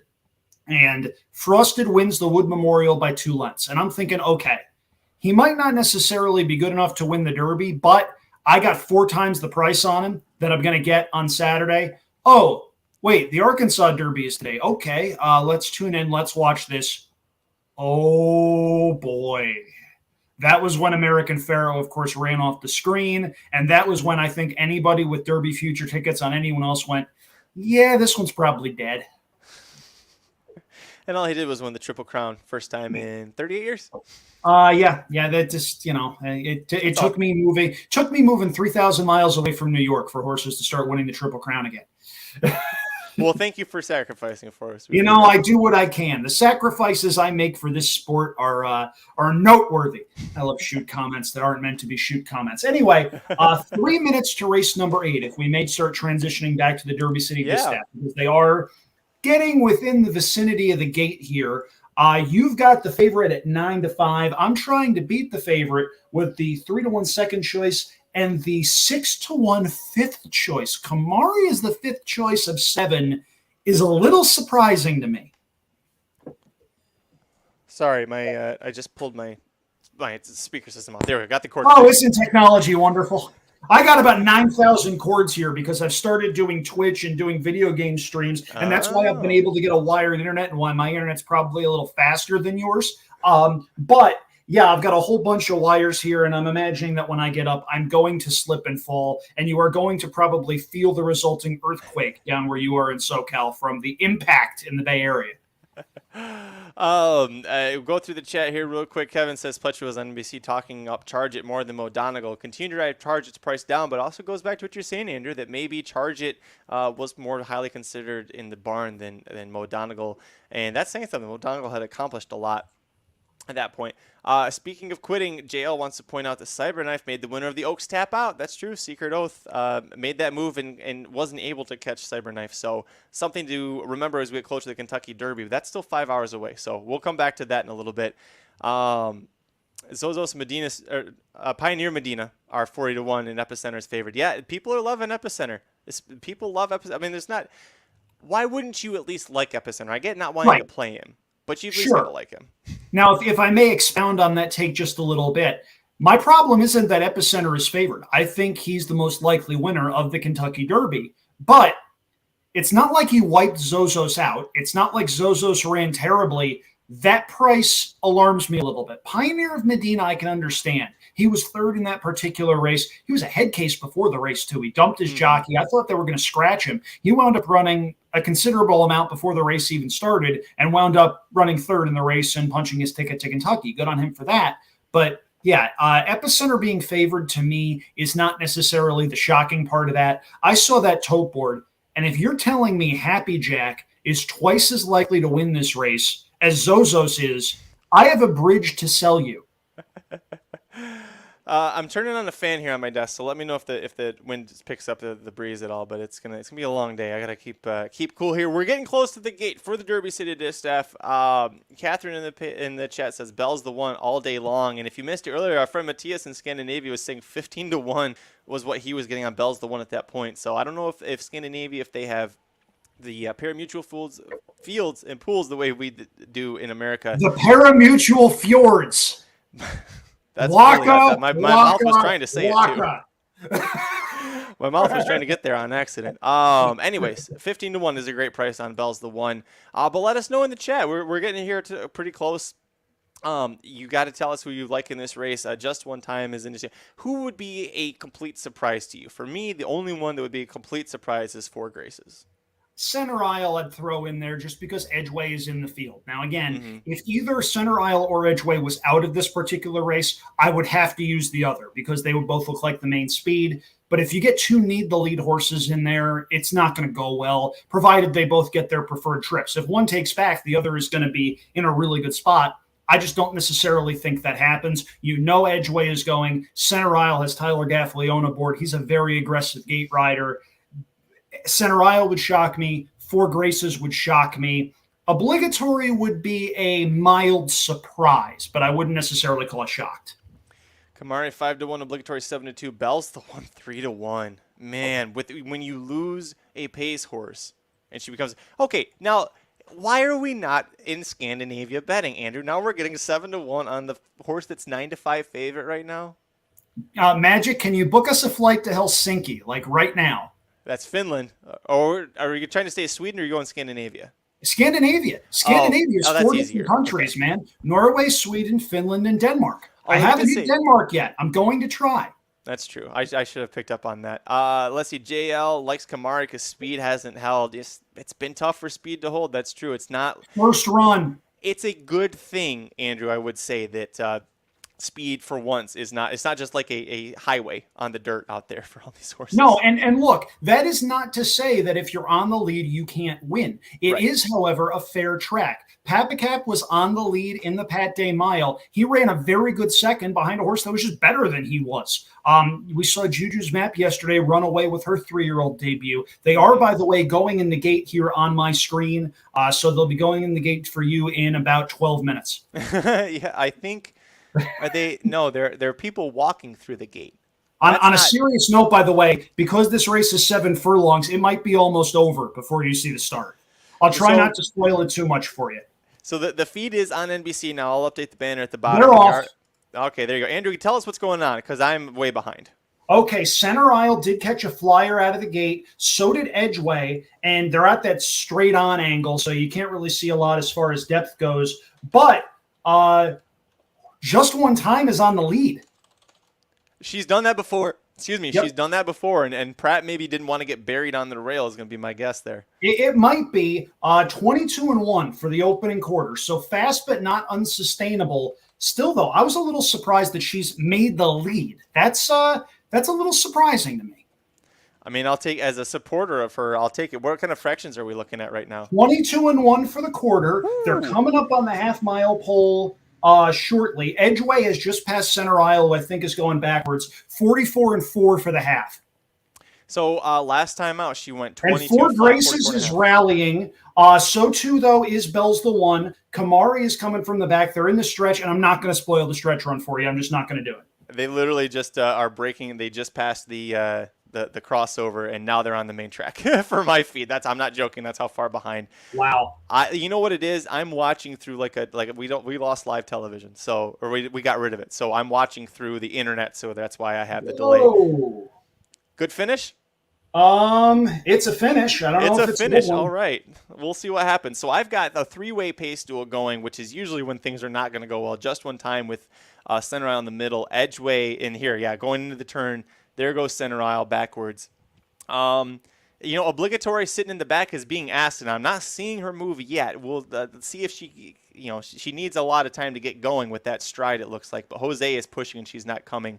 Edgeway under a drive a little bit at the top. Just One Time. It looks like Pratt's just gave her the green light at the quarter pole. Setting her down. We've got Four Graces coming. We've got Bell's the One coming. We've got Kamari trying to find room. It's not going to be Edgeway. Is this going to be Four Graces? Oh, here comes Obligatory. You've got a great fit. This is going to be a great finish. Four Graces is taking the lead, and here's Obligatory. And bam, Obligatory. Last to first in the Derby City Distaff Stakes. Hell of a finish from Four Graces. I know we kind of trashed on her a little bit. Four Graces look like the winner with an eighth of a mile to go. Bell's the One made her run. I don't think she likes being between horses, though. I think that's the kicker. Because when Bell's the One was making her run, it looked like she was moving. And then Obligatory came up right to her outside. And I don't want to say Bell's the One hung because she was trying, but she did slow down a little bit, especially when compared to Obligatory, who got a pretty fast pace set in front of her. Safe to say Obligatory likes going 7 furlongs at Churchill Downs. I can't say I'm surprised or shocked, but I didn't think this one was worth the play at 7-2. If you did out there, by all means, kudos to you. I see Dan Mason cashed a ticket today. Good on you, Dan. Really appreciate that. That's good. Appreciate you being here. Appreciate you participating. But Just One Time did hold on for third over Bell's the One. I believe Kamari was fourth. Huge run from Four Graces. Four Graces now grade 1 place. Good for her. And really, eighth of a mile to go. I thought that one was home. Dan brings up a good point. Jose's goggles completely covered in mud. Don't even know I even saw the finish. I wonder that sometimes. You just must be, when you're like Jose Ortiz and you've ridden so long, you just instinctively know at Churchill, here's where the wire is. You hear the crowd, and then the crowd stops, and you go, okay, now I can stand up and cheer because I think I won. Just One Time, man, speed on the inside and just will not hold on. She was pressured. She went fast. Just One Time ran a hell of a race for her first really big defeat, or big stage defeat. That was a hell of a race. Second place, Four Graces. Bell's the One. Yeah, she's not the same. I think previous Bell's the One wins that. I don't know if it's not the same, or I need to watch some of her races back from last year, because what I remember Bell's the One doing was running all the way back, going all the way around when she made her run. And that's sort of what we saw in the last race at Keeneland, too. She made her run, but when Just One Time circled up to her outside, it wasn't like she stopped trying, but her kick got a little bit slower. So it's just a case, I think, where she needs to be outside of horses in order to make her best run. Top of the stretch, I thought she looked pretty good, but then Obligatory ranged up to the outside, and all of a sudden, Bell's the One didn't look so good anymore. I don't know if it's a case where she's a mare that's getting older. I certainly don't think Whereat wants to be a mom with her, but maybe it's a case where you look back at the tape and you say, okay, here's what we've learned about her. When she's outside of horses, she wants to go. When she's between horses, not so much. It's weird to say this, because you usually do this with speed horses that are struggling. Maybe blinkers for her if she's not already wearing them? you could experiment with that. I can't remember if the past. It's tough to experiment with a 6-year-old mare that's now run 24 times, but she's not wearing blinkers. Maybe that's what you do. Maybe, I don't know. We'll see. I mean, but at this stage, she is a second, third best, at best in these races. You need to do something to try and get her to win. And if you experiment, she goes backwards. At least you tried. I want to bring up, where is it? Rob was talking about, there you are, Rob. Four Graces would run big. Told you did. Horse for course. And not just that, but so if you forget the non-7 furlong try when she went 6.5, apparently that half furlong made all the difference for her. In 4 tries, going 7 furlongs at Churchill, very tricky distance, 2 wins, 2 seconds, and really was very close to winning this one. The one time that she lost was was the 8 Bells that she lost to Wisconsin a couple of years ago. But I'm going to try and remember this, Rob, next time we do a Churchill show or something and she's up. If you're in the chat, remind me about that because I'll probably forget. But as he brings up, she had terrible trip last 2 times against just 1 time at tracks that were not named Churchill Downs. So, hey, listen, you want to love that. That's great. JL says Mo Donegal enjoyed that meltdown. And yeah, closer's doing well, huh? I think the Barber Road team got a little excited about that. For how loud the Barber Road team is being, I did not expect that horse to be in the 40s as far as odds go. Because the people that like that horse really like that horse. Yeah, like one of them. We're looking at the screen right there. Robert Healy, what a close from obligatory 5-6. Obligatory Bell's the one in the first leg. So Rob was feeling good, and then Rob was feeling really good in that stretch run there. Mike Somich did call it. He convinced me to change it for the ticket's already long dead anyways, but convinced Martin to single obligatory. Great effort from that. And Mike Somich, I know you're not watching, but good call on that one. QHB says, if obligatory wins, then Happy Jack can easily win now. Right, Andrew? No. Dan says the track is playing fair. They ran a fast opening half, three horse pace duel, which can be, that's usually when you see 3 get in the mix, that's when things are going to collapse on you. Again, that's what brings me back to just one time, I think, really running a great race. And QHB says, now I'm singled to this moron on the 9 Pratt. There are worse jockeys to be singled to in a turf race. Just saying. Flavian Pratt, only the best turf rider in America, in my humble opinion. But I agree with you completely, and I don't think you need to throw the word turf in. The way he's been riding, he doesn't necessarily always win, but he's a lot like Johnny Velasquez, where you never have to say, oh my God, what are you doing? Yeah.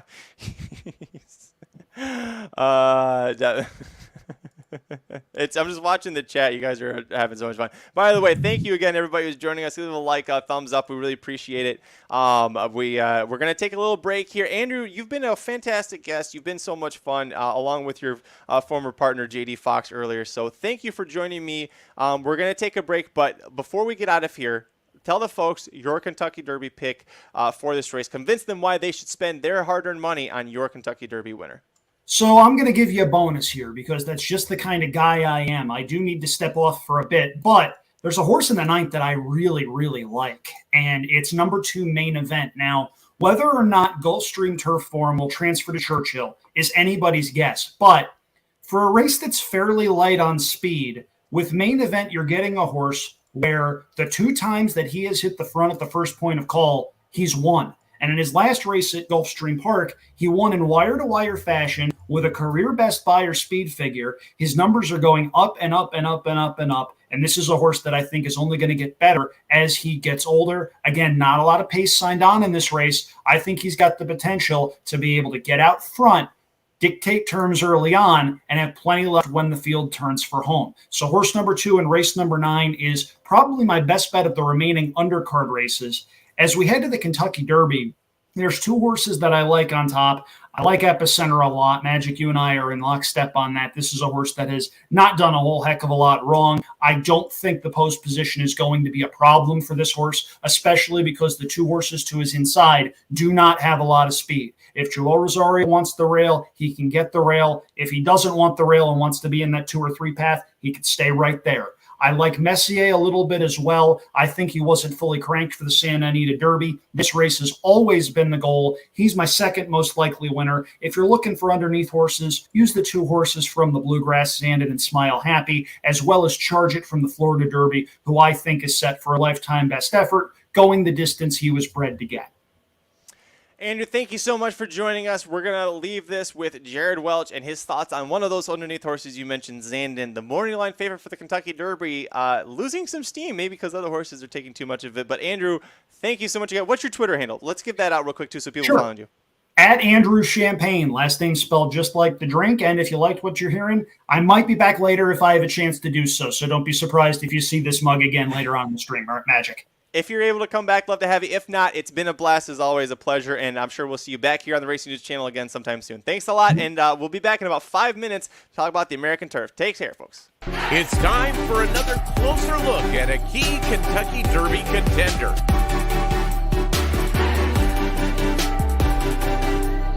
What's up, guys? Jared Welch from RacingDudes.com.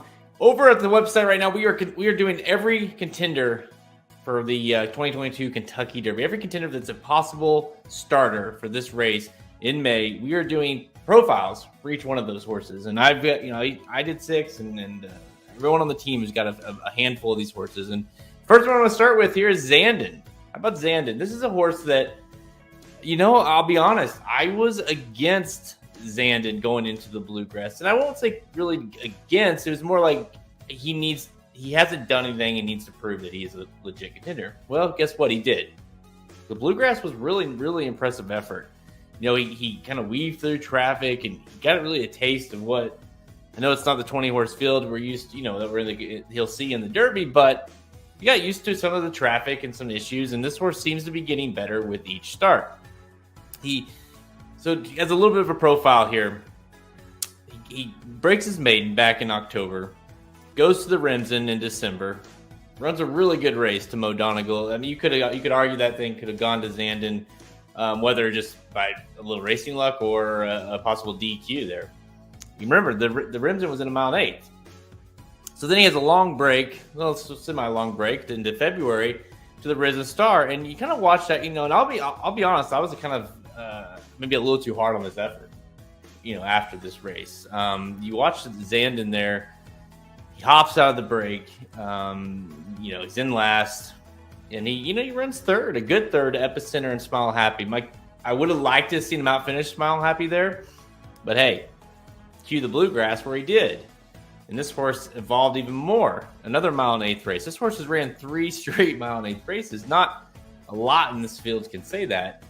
He definitely feels like he gets better the further they go, the more when he hits a stride late into these races. Now, my concern with Zandon is that his running style needs to be closer to the pace, especially when they turn for home. He's going to have too much to do if he starts running these races. If he continues to run his races like he has been. Now, Pratt is aboard again. Huge move there. I love that Pratt's there. And listen, remember a horse named Country House? Now, yeah, he didn't win. He won. He didn't finish first, but we know how that goes. But the key to Country House running such a big race in the Kentucky Derby was Flavian Pratt got aboard, and all of a sudden that race started, and you're like, oh, wow, he's closer than he usually is. Because Country House, if you remember, was a horse that just came from the clouds, kind of banged up there for second, third, and occasionally would win. Well, he was closer this time. Got him in a great position. They turned for home, and he was there. Zandon, with Pratt aboard, should be able to get more of a strategic position where he can sit off that pace a little bit closer and maybe use that kick late down the stretch. Now, that all goes out the window if he can't break. And this is a horse that just seemingly has had somewhat of an issue with breaking out of the gate. You watch the back of the Risen Star, boom, hops last place. Watch the Bluegrass, boom. He's a little bit of a slow starter. He's in last place. Now, I did get a little bit more tactical position there. But again, that wasn't the deepest of fields either, so maybe it wasn't so difficult. He's going to need a break, but if Pratt can get him in position, I don't see a reason why he, to me, out of there's a few in here, but he's the one that maybe has the most intrigue on the upside, because he continues to get better. He every single buyer, every single performance of his career has been better than the last race. And it, being his third start of the year, third start as a 3-year-old, kind of feels like Chad Brown might be able to, at the very least, it feels like one of his best shots. Go back to Good Magic, and that's, we'll get to Taba later, but Good Magic would have won had it not been for Justify, and we're going to say Zandon would have won if it not for Taba. We'll get to that, but I think Taba has a legit shot to win the 2022 Kentucky Derby. Head over to racingdudes.com for more. Stay here on the YouTube page. We have content for all these contenders upcoming. If you name the horse you like, go search for it. We have a profile for that horse. racingdudes.com. Leave your comments below. See you next time. This has been a presentation of racingdudes.com, your destination for all things horse racing and sports betting. Whether you want free winners, expert insider picks, up-to-the-minute trackside weather reports, or podcasts and videos for bettors of all skill levels, never make another wager without visiting the Racing Dudes first.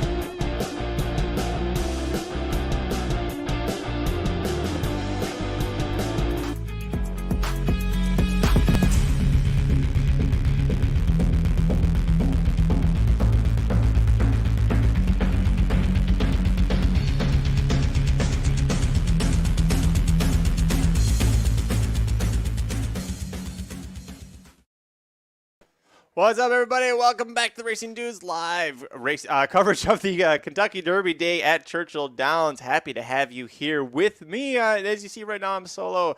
My friends have all left me. No, my friends, it's kind of a little lull in the afternoon here, but we'll have more guests coming back later today. Thank you again to JD Fox, who helped me start off the day, and then Andrew Champagne, who was with me through the Derby City Distaff Stakes, and what a finish there from obligatory. It seems like for most of the 2 days at Churchill Downs that I've been paying attention, Oaks and Derby Day, the dirt has really not been playing well to speed. Juju's Map was able to succeed early on Friday, but she towered over the field and was kind of alone on the lead a little bit, and we saw She Dares the Devil fail to do that against Pauline's Pearl in the La Troyenne Stakes. We saw that happen here with just one time.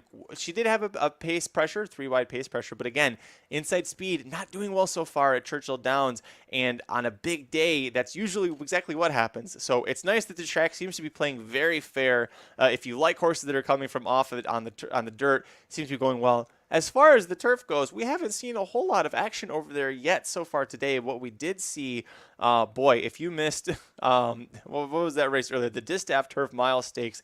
Chad Brown unleashed a French bred named Speak of the Devil, who Peter Brandt purchased privately for $2.2 million. She was multiple grade 1 placed over in France, but comes over to America and just it absolutely destroys them in the Churchill Distaff Turf Mile Stakes, beating her stablemate in Italian, the 7, who was exiting a grade 3 gate to wire victory and was trying to go gate to wire on the turf. And so again, it's hard to go gate to wire unless you're really, really good, and that is a great thing if you're looking to play horses coming from off the pace, or if you're just looking for a big day of racing in America where it's not just a speedway at all times. And that is a great thing. If you are just joining me, I'm going to be live here with my friends and with people who come in and out, but really, I'm here for you. You're in the chat. We wanted to do this as a special treat for you, the fans of the Racing Dudes team. Building up to the Kentucky Derby the last 2 weeks, it has just been an absolute a monstrosity with the growth and the love that we've gotten from all of you. We're trying to build this community. We're trying to make it fun. We are all about having fun, getting drunk, betting on the ponies. It's a great thing. We just love to have a good time and talk about it. hot takes are welcome. We want your opinions. Be nice to each other in the chat. We will have some fun ribbing with each other, but we always want to hear your opinions. I definitely want to in the chat, and a lot of this show is going to be driven by you in the chat. So please join me, join all the friends. It's a great community. Let's get into this thing. We're looking at the American Turf Stakes here, and by the way, I switched the view here because it is just me. I felt silly, just the one little tiny face with the field here. If you get sick of looking at this ugly face, I get it. My wife will tell you, she's the first one to tell you, she hates looking at it all the time. If you want that to go away, it's one click. I just do that again. So just let me know, or better yet, we can just hide me. I'm just a little tiny bit down here, or you just take me off completely. But we're here to talk about the Grade 2 American Turf Stakes, a race that I always love playing on Kentucky Derby Day. This kicks off the all graded stakes late pick 4 that ends in the Kentucky Derby. So if you missed on the Pat Day Mile because you didn't have Jack Christopher at 4-5, or if you missed out on obligatory in the Derby City Distaff Stakes to start the pick 5, hey, we got you here. We're starting off the Grade 2 American Turf Stakes, race 9 on the card, and we have about half an hour to go. So let's go through this field here. On the rail, you've got Smokin' Tea, Shug McGahee, John Velasquez, a horse that last time out in the Cutler Bay Stakes at Gulfstream Park returned to the style of running that he seems to be prefer to do, which is stalking. Ends up getting third behind two horses that he'll see again in this position. One of them drawn directly to his outside, we'll talk about in a minute. But if you look at this horse's maiden breaking effort at Aqueduct, going 1 mile and 1/16, 2 turns on the inner turf there, sat very close to the pace after getting an unfavorable draw, was in post position 9, was still able to get the job done under Jose Lescano, who just, I believe yesterday, got career win 3,000. So sounds great for him, or congratulations to him on that. He's not going to be riding. John Velasquez is Hall of Fame rider. To me, I think hitting the board is his best chance. I think you're getting right now 15-1 is the morning line. You have a great chance to make some money with him hitting the board underneath. I just don't think he's a win candidate. Outside him, the number 2 main event, George Weaver, and this is the horse that did win the Cutler Bay Stakes. And talk about figuring out what a horse is good at and keeping to it. George Weaver debuts this horse on dirt 2 times at Aqueduct.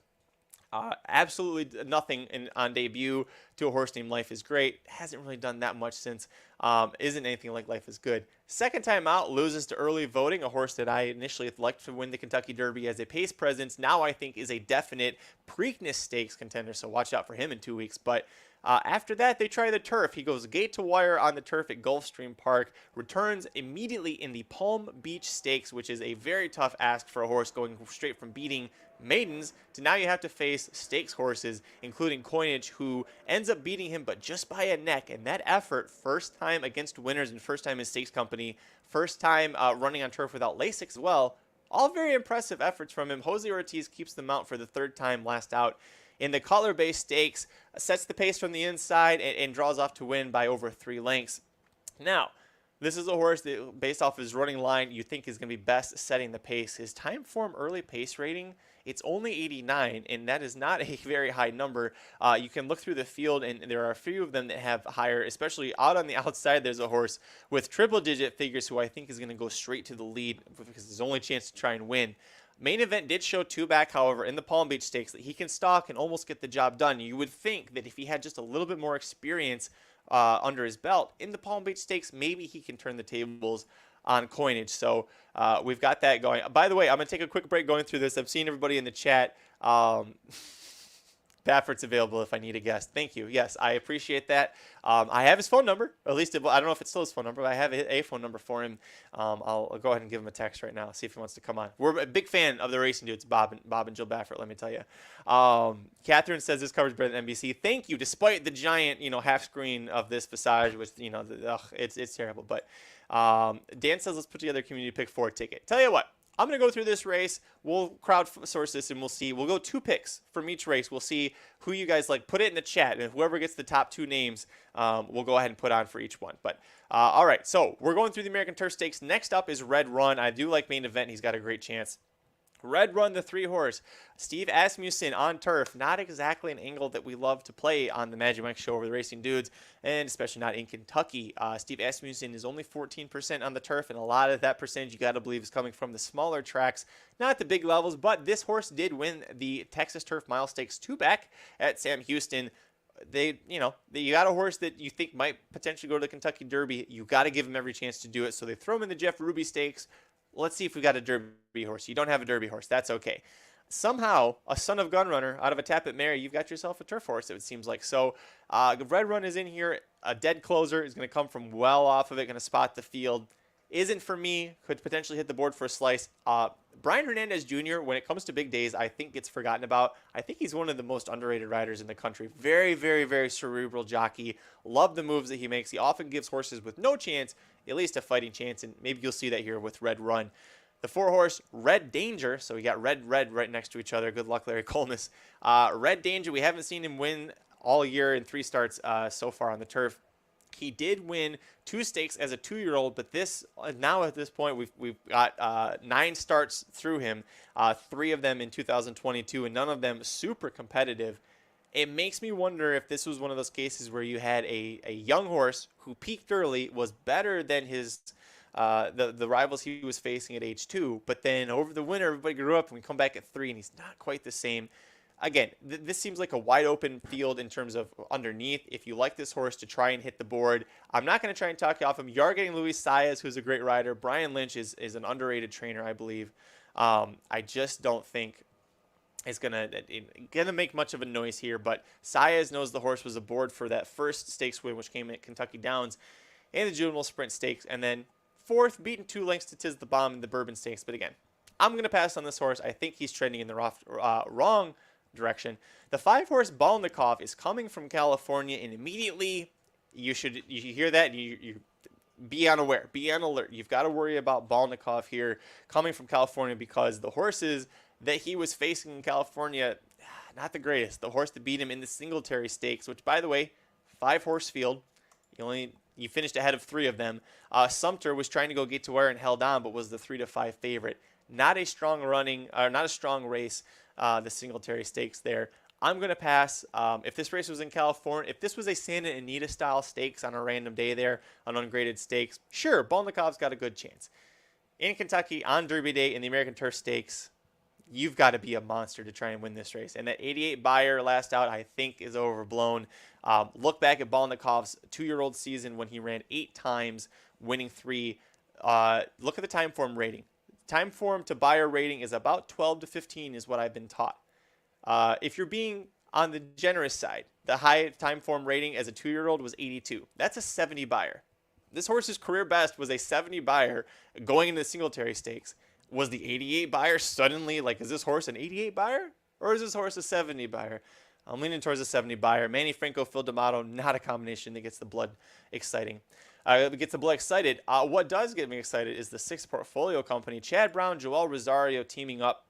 And it's interesting that this horse has Rosario aboard, because this is a Kalleward Stables owned horse, and Kalleward Stables and Chad Brown, that's his number 1 owner, Seth Klarman. Iron Ortiz Jr. Usually the jockey that rides those is not aboard. So Joel Rosario back aboard for the 2nd time, and this is a horse that the first 3 starts as a 2-year-old all looked great. Impressive winner on debut on Diana Day. That was opening day Saturday at Saratoga. That is a very big day for you to pick to debut this horse. Horse wins with Irad aboard as the favorite. Faces Coinage, a horse we've already talked about once before, and gets a decent second with Anticipation. Misses by a head to Annapolis and the Pilgrim. And boy, we thought Annapolis and Portfolio Company both looked good going to the Breeders' Cup Juvenile Turf. Annapolis scratches and Portfolio Company sets the pace and falls off the board. I'm a little worried we might see a little more of the same.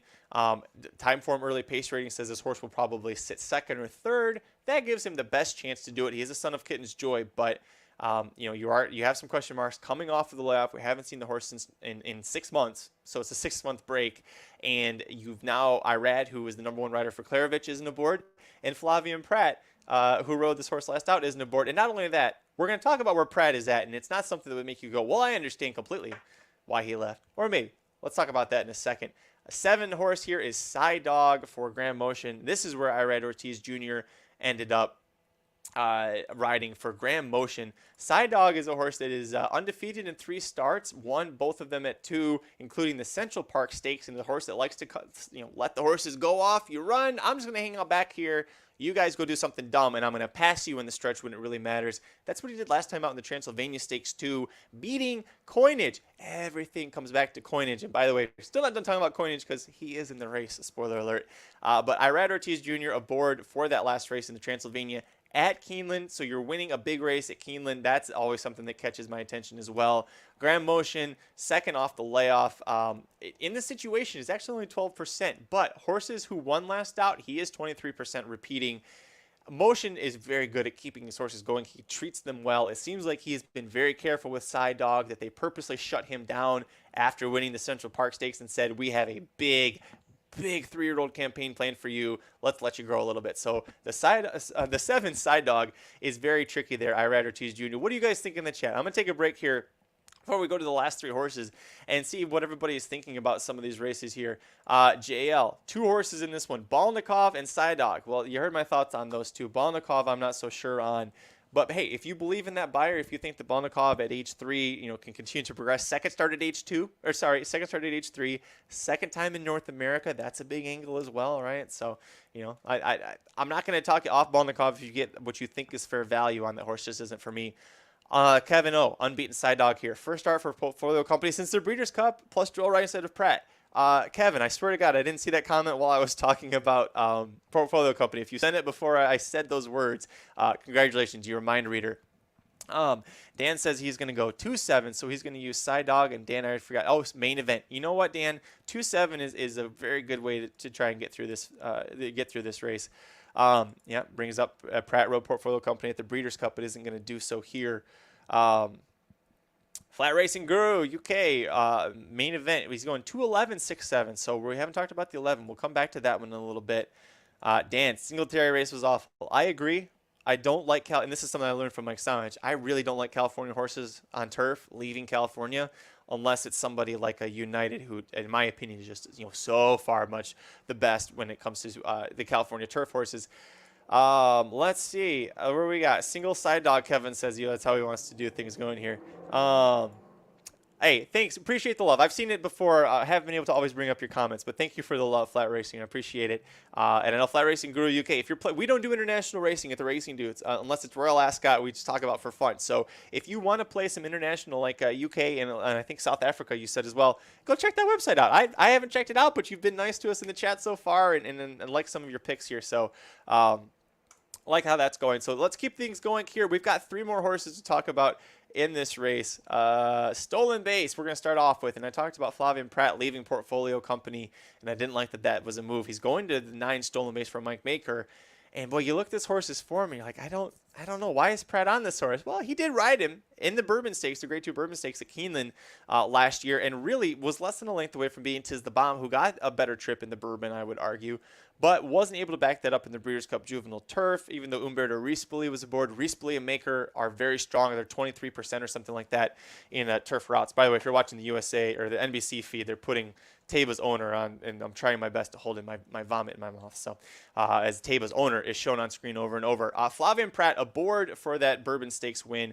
Mike Maker decides to try the Texas Turf Mile.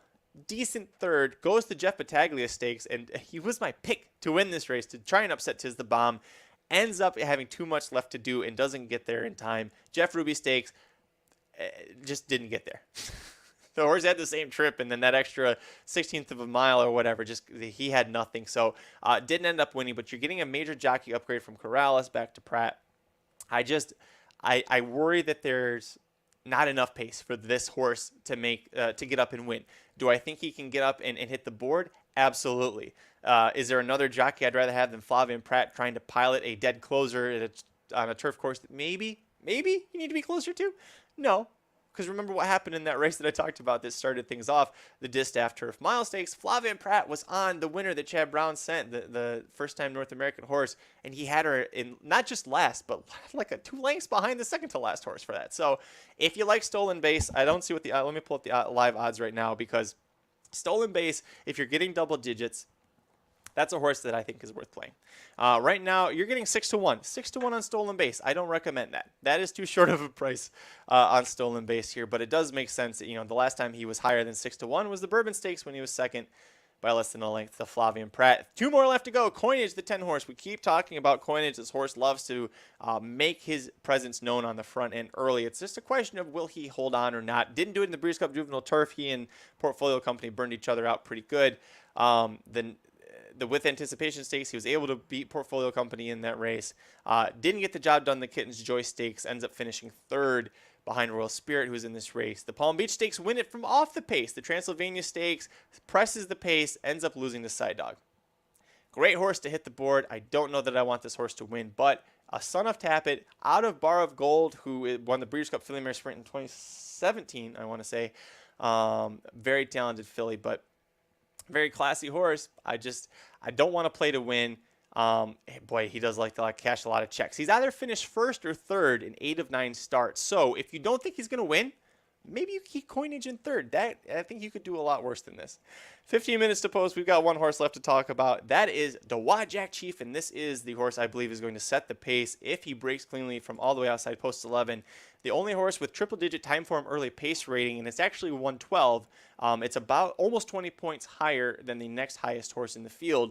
And if you're not familiar with that, basically what that's saying is that if you have a horse that is at least 10 to 12 points higher than the next one, you've got an advantage. That's a pace advantage. When you're 20 points, almost 20 points higher, that is your lone speed. You look at this horse's form, would you be surprised in the least bit if they try and do that? No. He wins the Black Gold Stakes 2 back, going gate to wire mile 16th at Fairgrounds with James Graham in the saddle. James Graham is riding for the 6th straight time.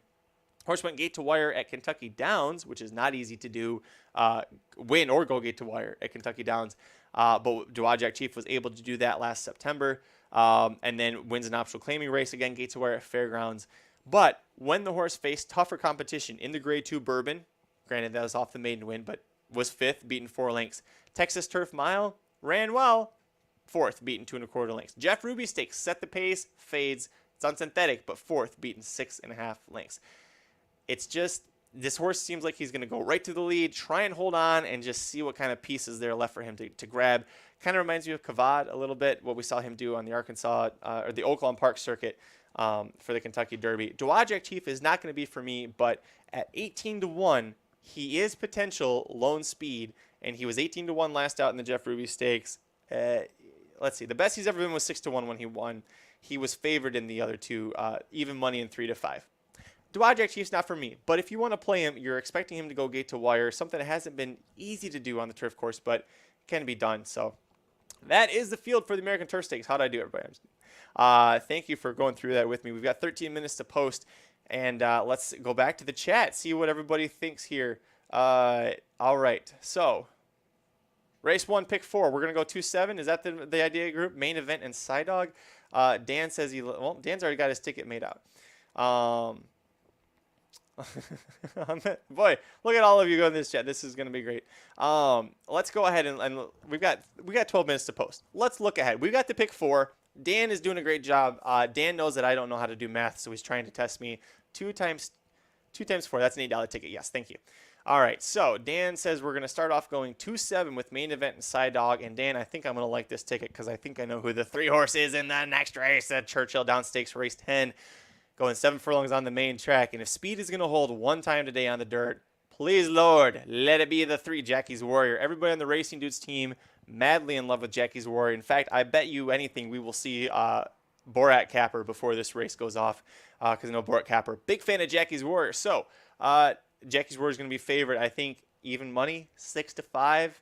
Would you be that surprised if he dips? Well, Aloha West is in here. Would you be that surprised? I'd be a little surprised if he dipped below even money. But Jackie's Warrior should definitely be favored. Should definitely is lone speed. And by the way, we talked about the time form pace rating, right? How I said how Dawajak Chief here in the American Turf has an almost 20-point early pace rating according to time form. You want to know what it is in this race? First of all, Jackie's Warrior's rating is 137. Reinvestment risk, or I'm sorry, prevalence is next at 107. That is a 30-point gap. If I'm telling you 20 points is lone speed, Jackie's Warrior at 30 points, and you're on dirt where you could easily see Joel Rosario try and keep Jackie's Warrior off the rail a little bit if the inside is playing very well. Jackie's Warrior to me has been my lock of the day. I've said it a few times on the stream if you've been with me long enough. I think Jackie's Warrior, I'm all or nothing on Jackie's Warrior in the grade 1 Churchill Downs Stakes. That is the second leg of this late pick 4 that's all stakes. So, Dan, I'm with you. I love that one. Let's move on. Third leg here. We're going to go back to the turf for the Turf Classic Stakes, and this is a very, very fun race as well. This can throw in some prices, but it has a tendency to sometimes be chalky as well. Chad Brown has not 1, not 2, but 3 horses in this race. I know who my favorite is for this race, and who if you wanted to single the 3-horse Public Sector, I would think it was the dumbest decision you could make in this field. Public Sector, up until the Hollywood Derby last year at Del Mar, but just didn't get the best trip under Ira Ortiz Jr. that day. The horse had won 3 straight, was really a head away from a 5-race win streak. Won at Saratoga, won at Belmont. Was beating every 3-year-old turf horse that he could find, and just that Hollywood Derby things kind of, didn't go his way, didn't get the proper trip set up that he needed. But it was also 14 horses at Del Mar, which has tight turns and a shorter stretch. Now, again, the question we keep asking ourselves with all these damn Chad Brown horses today, what do you do off the layoff? We haven't seen this horse since the end of November, but we also haven't seen the 4-horse Tribuvan since he tried setting the pace and ended up finishing second to last in the Breeders' Cup Turf, and that was 3 weeks earlier. You also have Adamo, who we haven't seen since February. So Chad Brown throwing a lot of horses in here to try and see if he can win this Turf Classic Stakes. But going off of what Dan's suggested ticket here is he likes the 4 Tribuvan, potential gate to wire candidate. He's chucking the other 2 Chad Brown horses, and he's going to use the 6 Cheryl Spite for Luis Saez and Roger Atfield. And Cheryl Spite, a horse that was, well, we could say improperly priced, but that might be a little bit of an understatement, right? If you remember the Maker's Mark Mile Stakes, was facing Smooth Like Straight, one of the classiest damn animals in the world. I love Smooth Like Straight. And Mason, a Chad Brown first-time starter who looked very strong, had Flavian Pratt in the saddle. Cheryl Spite was 50-1 on the morning line, ends up winning the race at 9-1, so a lot less than 50-1. Now is 3-1 on the morning line. To me, this is too far the other direction. I can't play Cheryl Spite at 3-1 in this field, but is exiting just an absolute monster performance. A 3-race win streak all on the turf, going either a mile or a mile and 16th. Can Cheryl Spite handle a mile and an 8th? That's going to be a big question mark. Has never gone beyond a mile and 16th before. Is a son of Spitestown, who was a champion sprinter. You do have distance and turf pedigree on the bottom side, but that Spitestown on top makes it a little weary at 3-1 in the company. But again, second off the layoff, second at 5, exiting a career best performance in a grade 1. Luis Saez is keeping them out. It's hard to say to not use this horse at least completely. Tribuvan, like I said, I think he's Dan. I assume you think this horse could go gate to wire. Could do it. Is not for me in this position. If I was going to use the Chad Brown horses, I'd actually use the 2 that you didn't and chuck this one. We got 8 minutes to post here on the American Turf Stakes. And don't worry, guys, we're going to go through all these other 3 races more in depth later. I'm just, for the purposes of what we're doing right now, we've got the pick 4 we're trying to build out here. All right, Kentucky Derby time, Dan. Dan going the deepest in the Kentucky Derby, and this is where I would have probably gone the second shallowest after the Churchill Downs Stakes. But Kentucky Derby time, Dan. He's got Epicenter on here. Love it. You know I love me Epicenter. Messier, I think that horse will win. It has a good chance to win. He also has Taba, another great horse with a chance to win. And then you see there the 10 horse. I skipped right over him. I'm sorry, Zandon. So Dan covered himself with a little bit of the chalk, what we think, not the morning line, but based off of the live betting odds on track, it sounds like Dan going with 4 of the shorter priced horses here in the field. But you get through to this leg. I mean, also, by the way, Dan is doing this for a total of $8. So it's not like Dan is investing a lot and going super chalky here. So an $8 ticket, that's for Dan. Sound off in the comments. What do you think about this? Let's go through, Dan. We'll see how your ticket shapes up here. 7 minutes to post. Don't worry, I got an eye on it over here. All right, let's see. Yep. Single Jackie in the second leg. Kevin says, yep, that's great. Minnesota Legal Defense, Balnikov, and Portfolio Company in the turf. That's the American turf race here. So we can scroll. Whoops, we can scroll back up here just a little bit. There we go. Am I in the right spot? There we go. Balnikov. Nope, I'm still in the wrong spot, guys. Listen, live television. This is what happened. Churchill Downs. I did not go nearly far enough. There we go. Balnikov. There you are. Got you on my sights now. All right. going through. You guys have been so great, by the way. If you have a chance, hit like on the video, or if you're on Facebook, give it a thumbs up. It helped the algorithm help us a lot for this spot.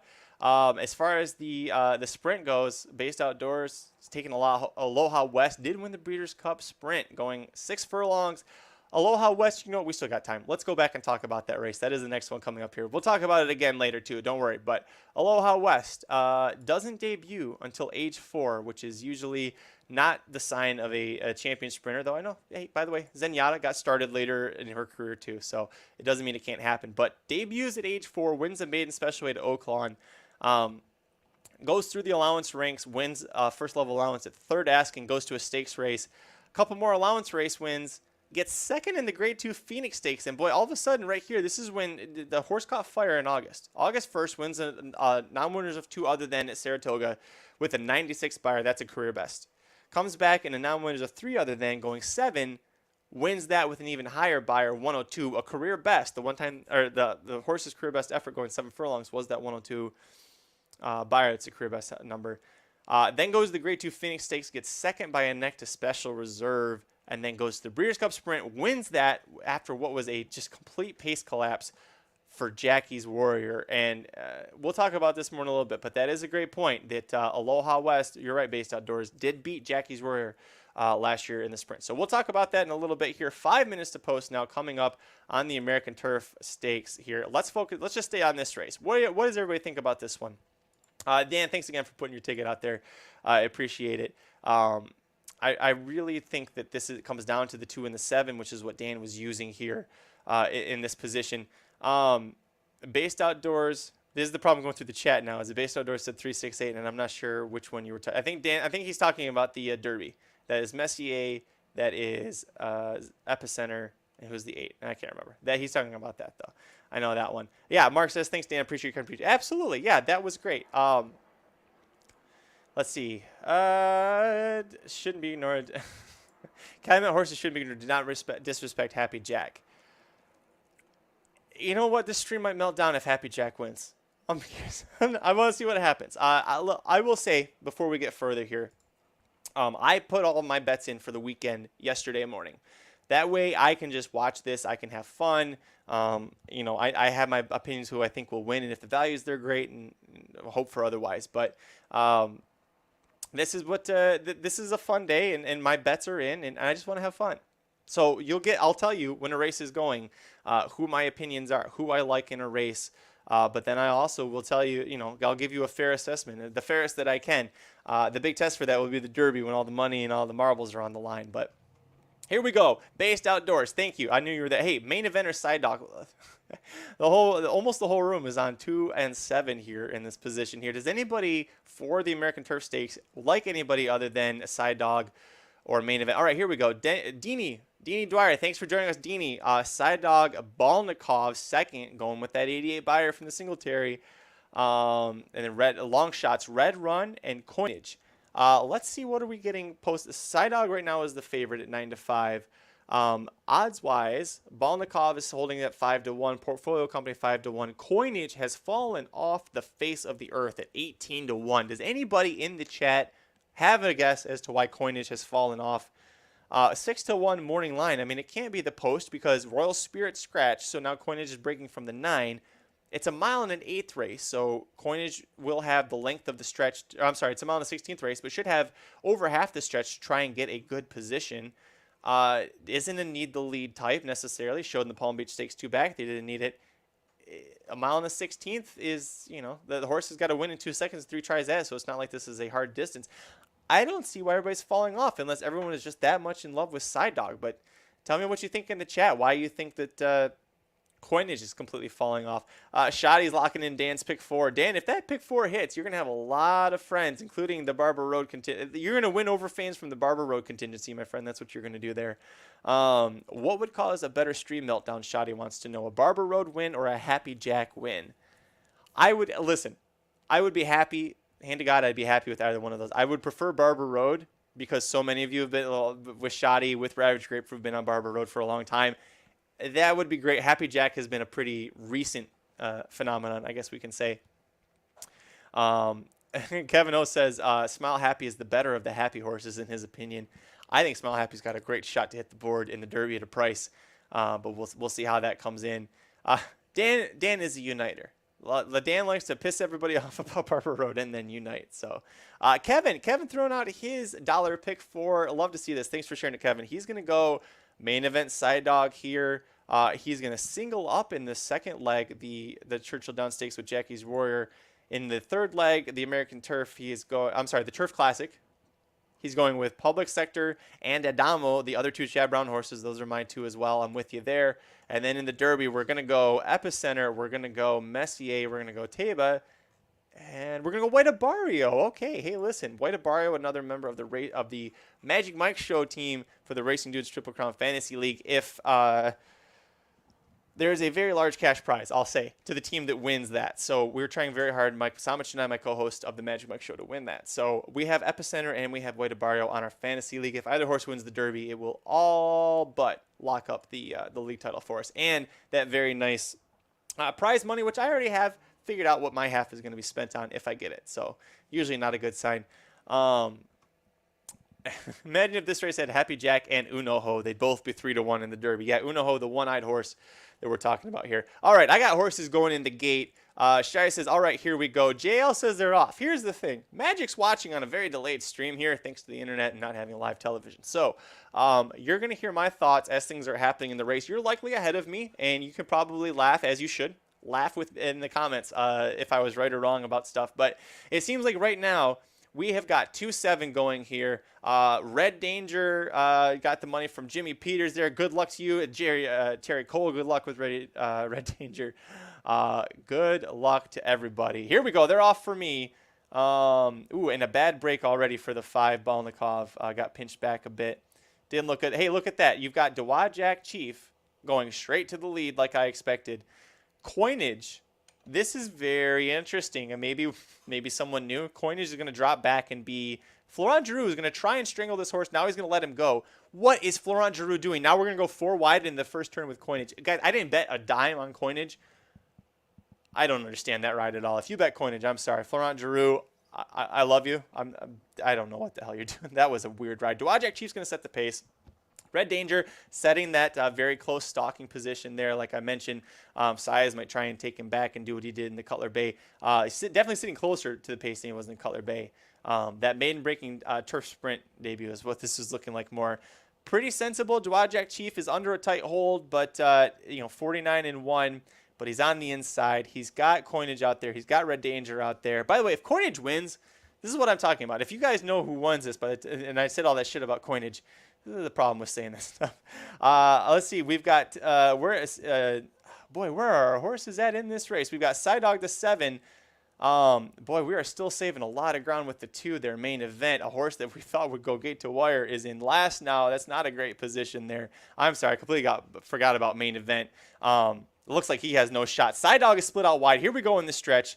Boy, who do you got here? It is not going to be the 2 or the 7. We've got Balnikov. We have got Balnikov versus Flavian Pratt inside. Flavian Pratt on the 9 horse. Stolen Base is going to get that. Great finishing effort here from Side Dog to get 3rd. Flavian Pratt. Why did Flavian Pratt leave Portfolio Company for a Mike Maker horse that he finished 2nd on by less than a length in the Bourbon Stakes? Getting the job done. Stolen Base. That was a great ride from Flavian Pratt. Had him in a stalking position. Made the move at the right spot and then got inside of Balnikov. Now, Balnikov should have won that race. If you had Balnikov bet, and I know there are a few of you here, oh boy, that was, you must have thought you were good until about halfway home there. Yeah, that was not a great finish there that was not a good start from main event. Let me watch him. I got the replay. They're going to show the gate break. He didn't break the cleanest. But it also, as soon as he came out, Jose Ortiz looked over and tried seeing who was going to try and take the lead. And he's looking again. Jose was not bent on taking the lead. I wish we'd known that. Don't you wish you knew that? Main event's shot to win was to be up close, not last. I wish Jose was going to tell all of us. I wish we told Dan before Dan made that pick 4 ticket that busted. Hey, listen, Side Dog did run a step. Side Dog was just kind of struggling to get... the 5 and the 9 both got the jump on the 7 and the 1, Smoke and Tea. They both were coming late there. but the 5 and the 9 were in the flight ahead. Portfolio company is going to get 5th. Yeah, wasn't there. Sorry. Well, that's horse racing, right? You bet on a horse thinking he's going to go gates of wire, and he's last going into that first turn. Hey, now let's go. Based Outdoors. I know that you had this horse. You like this one. You like Stolen Base. Let's go. Still alive in the pick 9. Let's go. Based Outdoors. If you feel comfortable, you're not someone I recognize from a lot on the stream. Happy to have you. If you feel comfortable, tell us the rest of your pick 5 ticket here. You're alive through the first 2 legs. You got yourself a 12-1 morning line shot. What did we get? Stolen Base 5-1. Okay, remember I said that 6-1 wasn't playable and goes off 5-1 and wins. So that value was cut down a bit, but you still, hey, maybe they knew. Mike Maker on turf on a big day. Anybody heard about that happening before? Anybody? No, just me. All right. Flavian Pratt getting the job done. Congrats, everybody. Side Dog did come on at the end, but it's just too much there. Great rally. Yeah, just wow. All right. So Mr. Tux is also still alive. Congratulations to everybody who's still alive. It's not me, but I'm here to support you. Let's win. I'll ride your bandwagon like I did with the Blues in the Cup run a couple years ago. Let's go Jackie's Warrior. Yeah, Balnikov was a little off there. Balnikov, not as bad as I maybe was thinking. That was a pretty good run there. Phil D'Amato showing why he sent up from California. Oh, hey, there we go. Based Outdoors. You did put it. I'm just behind here. Based Outdoors, 256 with 279. Boy, yeah, you used the 2 horses that everybody here in the stream seemed to love, and then you used the winner. So good job on that one. And then he's going to go Jackie's Warrior with Aloha West. You did bring that up, so I'm glad you're at least using Aloha West. 368 in the Turf Classic Stakes. I'm going to have to pull that up. That's the one race I can't tell you anybody based off of their post numbers. 3 is Public Sector. The 3 is Cheryl. 6 is Cheryl Spite. The 8 Adamo. So yeah, I don't dislike that one. I'm not a Cheryl Spite fan at that price, but if it cashes, buddy, I don't think you care. It's gonna pay something. And then of course getting into the Kentucky Derby using Taba and Crown Pride. Now here's the thing. You're a little chalky in that 4th leg. If Crown Pride wins the Kentucky Derby, it could have been chalk, chalk, chalk, chalk. You got Crown Pride in the Derby. Gonna get there done. Main event was trash. Dan, I agree. That was just that. It was a bad break, and it was just all bad. Put on the rally cap for the Derby. Super. Kevin O says, "Hey Chad, who can have ride your turf horses in New York? Remember that." Yeah, Flavian Pratt, best jockey in the country. Thank you very much. Lakeland asks, "What's your preferred betting app?" I'm a TVG person. There's TVG, there's Naira Bets, there's Twin Spires. Bet DRF, there's a bunch of them that are out there. I would say figure out which one offers you the best rewards, rebates, and offers based off of your playing style. I'm not a big bankroll bettor like some other people on my podcast, but I like to play small win bets for the most time as a casual bettor. So TVG has a $10 win bet like insurance. That if you bet a horse to win, you get second or third, you get that win bet back up to $10. And so, for TVG, they do a lot of things like that. It keeps me interested in trifecta insurance, and pick 4 insurance. But other ADWs have their benefits as well. So I would say do your research. If you're just getting started, if you don't have an account yet with any of them, make an account. They all have sign-up bonuses. So take advantage of the free money that they'll give you in sign-up bonuses. Read the fine print so that you know what's going on. For how you can accumulate those bonuses. I've been burned by that before, but didn't work out. But yeah, that's what I do. I'm a TVG person. I have issues, my own personal issues with Twin Spires as a business, so I don't like to use them as a betting app. But Express Bet's another one that's good. Whatever your style is, they're really, yeah. Here you go. Like Deanie says, run through all the promos and stick with the one that you like the most out of it.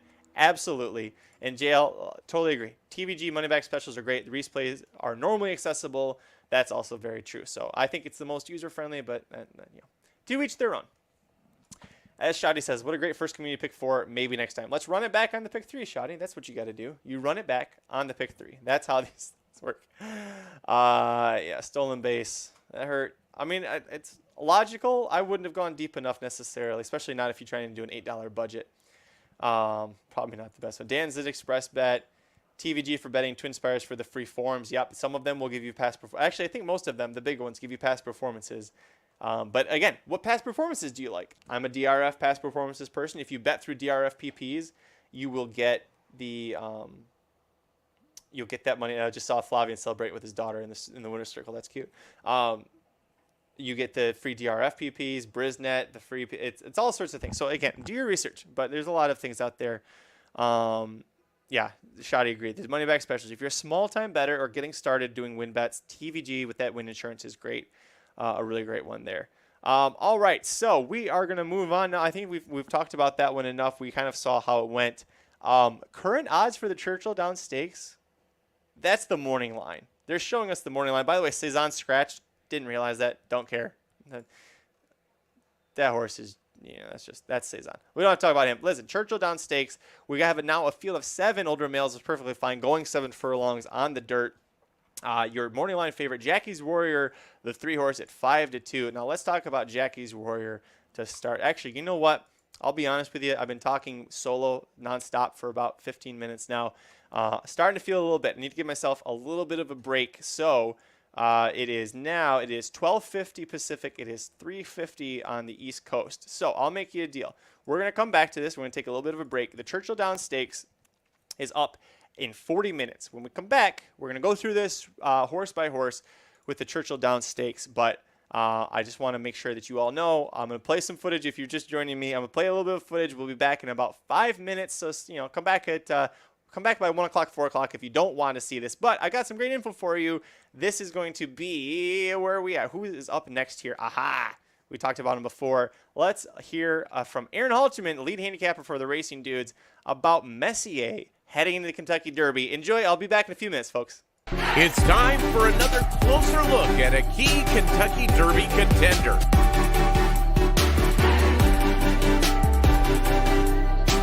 What's going on, everybody? Welcome back to RacingDudes.com. It's your boy Aaron, and he's back previewing Messier today for the Kentucky Derby contenders. And Messier, before the last race in the St. Anita Derby, he was number 2 on my list. He had been number 1 for a while before Epicenter really showed out with a couple of big efforts. I don't know. I hated the St. Anita Derby for Messier, and I know a lot of people are going to argue back with that, and that's fine.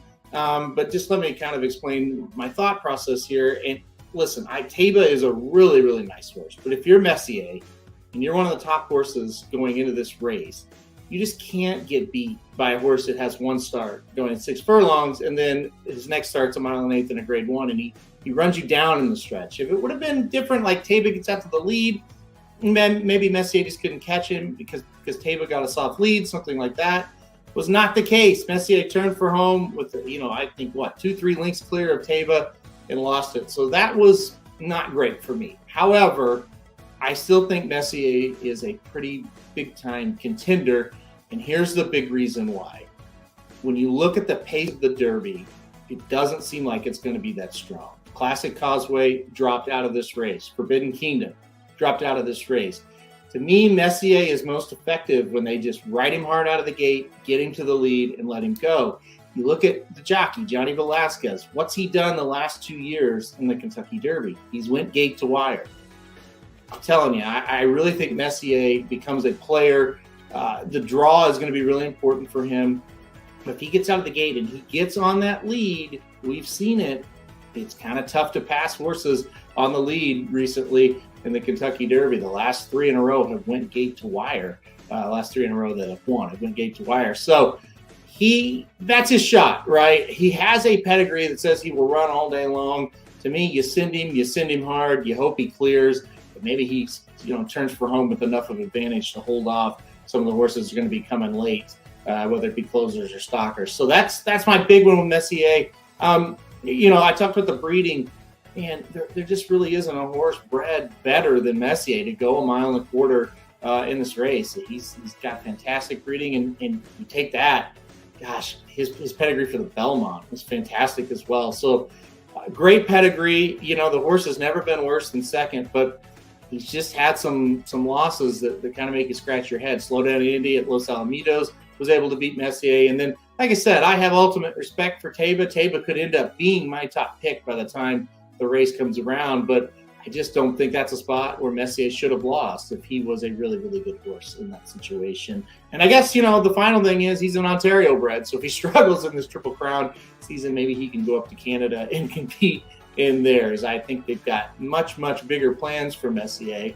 but, always has that as a backup plan. So Messier, definitely a contender in my opinion here because of the lack of the pace and how he has shown that he can set a pace and do it pretty quickly. So I think he's a contender. Also hit the board. Obviously, he could, even if he gets past, hold on for second or third. So if you like this video, go ahead and hit the like button. If you haven't subscribed to us yet, go ahead and do that. And listen, we've got profiles for every horse that's targeting the Kentucky Derby as of right now. The top 20 plus a few extra that could get in with some defections. So make sure to check out the website all week long, as those will be coming out. This has been a presentation of RacingDudes.com, your destination for all things horse racing and sports betting.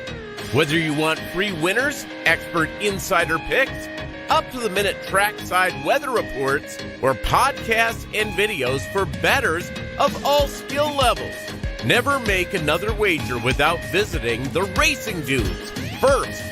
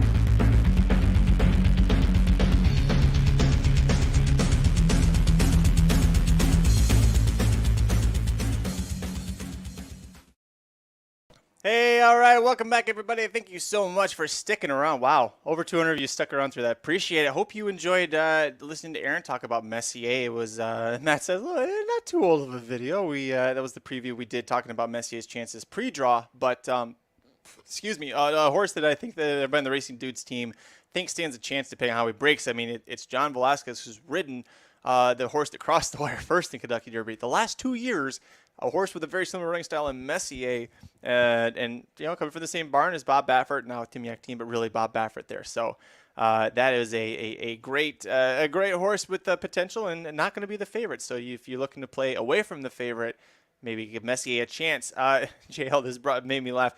Stop showing White Abario in the paddock, NBC. Don't need his odds dropping because Joe and Jane think he's pretty. JL, I'm going to go on a limb and guess you like White Abario.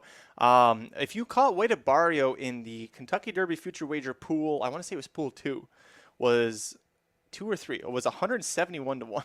If you guys know a horse, even for like a couple of bucks, you're feeling pretty good, and you do not need to bet him anymore today. Do not bet White Abario anymore. You've got enough riding with that one. Jimmy Peters, good. You've been in the chat for a while. Thanks for joining us. Pratt with 3 wins so far. We just saw Flavian Pratt get a win, bust out the pick 4 ticket. The late pick 4 ticket we put on the show together is already busted thanks to the 9-horse Stolen Base and Flavian Pratt for trainer Mike Maker. Or, logically you could get 2 on paper. We didn't use with the ticket that we put together because we were going with an $8 pick 4 ticket for 50 cents. But Based Outdoors is in the chat, has been with us. Based Outdoors had that as alive in the pick 5 that started out with obligatory winning the Derby City Distaff with race 8. How are you doing today so far? Let me know in the chat. How is your betting day going? Have you been playing the Racing Dudes picks? I know that for the live bankroll article, which is my favorite thing to play on Derby or any big day when we have them, it's been pretty quiet. We actually sat out race 6, we sat out race 7, race 8, and race 9. And I'll be honest, I don't know that I had the winner of any of those races. So I'm glad that we sat out those 4 races for the live bankroll article have been sat out. So we're moving into Churchill Downs Stakes. We have 3 races left for the show, and that's fitting because we have a little over 3 hours left to go before the day is over here, at least for the racing. And really, honestly, don't forget there are 2 races after the Kentucky Derby. If you want to bet optional claimer or maiden special weight, if you lost money and you're trying to get a little bit back, it's what races 13 and 14 are for. I'm not going to cover it. If you want to play it, God bless. We're talking about race 10 here at Churchill Downs, the aptly named Churchill Downs Stakes. This is a 7-furlong sprint for older males. There are now 7 of them in the field, with Cezanne scratching. And if you were like Jimmy Peters riding the Flavien Prat train, I'm sorry, Cezanne had Flavien Prat. You're not going to get to bet him here. So Prat is going to take the race off, get ready for the Turf Classic Derby double. And Jimmy brings up that he rides Zandon, and so far speed is not winning. This race, I've been saying it all stream, this is the one race let dirt hold like it did one time with Juju's map yesterday on Kentucky Oaks Day. Lone speed with a very talented horse doing it will hold. And that's what you've got here, I believe, with Jackie's Roar. But we're going to dive into that in just a second here. When I keep talking about this. Didn't get White Bar there. Give him 50 to 1. Congratulations. I got him at 22 to 1, and I have Epicenter at 13. So not exactly the best one. Based Outdoors, doing a breakdown of race 11. No, we will do that probably twice more. Probably once between races 10 and 11, and then once between once race 11 being the Turf Classic. Sorry. If you hear that, I do have dogs. They do bark. My wife is being a saint and taking care of our freshly turned 1-year-old today, who's being just quite the little fuss budget. So the dogs sometimes they bark and nobody's around to yell at them except for me. And you don't want to hear me do that because I'm on live with you, and I am so happy to be with you. If you haven't yet, please give me a like, a thumbs up if you're watching on Facebook. I really appreciate it. JL got Epicenter at 40 to 1. Get out. Where are you betting this stuff? Who's giving you this information? That is crazy. All right, we are looking at the Churchill Downs Stakes. You know what? Let's look at the Churchill Downs Stakes. That makes sure my dogs are going to be quiet back there. Field of 7. Let's start talking about Aloha West. This is your defending Breeders' Cup Sprint champion. You have a couple of things that are good for him. He's your Breeders' Cup Sprint champion. He's 2 for 3 at this 7-furlong distance. This is a tricky distance for horses because you get a lot of horses who are best at 6 furlongs, if they're even good at that. You have a lot of horses that are great at a mile, whether that's 1 turn or 2 turns. 7 furlongs, you kind of hit that. You got to find horses that hit that sweet spot where 6 furlongs, it's just a little too short for them. And maybe a mile is just a little too much, or maybe they're good at a mile. But 1-turn mile horses tend to be the best when tend to still be good when they come down to 7 furlongs like this. So, sorry, I'm watching Mike Tirico do something dumb. I need to not do that. Aloha West. Wayne Catalano trains. Jose Ortiz rides for the 3rd straight time. A neck away from having won his last 2 races. Like I said, he is 2 for 3 at the distance, which is a tricky one. One of those wins did come here at Churchill Downs. Yes, he lost one of those, the Kelly's Landing Stakes, but he had a rough trip there, and then he wins that optional claimer going 7 at Saratoga. So he's kept good company, but the Breeders' Cup Sprint race, he beat Jackie's Warrior, and if you remember, Jackie's Warrior got sucked into an absolute suicidal pace duel with Special Reserve and Matera Sky, where they went 21-4, 44 flat, and after that, Jackie's Warrior was just out of gas. Jackie's Warrior is not facing any of those horses here. I'm not worried about him. Aloha West, to me, I think can hit the board, but we haven't seen him in 6 months since the Breeders' Cup Sprint. This is a horse that did not race at all at 3. He had this magical run at age 4. Show me you can do it again at age 5. I'm going to let him beat me if he's going to do that here in Based Outdoors. I know that he's on your ticket. So if he beats me, he doesn't beat Based Outdoors. So you've at least got that going for you. Michaela Stevenson, what time does the race start Mountain Time? Mountain Time, I believe, is, correct me if I'm wrong, is 2 hours off of, there's East, there's Central, there's Mountain, and then there's Pacific, right? Isn't that how that works? So subtract 2 hours from whatever time I'm showing on here because we got Eastern. So it would be 2:31 Eastern for you for this next start. Anyway, back to this race. Aloha West for me, underneath. I'm going to let him try and beat me off the bench and going this distance against Jackie's Warrior. Number 2, Long Range Toddy is going to be a long shot for Dallas Stewart. Horse is making 2nd start off of the bench. We saw him last in the Commonwealth Stakes at Keeneland where he ran 2nd to Prevalence, a horse that did not return well in, what was it, earlier in the, not the Pat Day Mile, the Knicks Go Stakes. No, that was Dream Shake I'm thinking of. Prevalence was in the Pat Day Mile Stakes. Sorry. It's been a rough day. It's been a long, nope, it's still not wrong. You know what? we're going to move on from this. This is the problem with live TV and with me trying to do this myself. The point is, Prevalence is in this race. That's the one I should be looking at. Prevalence is not a horse that I think has a shot to win, but he had a good trip in that race at Keeneland in the Commonwealth Stakes. It was in the slot, but Long Range Toddy is at 45 to 1 was a big shock that day. It'd be a big shock if he did anything again here. If you look 4 back, going 7 furlongs here, was a head away from beating Sir Alfred James, who I'm not using in here. So it's not a horse that's for me. If you do like, I could see arguing him on as a long shot. You are getting a major jockey upgrade in Luis Saez, and we saw what Luis Saez did after taking over for Luis Contreras on Secret Oath. But again, isn't going to be for me in this position. Next up, Jackie's Roar, the big favorite. Jackie's Roar needs to be the favorite when it goes off. If he's not, I'm going to be very surprised. And it won't be for lack of trying on my end. Second off the layoff, second at age 4. But let's first go back and look at this horse's start to his career. He wins 4 straight races all at one turn, goes to the Breeders' Cup Juvenile, where he ends up finishing 4th because he is a sprinter. Goes to Southwest Stakes, finishes 3rd. Why? It's 2 turns. He is a sprinter. Then he comes to Churchill Downs, wins the Pat Day Mile Stakes in a very hard-fought effort. Just misses the Woody Stevens Stakes after having a rough start. Didn't break the cleanest. Rebounds from that into the Grade 2 Amsterdam Stakes, wins by 7 1/4, going 6 1/2. Then stretches back out to 7 furlongs, wins the Jerkins Memorial Stakes by beating Life is Good, a horse that really, by all accounts, should not have lost that race, but pound for pound, one of the best dirt horses, unless you're trying to go a mile and a quarter. Gallon Bob Stakes gets that 110 buyer for winning in hand at 5 cents on the dollar favoritism. And then, like I mentioned before, goes to the Breeders' Cup Sprint, where the horse just got sucked into an absolutely suicidal pace duel, had no shot whatsoever when you were going 21 and 3, 44, 21 and 4, 44 flat for the opening half mile. Not against those horses.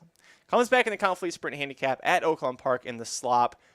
You're going to see the margin, if you're looking at past performances, is only 3/4 of a length. Watch that replay. Joel Rosario never asked Jackie's Warrior. Joel Rosario at the 8th pole knew he had that race won in hand and just kept Jackie's Warrior to make sure that he didn't completely stop. Just kept him going. It ends up working out well, gets the win. I think that race he could have won by the stretch in the Count Fleet Sprint handicap if he wanted to. Is 2 for 3 at the distance, and really that one loss was just by a neck. So Jackie's Word to me, a clear stand. I've said it multiple times on the stream. This is my best bet of the day, Jackie's Warrior in this race. Moving on, the 4, Sir Alfred James, Norm Cash trains, is switching back to the turf after failing on the turf last out. 2 for 5 at the distance, 5 for 9 on Churchill's dirt. But the horse, to me, just seems like he's up against it. From a class perspective, from a talent perspective, isn't of the same caliber. He does have a tendency to pop up about once a year and run one really big race. My concern is I think he already did that back on January 1st. But if you're on Sir Alfred James here, you're going to get a great price. He is by Munnings. Like I said, he's got 2 for 5 at the distance. He's 5 for 9 on Churchill's dirt. So it wouldn't be something that you couldn't come to completely. But again, just going to be one of those times it's not for me.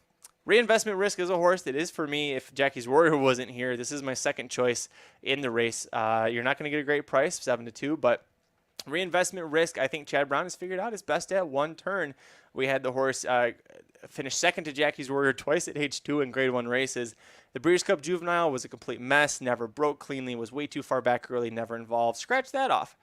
Returns halfway through the 3-year-old season, makes one start, finishes a well-beaten 3rd. The fact that this horse made one start in all of 2021 tells me there were a lot of soundness issues, and I'm going to just scratch off that allowance race because the horse wasn't right. So we've now scratched off those 2 races. We bring the horse back in February of this year, wins optional claiming event at Gulfstream Park for fun, and then goes to the Carter, finishes a dutiful second to Speaker's Corner, possibly the best sprinter in the world right now. Dirt sprinter in the world is Speaker's Corner at one turn. Speaker's Corner is in this race versus Jackie's Warrior. That's a bigger showdown than maybe the Derby. That's an epic race. Hopefully we get that for the Breeders' Cup Sprint, but point is, Reinvestment Risk, second to an extremely talented Grade 1 winner in Speaker's Corner. If you're trying to beat Jackie's Warrior, this is the horse who should be sitting in a stalking position, ready to pounce, ready to jump. If you think speed won't hold, Reinvestment Risk is a horse you should watch. Also, the 6-horse Prevalence. Let's keep going just a little bit here. Brendan Walsh, remember I couldn't remember where Prevalence was racing today. It's here. The Prevalence shows up with debuts at Gulfstream Park going 7. blows people out of the sky. That was, I believe that was Holy Bull Stakes, or no, Pegasus World Cup day. So a very big day for this horse to debut and do what he did there.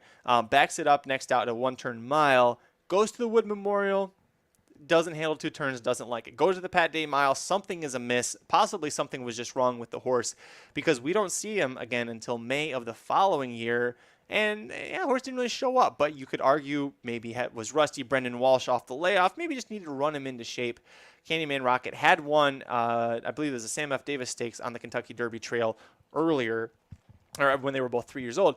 So now he comes back, goes a 1-turn mile at Gulfstream Park during the championship meet still, wins by 4 3/4 lengths, beats a couple of other former Derby horses, including Soup and Sandwich, then goes and wins the Commonwealth in the slop at Keeneland. Horse is on the rise. Horse is improving. Here's why I don't like this horse in this position to win. Who the hell is he beating? He beat Long Range Toddy in the Commonwealth. Okay.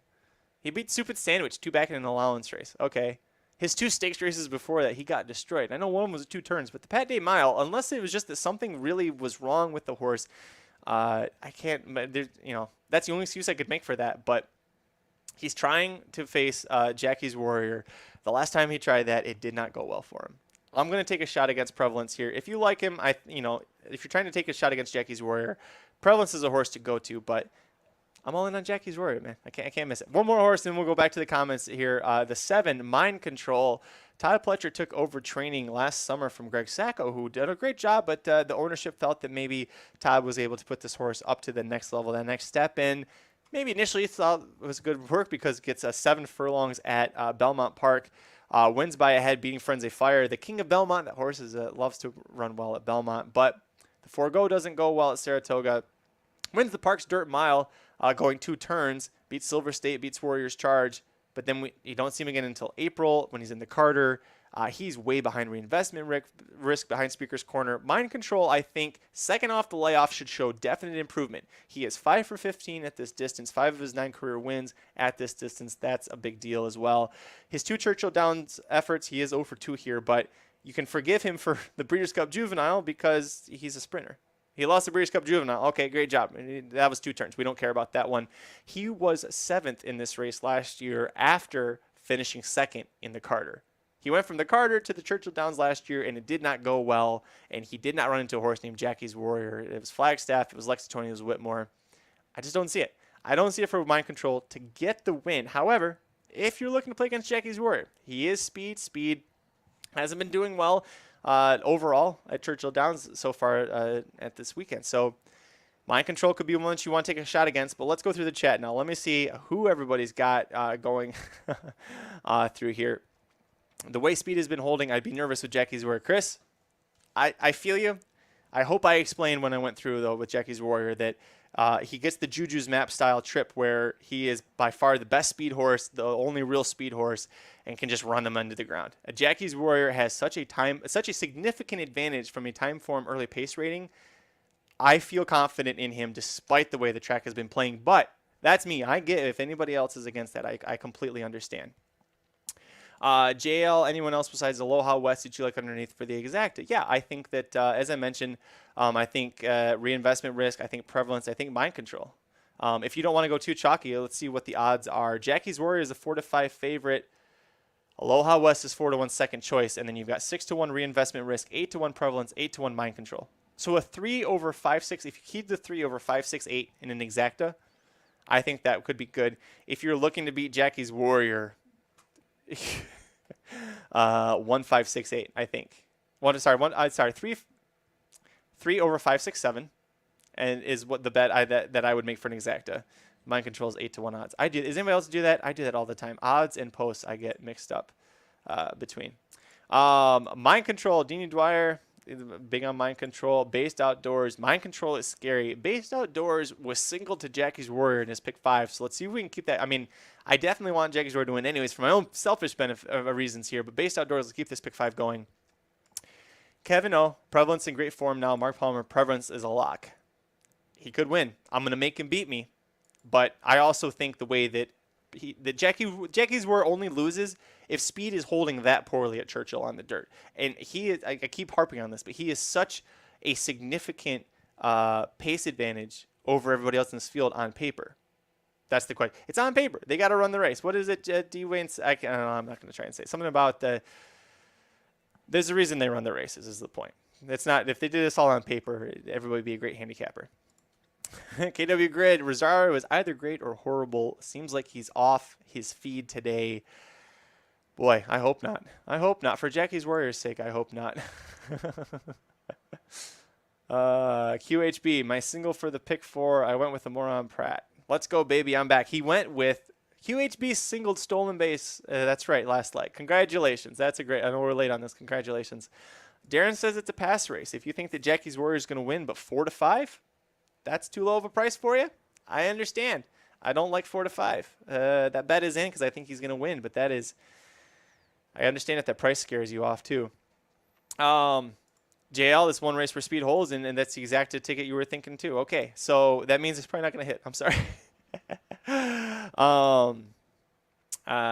Let's see. Got buzz on mind control from the UK. There must be buzz if you're hearing about it in the UK. Kevin, oh, even Joel can't screw this up, Kenny. Boy, you would think. You would think. Has Joel Rosario ever screwed it up on this horse? No. Santana rode him on debut at Churchill when he won as a 2-year-old. Since then, Rosario has ridden him the last 12 starts. The horse has lost 3 times. The Breeders' Cup Sprint, talked about why he lost. He got sucked into a pace. Sorry, he's lost 4 times. The Woody Stevens, chalk that up to a fluke. Southwest, 2 turns. Breeders' Cup Juvenile, 2 turns. I don't think Rosario is the issue here. I get it. He's polarizing. He is very, very, very polarizing. And I'll tell you what. If you get to the top of the stretch and Jackie's Warriors leading, but he's under the whip, you're going to see this from me. Yeah, lots of big uh-ohs there. Lots of big uh-ohs if that's what happens. But hey, don't get me nervous. I don't want to think about that. Long Range Toddy did beat 3 Technique last time out. Catherine Page bringing in the hot facts. That's true. Last time out, that was in the Commonwealth Stakes, right? Yeah. Prevalence won that race. Long Range Toddy 2nd. 3 Technique was 6th. Finished behind South Bend, who was also in that race. Endorsed was in that race. He was racing today. Well, racing's maybe that's a big word to use. He was entered in a race today. I don't know how much racing he did, but let's see here. Dan wants to pound Jackie's Warrior on top of Prevalence. That's not a bad one. I really do think Prevalence can hit the board. I'm talking specifically to win here. I'm all in on Jackie's Warrior, but Prevalence, I think, is in form, and he's increased. He's improving. I just question who he's beaten, and I think the Jackie's Warrior is just too battle-tested at this point. Kevin O says he bet $10 on Prevalence and hopes to get $10 back on TVG. Yeah, that means Kevin O is taking advantage of the opted in for that rate. If the horse finishes 2nd or 3rd, he's gonna get $10 back. So he wants Jackie's. Wow, mixing horses here. Jackie's Warrior. Hope we don't get Kathleen no performance from Jackie's Warrior to win this race. Let's see. Jackie's Warrior over Aloha West is his play for Darren Daly. Reinvestment risk is paying $13 and $18. Interesting. All right, that's not great. You know what? If you were between the 5, 6, and 7, if you were going to leave one of those 3 off of your exacta ticket, based off of what Darren's saying with the will pace here, I would leave reinvestment risk off. Based off of that, I'm pulling up the wrong here. Let's pull up the exactas. I'm going to pull it up on my second screen here. So Jackie's Warrior right now is I've got him 6-1 to Aloha West, 9-1 to reinvestment risk, and 12-1 to Prevalence, 13-1 to mind control. So I would leave Aloha West off. It's just you're going chalk over chalk there. Definitely, I would leave Aloha West personally. If you're looking at the win pool, Jackie's Warrior. So there's there's 1.38 million in the win pool right now for this race. Jackie's Warrior has over 600,000 of that. That is crazy here. Churchill Downs, 13 minutes to post. Well, 14 minutes to post. 13 minutes away from the posted post time. But Jackie's Warrior is my pick here. Keep telling me in the chat. Love you. This is fun. Let's keep this going. The conversation. A horse that covered 8 furlongs and 134 and change doesn't have a chance. What am I missing? Tell me, Mark, who you're talking about here. Covered 8 furlongs and 134 and change. Tell me who you were talking about. Oh, you're talking about Prevalence, aren't you? You are talking about Prevalence. Yes. In his last start over 7 furlongs, he tracked Speedball Nashville, who went 22 and 44 fractions and drew off. Great point. Huge difference. Nashville is not a good horse. Jackie's Warrior is a grade 1 winner. Nashville, man, what happened to that horse? He was a flash in the pan and then some. Ends up,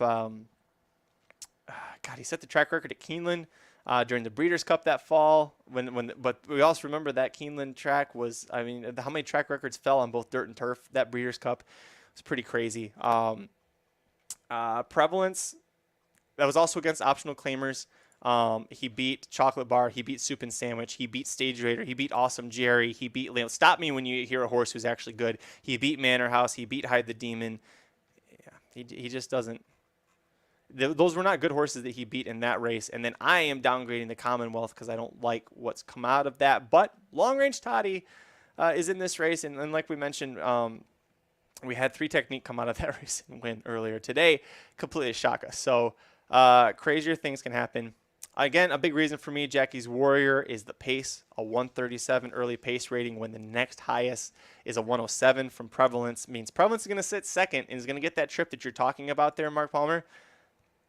You're going to sit there and you're going to track the Speedball. The problem is Nashville can't hold at 7. He showed that in the Malibu, right?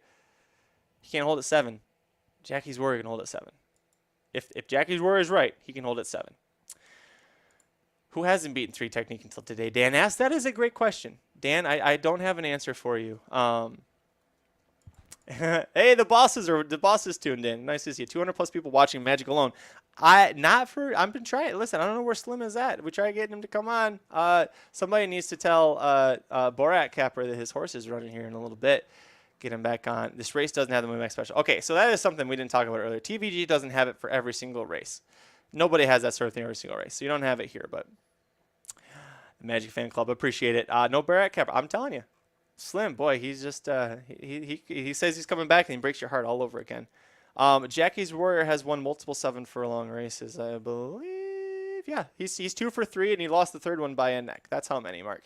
KW great. I was upset when Kathleen O didn't win because, wow, what a great headline that would have been. Yeah, KO's the KO. I was totally going to do that. I was ready. I was ready to do it, and it didn't happen. KO got KO'd in the KO by SO. How about that one? Or the coach in Secret Oath.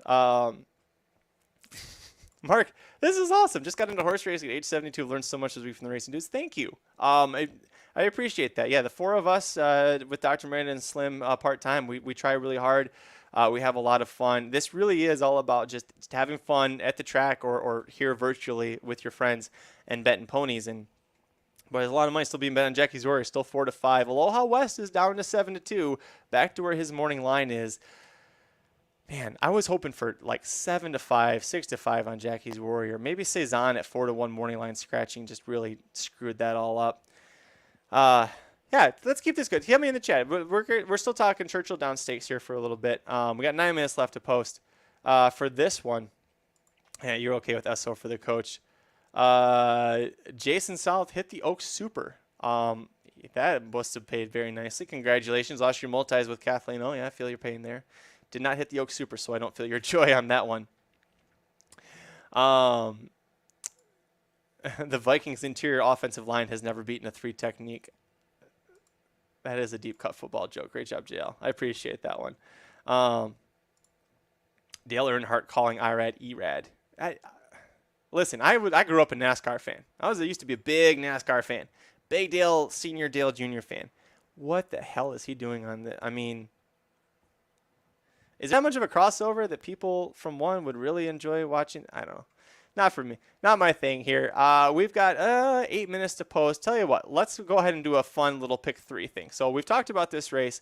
I'm going to take Jackie's Warrior out of here. Let's go to the Turf Classic Stakes. I've already scratched, but still a great field of 9 in here. You've got Chad Brown with 3, Public Sector, Trippy Van, Adamo. Excuse me. Oh, that's the first time. Excuse me, first time in this live feed I've yelled. I'm so sorry for doing that to you. But hey, it's been 4 hours so far. But we got Public Sector, Trippy Van, Adamo in here. I like the 3-8 moving forward out of here. Cheryl Spite looked great winning the Maker's Mark mile, but 2 problems. We're going a mile and an eighth, not a mile. And also, you are 50-1 morning line, 9-1 final odds, and you are 3-1 favorite when Chad Brown's got 3, and Erad, I'm going to call him that now on purpose, Erad and Flavian Pratt are on the 2 of the Chad Brown horses that I like. So I think it's a very tough spot to try and go against one of those 2 horses. Adamo is a horse that actually likes to sit. Excuse me, we go again. Adamo is a horse that likes to sit more towards the front. If you watch some of the European races that he was in, seems like he's a little tactical. Jose Ortiz showed out in the Fairground Stakes last time that missed the break, was a little slow out of the gate a little bit, but can come running. So the running style seems to be whatever the jockey wants. And hey, you're putting the best jockey for a horse like that in the saddle in Flavian Pratt. So we like the 8, like the 3, Public Sector. To me, Public Sector could have a potential domestic spending type of campaign. He feels like that type of horse that exits the Hollywood Derby. We don't see him for 6 months and returns for the big season as an older horse in the Grade 1 Turf Classic. He dead heated with Colonel Liam, if you remember that race, and ended up having a great second half. Ended up having a great campaign up until, well, he lost the Mr. D Stakes. That was pretty annoying. But Public Sector, to me, thinks like he could be the next domestic spending. He is a Grade 2 winner, multiple Grade 2, or a Grade 2 winner at this distance, going to mile 8 at Belmont in the Hill Prince 2-back. He's got Erad aboard. I think this horse is a must-use. Santine is interesting. Wins his first 2 starts on turf, routing for Brendan Walsh. Almost wins the Hollywood Derby. I am so sorry. This is going to be a problem now. We're going to have to take a big break after this next race.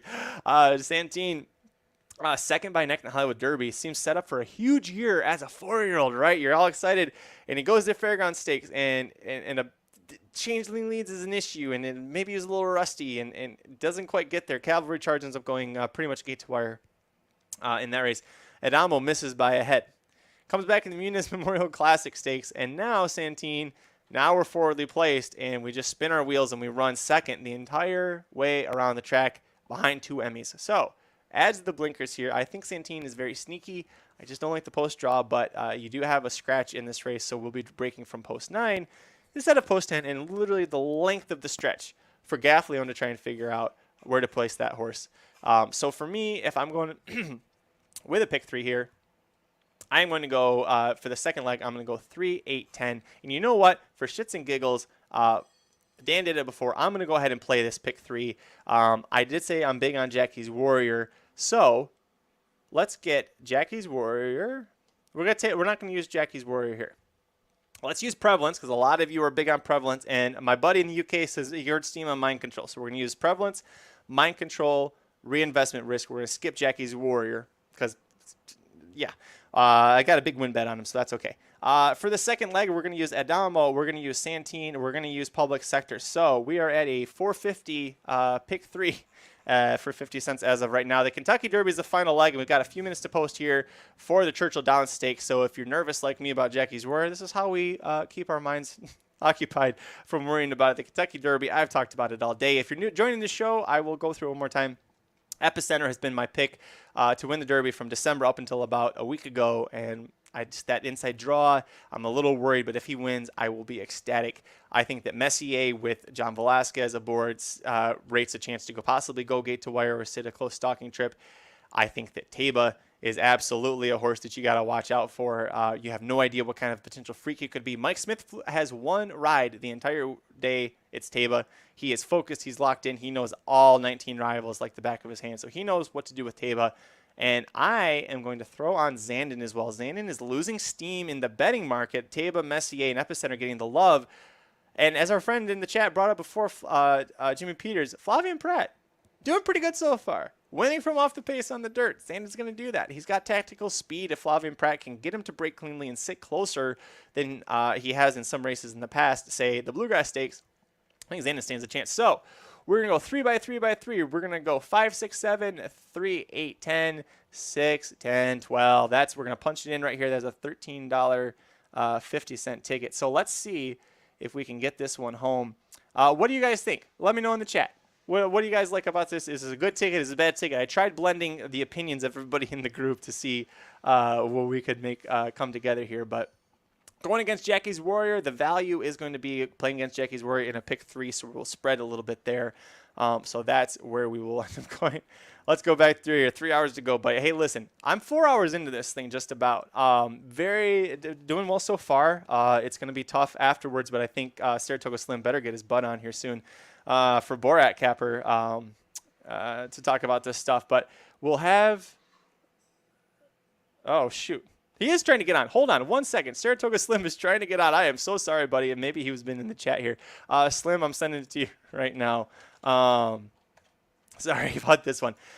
We are, and see now I'm all thrown off. We are going to go with 5, 6, 7 here in this first leg, trying to beat Jackie's Warrior. That seems to be where the where the value ends up going. Let me send this over to Saratoga Slim. We're going to get him in here for Borat Capper for the... There we go, Slim. Okay, if you're watching, buddy, I just sent it to you. We got this one going. So if you guys don't know who I'm talking about, you're in for a real treat here. All right, we have 2 minutes to post here for Jackie's Warrior in the Churchill Downs Stakes. Field of 7, going 7 furlongs on the dirt. Final thoughts from everybody in the chat. Here we go. This is a good one for next race. L'Imperador just won the Grade 2 at Belmont. Wow, good for L'Imperador. Was surprised by that. Favorite over Cheryl Spite in the Maker's Mark Mile. That's right. Junior Adam says, do not forget to bet Taba in Kentucky Derby today. He will show the field who will be the boss all the way. Junior Adam going for a Taba gate to wire. That's the first one, and I think I've seen predict that. Kevin says that in the next one, just take Fluffy and move on with Adamo. Let's see here. There's Dan's pick 3. We've got a minute to post. 3, he's going to go Jackie's Warrior, and then he's going 3, 8, and then 6, 10, 12. Let's run it back, Dan. Matthias is 10:26 here. I should be tired, not you. That's true.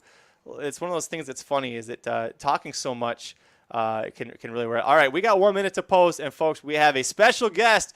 If you've been waiting all the way from Latvia, I believe, or Kazakhstan, one of the two, it is Borat Capper is joining us for the stream. Borat Capper, welcome.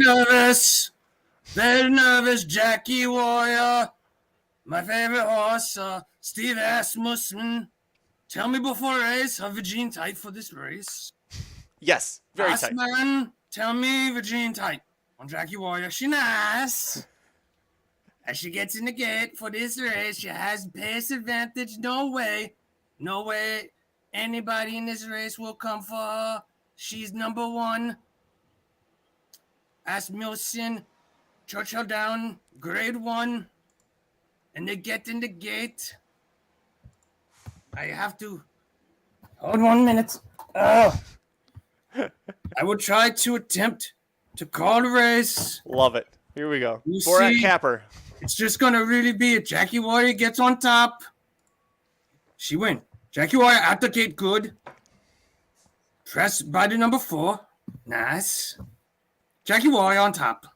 That's a Borat Capper, let me ask. I single Jackie Warrior and everything. If Jackie Warrior lose, I'm dead in all my bets. We riot, right? Borat Capper, we riot if Jackie's Warrior loses. Jackie Warrior, 1 length lead. Looks very, very sharp. Tight Virgin on this horse. The rest of this field, even money on Jackie Warrior. Very, very good price. Have no idea how she not 1 to 9. I already am looking at this horse in the Met Mile on the back.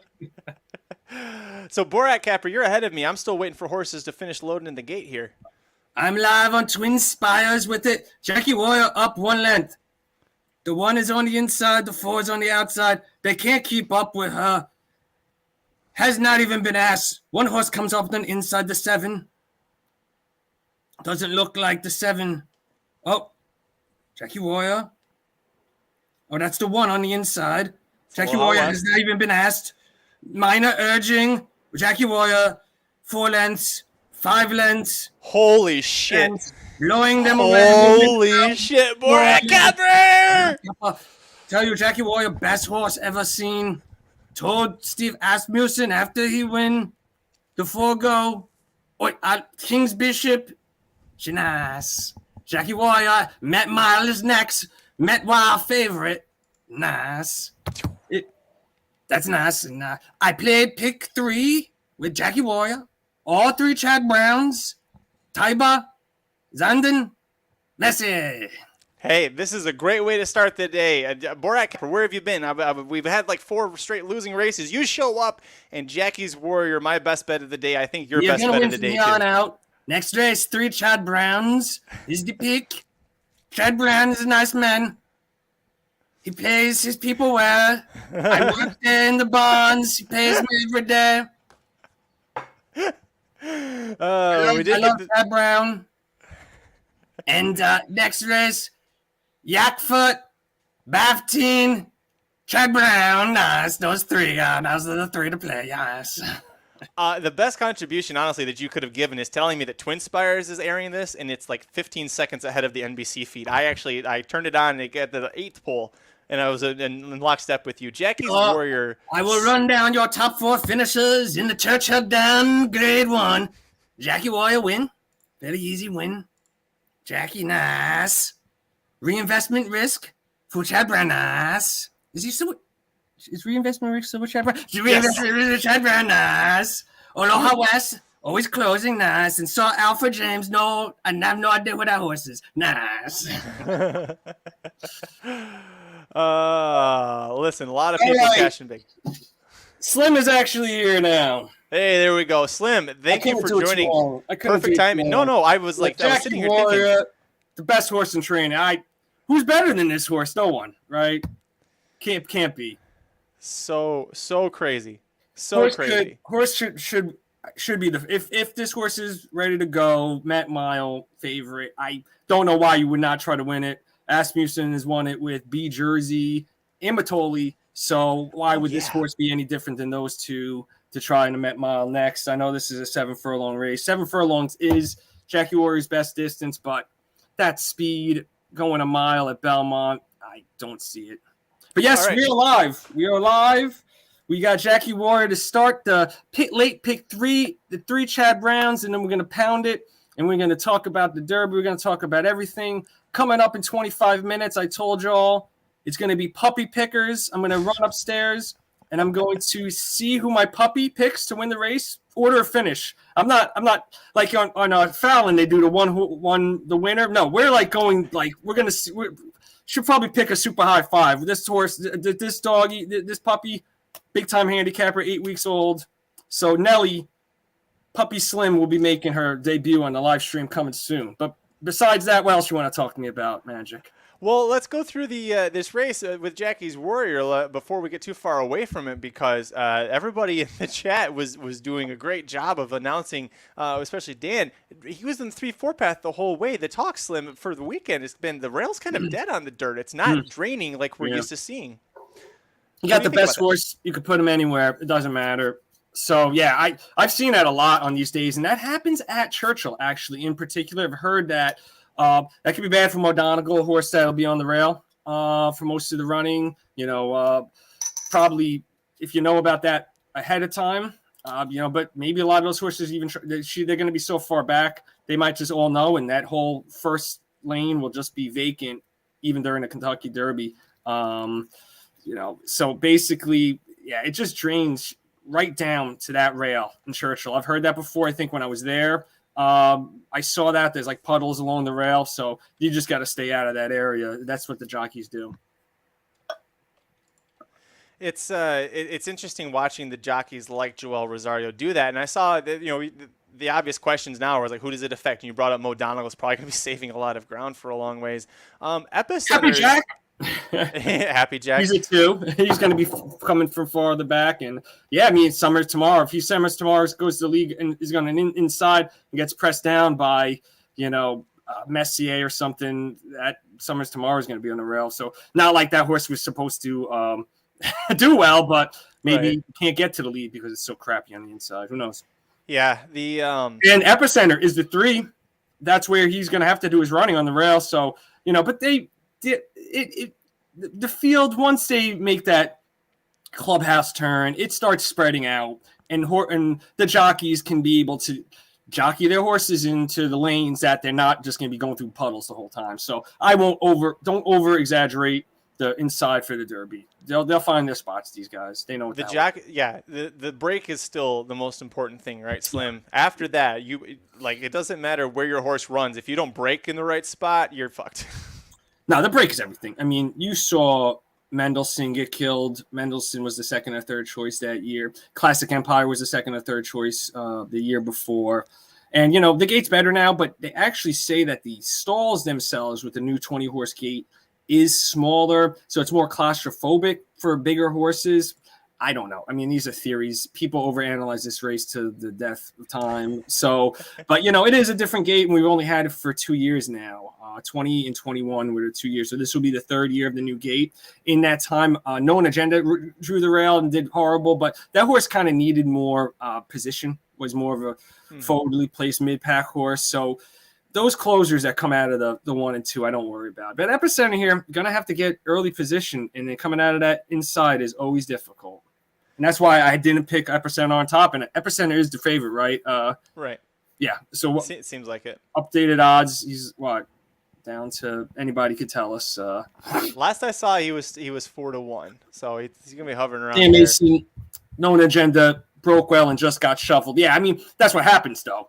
You could break. I mean, you could go 3 or 4 jumps out of the gate well, but then it's just tough because you got 14 horses, 14 out of the other 19 horses are all flying into the rail, basically. A few of them are going to be taken back that won't interfere with you, but it's the most horses these young 3-year-old colts will see coming at them at once in their careers. It's just a mayhem thing. And when you're there in real life, Magic and I 2019 stood on the rail, and that floor shaking, oh, goddamn, it is just – and those 150,000 people yelling behind you, and we're in the winner's circle, it is just – it's mayhem. I don't know. Like, that's why it's a rodeo, because the people screaming, it's just – the horses are so jacked up, and they just all just want to kill each other when they get out of that gate. So that's how it would always be. I don't care what. If it's a new gate, old gate, they had that gap between the 14-15 where Classic Empire got killed a few years back.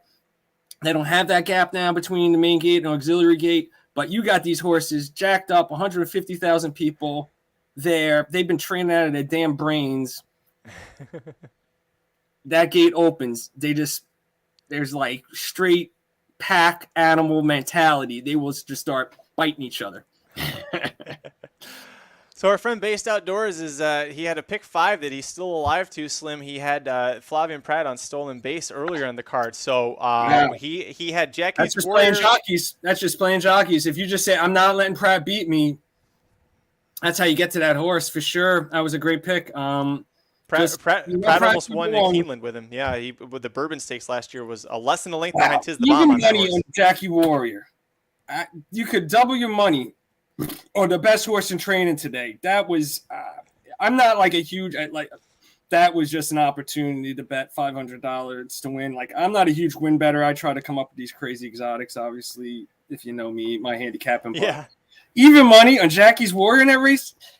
He had a pace advantage on that race. There was no one even as close as fast as him. It was like ridiculous from a pace perspective.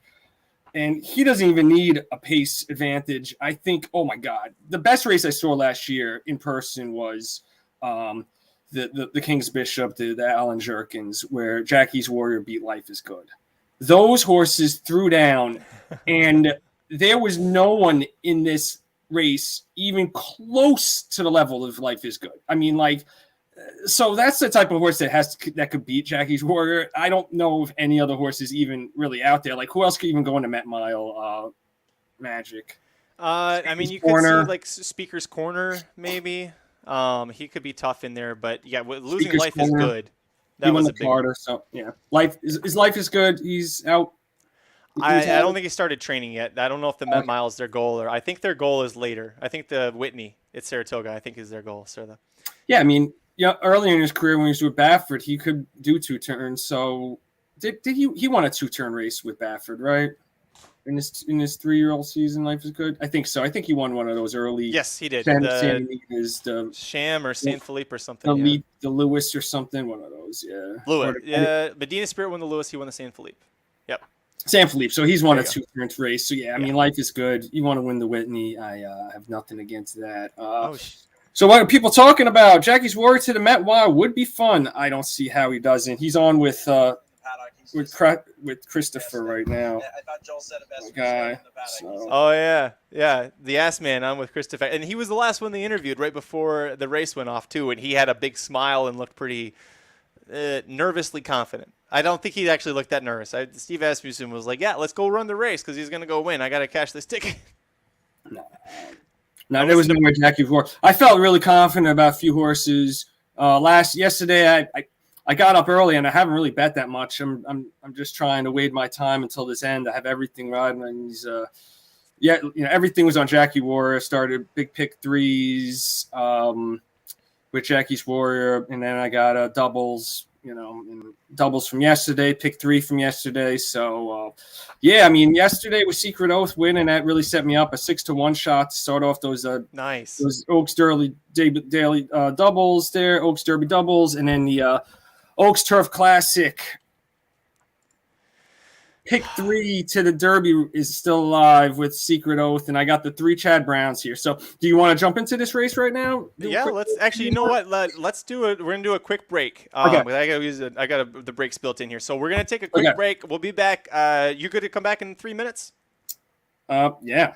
Okay, perfect. We're going to run a quick little, tell you what, we're going to find out about Mike Somich, why he likes White Abarrio. Slim and I will be back in just a few minutes. Stick tight. It's time for another closer look at a key Kentucky Derby contender.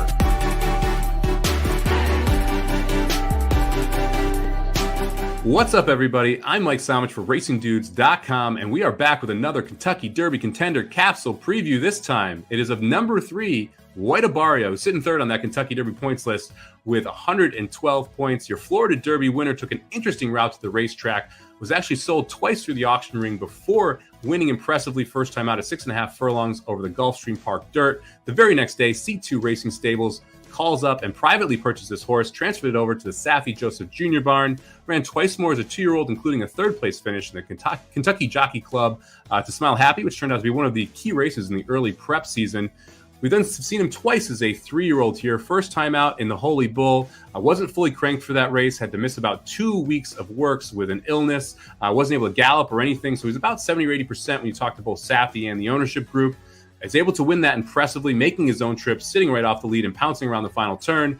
We come back in the Florida Derby. And again, White Abarrio this time goes off right around 3-1. Fully cranked for the Florida Derby. Gets the job done impressively. Once again, makes his own trip, sitting behind the speed, able to get by Simplification and then hold off Charge It Late, who is rolling late for Todd Pletcher.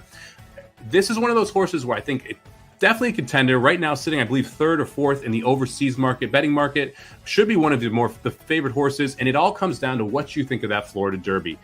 They didn't come home that fast. It was 14 seconds for the final furlong. You want to see a faster time than that generally when you're winning the Kentucky Derby, but they also went pretty quickly. 110 is no slouch of a number for the first 6 furlongs. So they went fast early. They slowed a little bit down late. The best thing that White Abarrio has going for him is the fact that he is extremely tactical. So when you look at him, he's able to make his own trip. And in a field of 20, that matters a lot. This horse can go to the lead if he needs to. He can sit off if he needs to. In this case, I think he's going to sit, 4th or 5th around that first turn, be able to make his own trip. The draw is not as important for him as it is for a lot of other horses. And once he's able to sit behind the speed, relax, he'll make one move around that turn. If he's good enough, he can get to the lead and then try and hold off the deep closers. To me, he's a horse you almost have to use if you believe in the Florida circuit at all. And even if you don't believe in the Florida circuit, his style makes him dangerous here, because if you have horses behind him that are just struggling with the distance or trying to make a move late and just not able to get the right trip or trying to weave through traffic, he's not going to face any of that. He'll get a little bit of kickback, but he's going to save ground and he's going to make a run and he'll be close to the pace. This is where you want your Kentucky Derby winners to come from, either right on the lead or right off the lead. He'll be sitting right off that lead. So he's someone I'm definitely going to be using in multi-race tickets. I think he's a deserving choice, 3rd choice in this race. I think he's got a good shot at winning the Kentucky Derby. Make sure you check out RacingDudes.com's YouTube page for all of the different Kentucky Derby contenders capsules leading up to the first Saturday in May. This has been a presentation of RacingDudes.com, your destination for all things horse racing and sports betting. Whether you want free winners, expert insider picks, up-to-the-minute trackside weather reports, or podcasts and videos for bettors of all skill levels. Never make another wager without visiting the Racing Dudes first.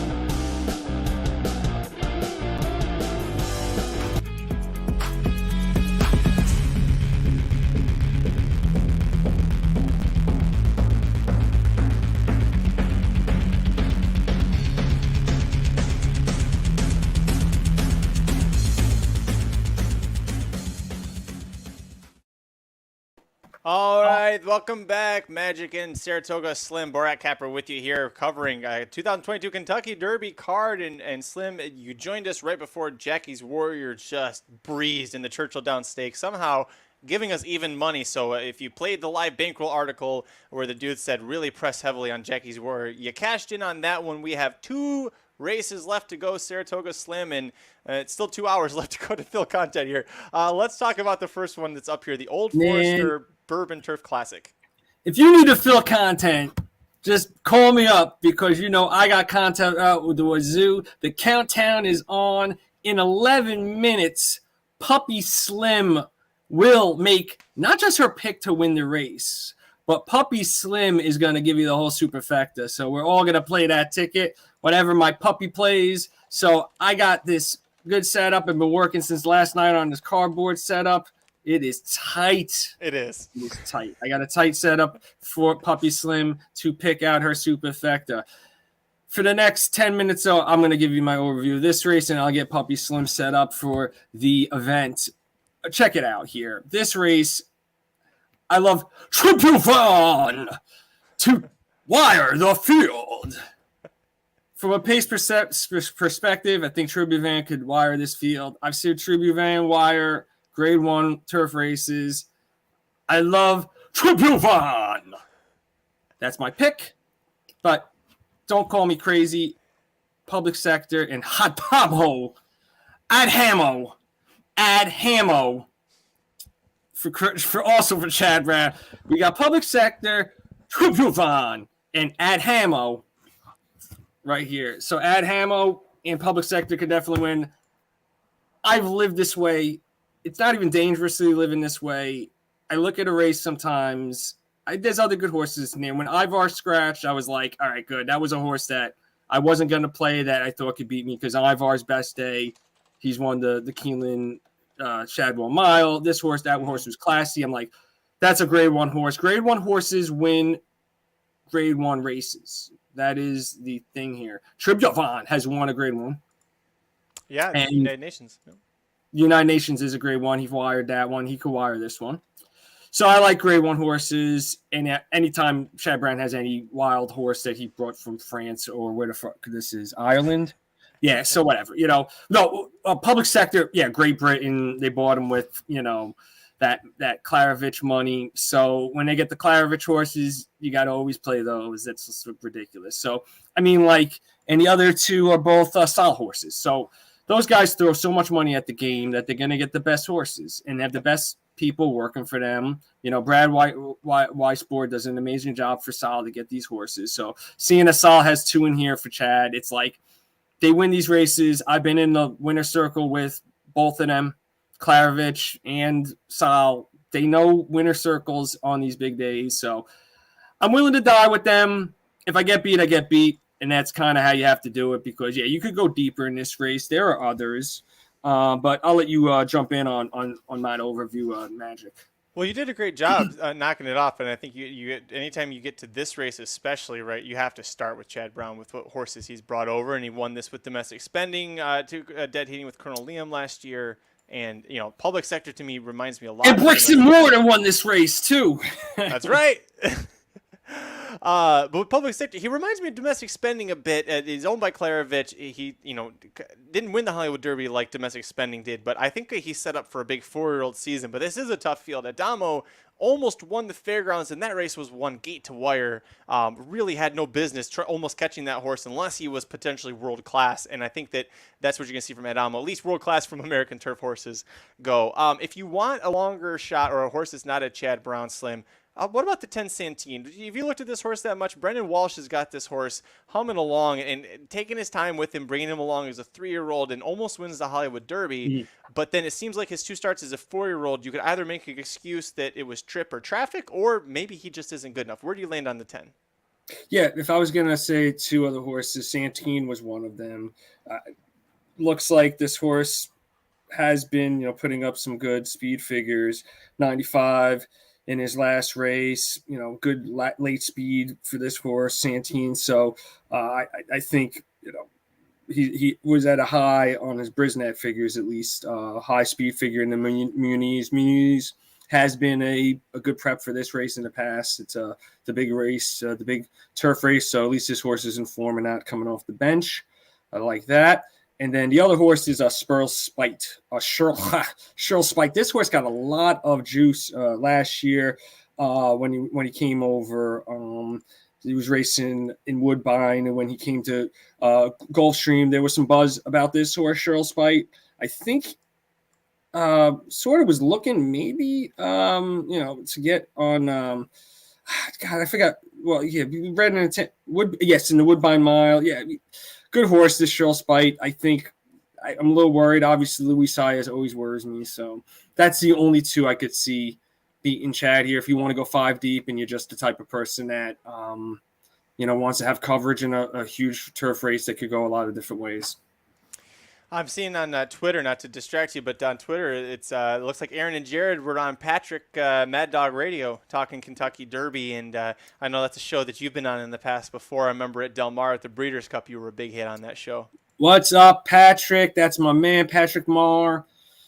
Love that guy. He always gets the dudes on there. Great to see that they're on there on Derby Day. That is on Sirius XM. Shout out to Patrick. If you want a good sports radio show on weeknights, I think he starts, 8, 9 o'clock. He's on the West Coast, so he does the night shift there, does an awesome job. So check him out for sure. Yeah. Always showing the dudes love. Yeah, big fan of the dudes, and we're big fans of him. And I didn't know that's how you pronounce his last name. It's not spelled how it's pronounced like that. It's not meager. It's a Mar. Nothing Patrick meager Marr. about Patrick Marr. Yeah, he dated this girl from the one of those shows, reality shows.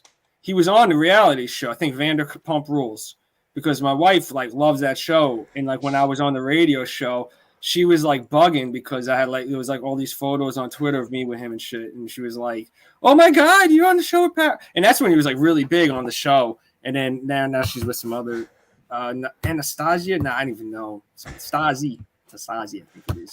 Someone who's lesser than Patrick. That's the point. Well, they're both more famous than Slim, but one day Slim will be so famous in Barack Kappa and will be known by the masses. Nice.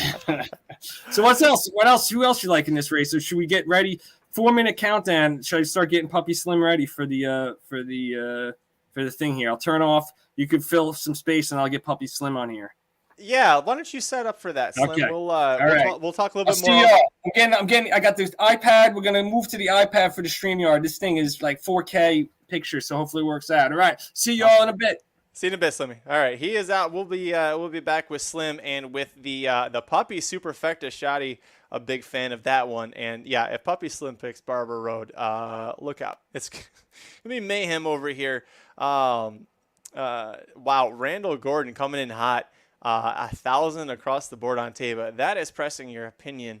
Now, a question for you, Randall, and I'm not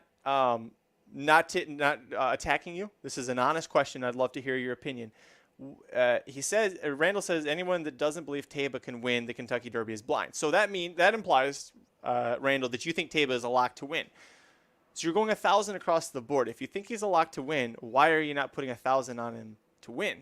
Or 3,000. Take that 3,000. Because, if you're trying to save yourself a little bit, I don't know. I've never bet 1,000 to win on a single horse, let alone 1,000 across the board. So I can't relate to that. But I would say, me personally, I would, just throw that all to win if you think Taba's that much of a lock. But again, not attacking you. I would love to hear from you what you think about this spot. Here we go. We're talking race 11. This is the Old Forester Bourbon Turf Classic Stakes. We are Based Outdoors says that. Yeah, don't put 3K on him to win. Don't be scared. Not attacking, Randall. Would love to hear from you why, because maybe you have a really great answer for that one. Maybe not. We'll talk about it. That's what we're here for. We're here to learn and have fun, and we're being nice to each other. We don't attack here. We'll wait for Slim and Puppy Slim to set up. Let's go through this. We'll talk about the long shots a little bit here. Jorge, hey, good. Thanks for joining us, Jorge. We will go through this. Yes, Santine is a horse that we like, but let's go through this while we wait for Slim. I'll go quick. The number 2, Busy Channel. If you like this horse, it's probably because he's by English Channel. English Channel horses get better as they get older and as they go longer. This horse returns from a 5.5 month break to beat conditional allowance horses at Keeneland, pressing the pace. Actually, I shouldn't say that. Was second, 3 lengths off the leader. Sounds like we had a cheap speed there that quit. Gets the win, holds on gamely off the layoff. We're going to be second off the layoff. That's good. Like I said, English Channel horses are good on turf going long and getting older. This horse, though, I think it, did win the Arlington Stakes, but was a well-beaten 5th in the Mr. D Stakes after chasing 2 Emmys from second. 2 Emmys went gate to wire there. So I'm going to pass on Busy Channel in this spot. I think this is an impossible race to try and put him into for a win. But if you like him, hey, let me know in the chat. Public sector, Slim and I talked about. I'll go through real quick. Won 3 straight graded stakes races last year as a 3-year-old, including 1 at this trip. Ran into the Hollywood Derby, where Del Mar is a shorter stretch and tighter turns. Horse was coming from out of it a little bit, didn't get the best trip, ends up finishing 4th there. Some people think it's an exotics possibility. For me, is my second choice here. Chibi Van, this was Saratoga Slim's top pick because this horse stands a chance to go gate to wire just like he did in the Grade 1 United Nations Stakes last July. However, we haven't seen him since the Breeders' Cup Turf, where he set the pace and yielded to finish 13th of 14. However, Chad Brown's been showing us all day it does not matter if you haven't seen my horses in 6 months because they're still pretty damn good. So, Chippy Van going gate to wire. My other concern with him, I haven't mentioned this before, Chad Brown's got a lot of jockeys he could pick from to use. Manny Franco is not his go-to. It's not Erad. It's not Pratt. It's not Jose Ortiz. Not Castellan. Like, now we're starting to get into the murky. It's not Rosario, so there is that. However, Chad Brown and Manny Franco, 34% together with a $3 ROI over the last year and a half. So, even though you might not think Chad Brown, Manny Franco, big stars, watch out. We saw what Eric Hansel could do this with this horse in the Fort Marcy Stakes, Belmont last May. So watch out for him. If you think he's a gate-to-wire threat, definitely use him. The 5 Mirror Mission, 10-1. Ian Wilkes, June Le Peru was 5th in the Maker's Mark Mile, a decent 5th behind Cheryl Spite last out, but a horse with a win going this distance. However, that actually came on, where is it? It was there at Saratoga getting the win. It was against optional claimers, beat Sigiloso, but this horse hasn't been keeping great company. And the fact that it was 5th behind Cheryl Spite, Mason, and Smooth Like Straight last out, not going to use. I think distance might just end up catching this horse. Cheryl Spite, we talked about. Slim did a great job breaking down. For me, I'm playing against here on top because the 3-to-1 price I think is way too short. You'll get something close to that come final odds for the race, but can't get some of that horse there. And then we go to Cavalry Charge, went gate to wire over 2 Emmys in the fairgrounds, 2 back, did not get the lead and ended up just being in chase mode throughout in the Muniz Memorial Stakes. By the way, Muniz Memorial Stakes, 2 Emmys, first from start to finish, Santine second, start to finish, Cavalry Charge third. So really hard to kind of say what you think of that race. Adamo, Chad Brown, Flavian Pratt, second off after just missing in the fairgrounds when stakes, when a lot of horses were seemingly, or Cavalry Charge, that is, was going gate to wire. So Adamo off the layoff with Pratt aboard is my pick, but I think you want to spread here. Santine, the 10 horse, adds blinkers, still trying to get that first graded stakes win, but has been very, very close in 3 tries. And not to skip out on Kentucky Ghost, Rafael Barano also already gotten 1 major bomb home in 3 technique. Going to try and do the same with Vicky Oliver here. Almost won 2 back on a mile 16th against allowance horses at Keeneland, finishing second to Cavalry Charge. But we haven't seen since finishing 7th, well-beaten 7th in the mile-and-a-half Sycamore at Keeneland last October. Horse does have a win going a mile and 8th in the Buckland Stakes. Was second in the Buckland Stakes at Colonial Downs last year. But that mile and an 8th victory, where is that mile and 8th victory? There it is at Churchill Downs. It came here against optional claimers. So does have the win over the course. Beat In Love, who eventually became a Grade 1 winner. Beat Glen County, who won next out from there.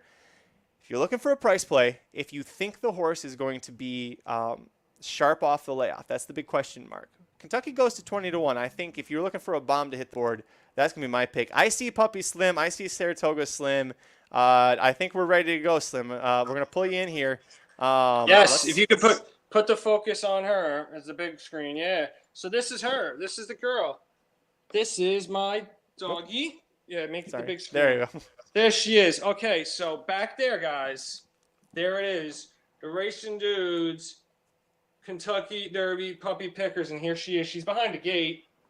A couple minutes to post, so she's getting ready. We have all 20 horses on the puppy pickers. Oh, and the gate's open. She's upset. Oh no, that didn't work out so well. Okay, so the gates are open. So go for it, girl, go for it. Dad, I don't want to go over the gate. She's worried about it. I'll have to put her over the gate. Okay, girl. Oh, yeah, she goes. There she goes. All right. No. No, you look. Oh, she's nervous now. Oh, I got it. Oh, this didn't work out the way I wanted. Oh, no. Dad, I don't like performing. Oh, my God. She's not happy. This isn't happening. Nelly, look. Look, there's treats over here. All right, maybe I'll show her the treats. Let's say we dress rehearsal worked just fine. My dress rehearsal with my daughter was much more smoothly than this. I shouldn't have started drinking Stellas. All right, here we go, girl. So now, go for it. Oh, she's just too sad right now. Oh. I think the gate going down really scared her. All right, I'm sorry, girl. Oh, she's not a performer. All right, well, maybe she'll take some time. So let's talk about something else then. She'll eventually go and get him. Then we'll come back to this one. We'll come back to that one in a second there. Listen, Slim, the fans were wanting to. There was a question in here. We all are big fans of Taba. What odds do you think he actually goes off at? 5-1. I think I saw 5-1. that it was somewhere 5-1. Yeah.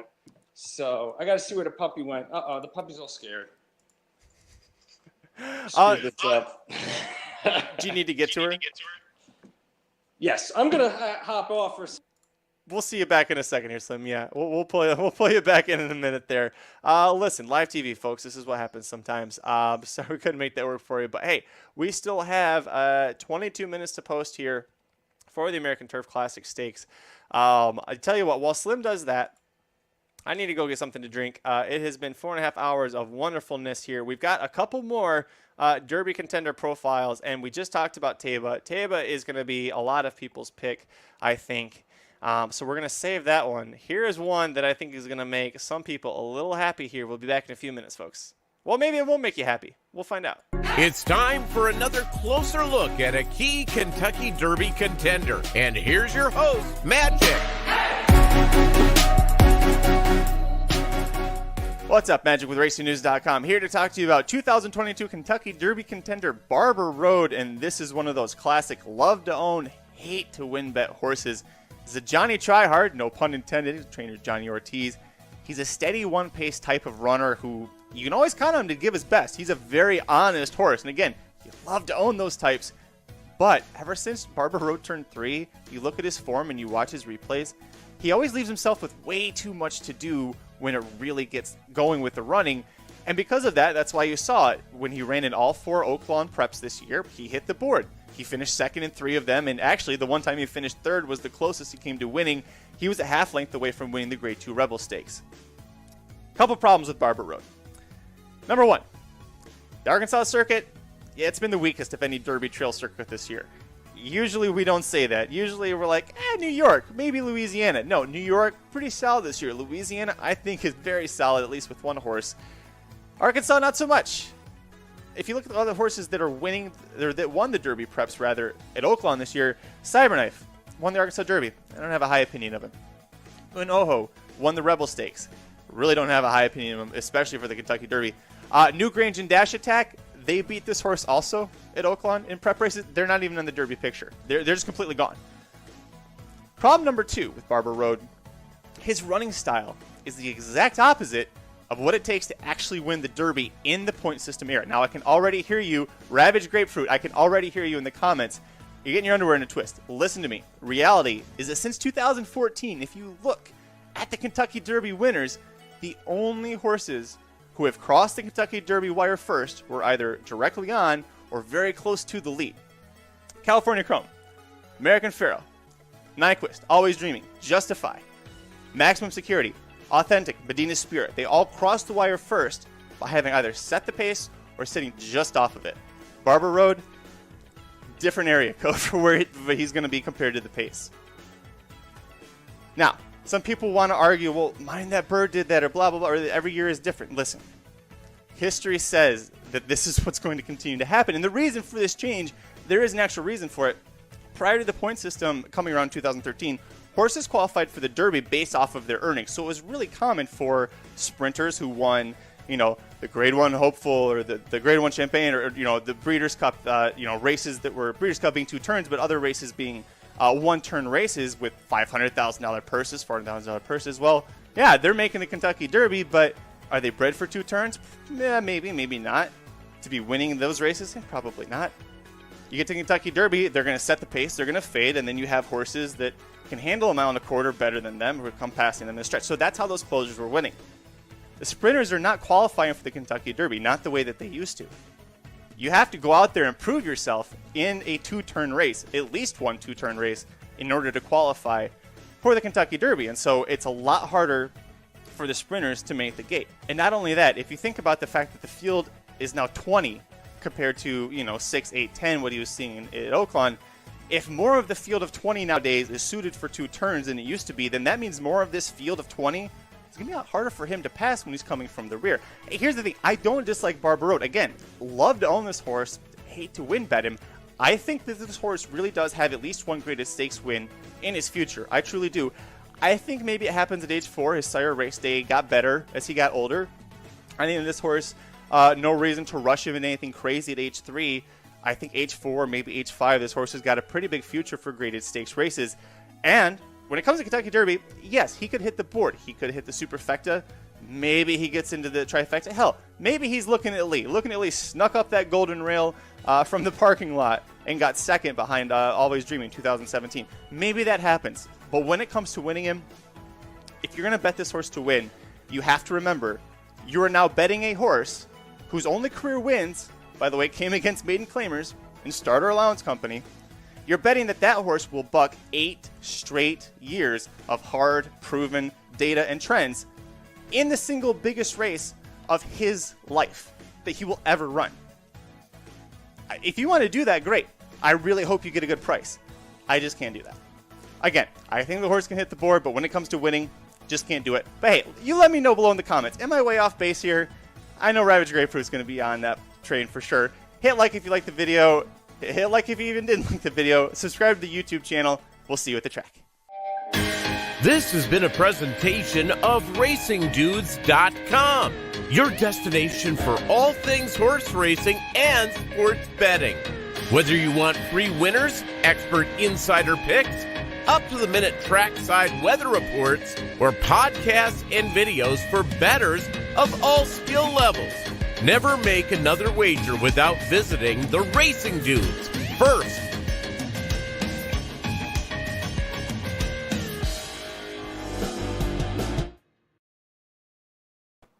Listen, we're going to jump right into it. I think, are we ready here, Slim? She's licking herself. We're going to get her in there. I'm glad we got that on camera. All right. Here we go, girl. All right. So this is it. This is the official puppy Kentucky Derby puppy picker. This is her right here, Nelly girl. So you got 20. All right. There you go. You got them all right there, right in front of you, girl. I thought you were trying to lead her. We're going to start her back a little bit. There we go. All right. Go. Go, girl, go. Who's going to win the Derby? Pick, girl. Go and pick. Oh, do my it, God. do it. Oh my God. She picked David. She said no. No, sorry. She stopped screaming. Oh, no, she did not. She went to Taiba first, though. She went to Taiba, and now she picked White Abario to win. And Barbarote's second. Jesus, what are you doing? She's bombing. She's bombing away. She's just going down the line. And then she picked Simplification. 15. We got the 15, 14, 13. If she skips Taiba again, I think it's a sign. She's very systematic. No, she skipped. She went straight to Zandon. She ate Zandon. Oh, now back. Oh, my Lord. Now she's going to town. Okay. And now she's got Taiba. Okay. Okay, then she finally picked Taiba. Jesus. So Taiba's hitting the super high 5. Taiba got 5th in this scenario. All right, so she's doing good. I think she's going to get through all 20 of these snacks. Go for it, girl. There's your your prize for being scared shitless early for entertainment. Yeah, that was bad. That was really bad. Oh, so it was 15-14. Oh my god, I'm gonna have to take a screenshot of that. Oh my god. All right, so I'm gonna have to play that. Yeah. 15, 14, 13, 10, 12. So she went 10 and then she went back to 12? She didn't think She's Taba eating made the Modonical super. last. She just ate Modonical. She just, Epicenter's gone. But any of the top 10 left? No. But look, she did not want Pioneer Medina. Oh, poor no Pioneer way. Medina. No way. Oh, Pioneer Medina gets 8 finally. After all of the top 15, Pioneer and Medina, the last of the top 15. So Pioneer Medina, 15th place. And she has Cyberknife. Okay, going to Classic Causeway, going to fall back through the field. I think that's a good That's a good one. handicapping scenario. Tony Port went at 18. Zozos. Oh, no, not Zozos. And not my guy. Rich Strike and Zozos in last place, just like they are in the post. So there she did. She predicted the whole order. There you go. The first ever Racing Dudes puppy superfecta for the Derby. Wow, good girl. Good girl. Come over here. Yeah. Show everybody how There's our beautiful star. you are. What's her name, Slim? This is Nelly. Nelly. I love it. Good girl, Nelly. There's Nelly's superfecta picks. All right. Well, Slim takes care of that. Slim, I'll see you in a few minutes. But I'll be back in on a little bit to watch this race with you. Peace. all right. That was awesome. Thanks to Saratoga Slim for that one. And hey, we are back now. American Turf Stakes. I need to stop saying that. Old Forester Bourbon Turf Classic Stakes is where we're at. The Turf Classic. Always an exciting race. The best older males on turf that are in training right now. They all come out to this race to try and win. I'm going to try and pull up a list of some of the winners. You can get an understanding. Currently, domestic spending dead heated in this last year. That was the first time in history. Chad Brown, by the way, has either won or tied for winning this race 3 straight years, all with the Kalleward horse. Looking at you, 3 portfolio company. Keep that train going. But then you had Yoshida. Wise Dan won this twice. Divisadero won this race twice. Einstein won this race twice. Big names. Get Stormy. Little Mike won the 2012 Breeders' Cup Turf same year. Won this race and then off to the Breeders' Cup Turf. Plenty of Bricks and Mortar, Digital Age. Those are your other Kalleward Chad Brown horses. I mean, some real awesome, just bangers out there lately winning it. So, Chad Brown has never not won this race since it's been $1 million purse. That's pretty funny. They bumped up to $1 million in 2019, and he won it with Bricks and Mortar. Hell of a horse that was. Did you enjoy this Slim Superfecta thing? I think so. Let's go through the through the chat here a little bit. We'll get back to Crown Pride, your lordship. I see that.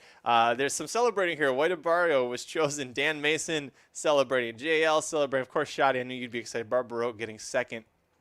Yeah, I agree with JL. The inexperience of Taba really showed complete mental breakdown to get 5th in that spot. Definitely bouncing big time. Yeah, that was fun. I'm glad you found that entertaining. All right.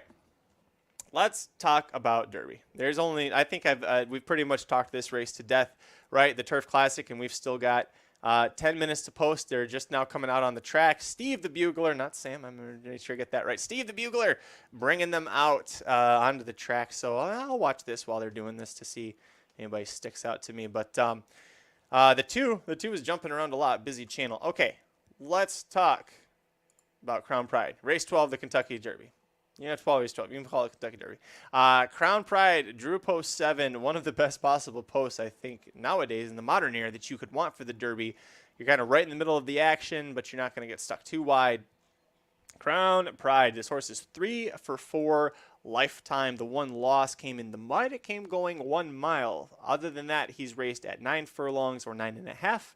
And then he is going to be trying to go 10 furlongs. So you would think this horse is well suited for the distance. Comes from Japan. We've talked a lot about how Japan lately has been blowing up on the American dirt circuit and internationally in the turf scene too, right? Winning it at the big meets, winning it at the Breeders' Cup last year on turf and in the Distaff with Marsh Lorraine. Yeah, Jesus, don't underestimate the selective shrewd breeding in Japan. Crowd Pride could win the Derby. if Crowd Pride wins the Kentucky Derby, it might be silent for a while because I'll be grinning. I'll be happy for them. I'll be happy for the Japanese. They worked hard for this, but Raphael, I brought that up. Crown Pride's worst race was when he was 6. The only loss he had, it came in the mud, and he hated that. Here's the problem that Crown Pride has is can being from Japan and the selective breeding in Japan be enough to overcome the fact that no horse has ever hit the board in the Kentucky Derby after competing in the UAE Derby. The best finish was 5th, and I think that horse was about 20 lengths behind. I don't know. That sort of thing concerns me. You have Christophe Lemaire riding in his first ever Kentucky Derby. Christophe Lemaire is a French jockey who's been the leading winning rider in Japan for I think the last 7 years.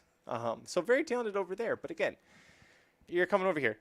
If this race was not being run in America against 18 other American horses, right? Because Summer's Tomorrow's here too.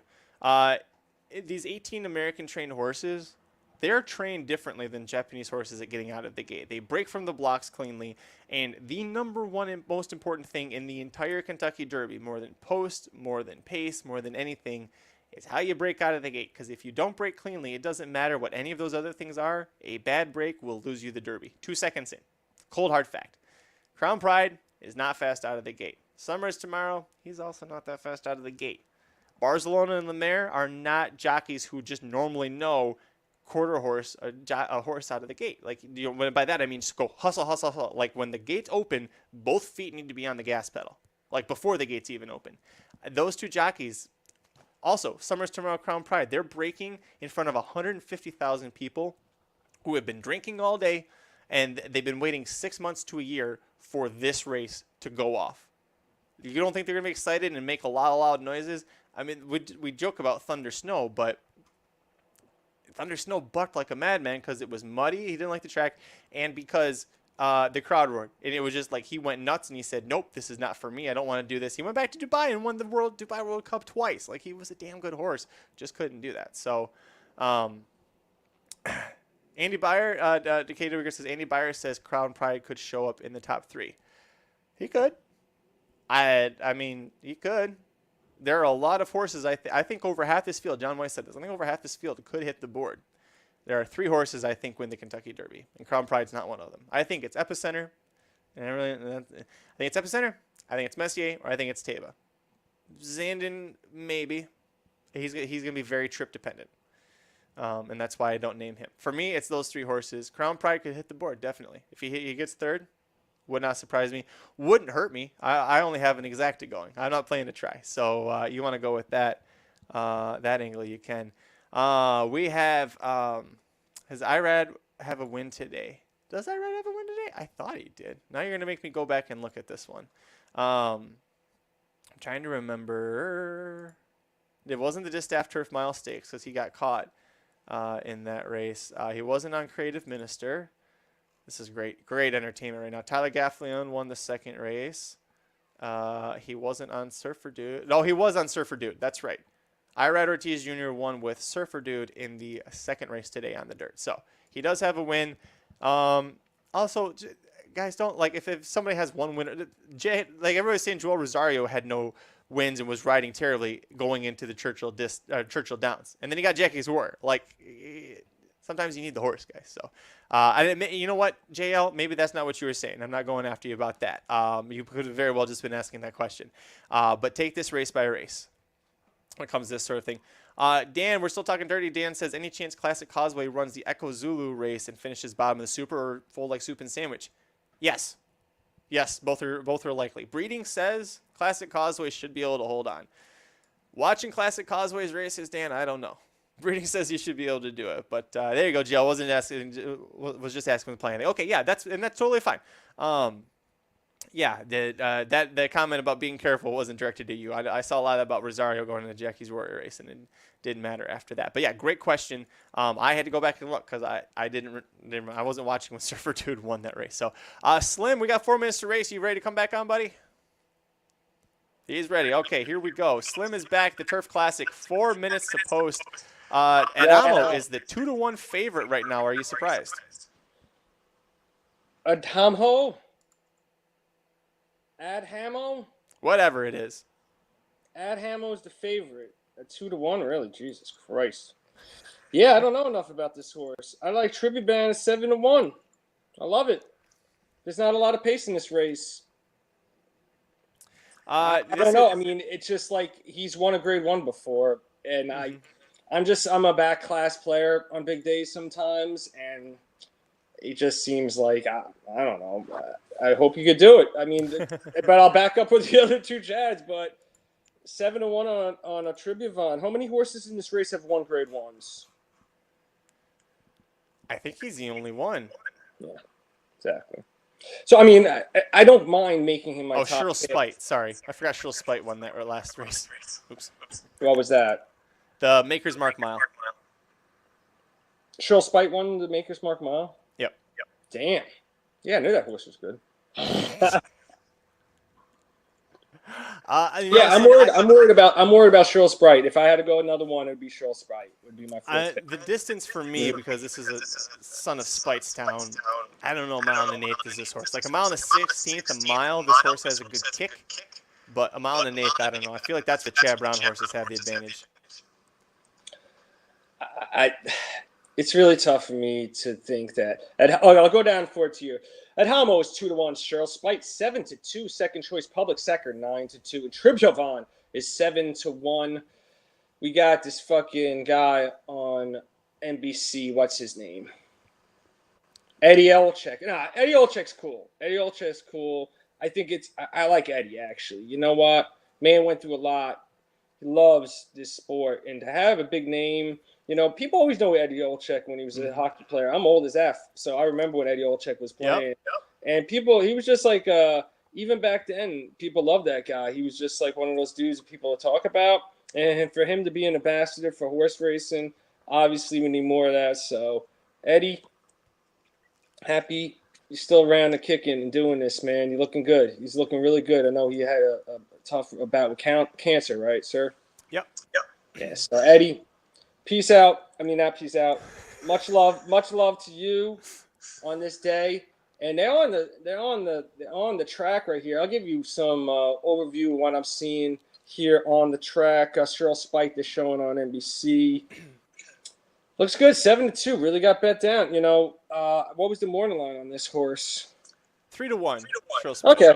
All right. So went up a little bit, but I mean, like. Maybe I should definitely be scared of this horse, but I don't know. I'm Chad or die. It's a horrible way to live your life, but also an amazing way to live your life because I've won a lot. There's my man, Sal Cumin. Sal Cumin on NBC. Sal is my guy. I interviewed Sal back in 2017 when Lady Eli ran her last race. Man was crying. The interview I was asking this man. Sal is my boy. Sal took me out to dinner when it was crazy. Mind Your Biscuits won Horse of the Year. So Sal comes up to Saratoga for the New York Horse of the Year. Right. So we went to the banquet. I was at his table. Irad won the Jockey of the Year, and like I had his trophy. And he's like, "Hey, you could take this out. We'll give it to Irad when I see him." I'm like, "All right." So that was cool. And then he's like, "That wasn't dinner. Don't eat at this place, which is the best Saratoga National Golf Course." He's like, "Don't eat here. The food's not good." So I said, "All right." So he didn't like banquet food, obviously. Sal Cumin, he's like a billionaire. I don't think he eats banquet food too often. So, so he's like, we're going to 15 Church. So we're out there with all these people. Sal is my boy, and, he loves the sport. He's always promoting. He throws more money in the fucking sport than anyone else. So he has two horses in this race, Tribjovan and Adhamo. So will he be in the winner's circle as they get in the gate? And I'm going to call this race here for y'all. Please do. All right, there at the gate. Who wants the lead? It looks like the 4 has gotten the lead. That's Tribjovan. And Tribjovan is on the lead. Public Sector sitting back in 3rd or 4th. Someone's making a move up on the outside. I think that is the 10. Be Santini is going to stalk. Yeah, that makes sense. Okay. And who's the white horse on the inside there? Busy Channel, the two horse. Nice. And who's in 4th there? We got the 5. Mission 4th. Adamo, or however you want to say his name is he's not last. Mm-hmm. He's right behind Public Sector. 24.39 for the first quarter for Tribivon.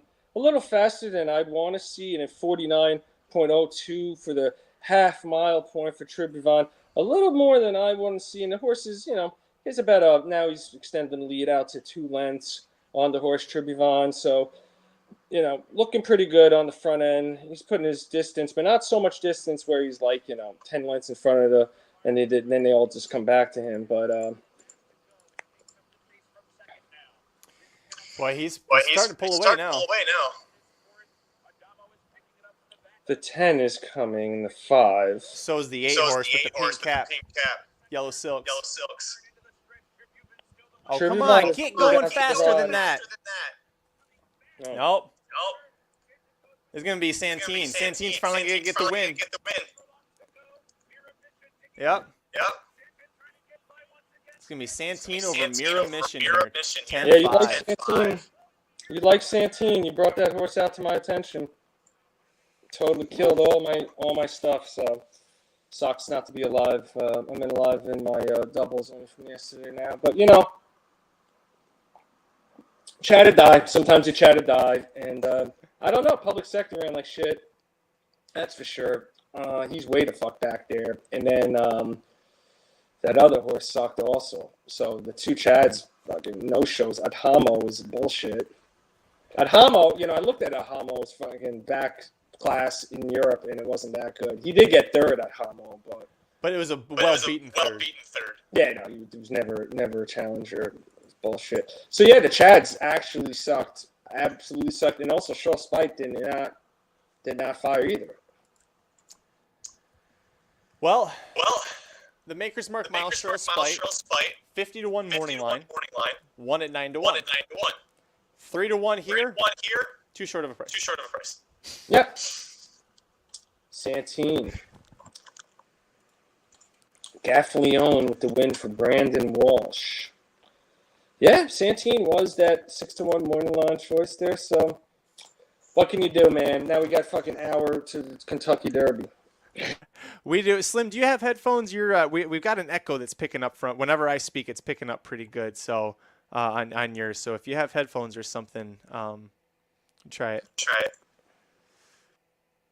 He's going to back out and come back. All right, we'll give this another shot. Thank you for that. I was hearing it, but I wasn't sure, so I appreciate Matt. Thank you for letting me know. He said good call. JL, thanks, but I did not have in the daily my Derby Classic double.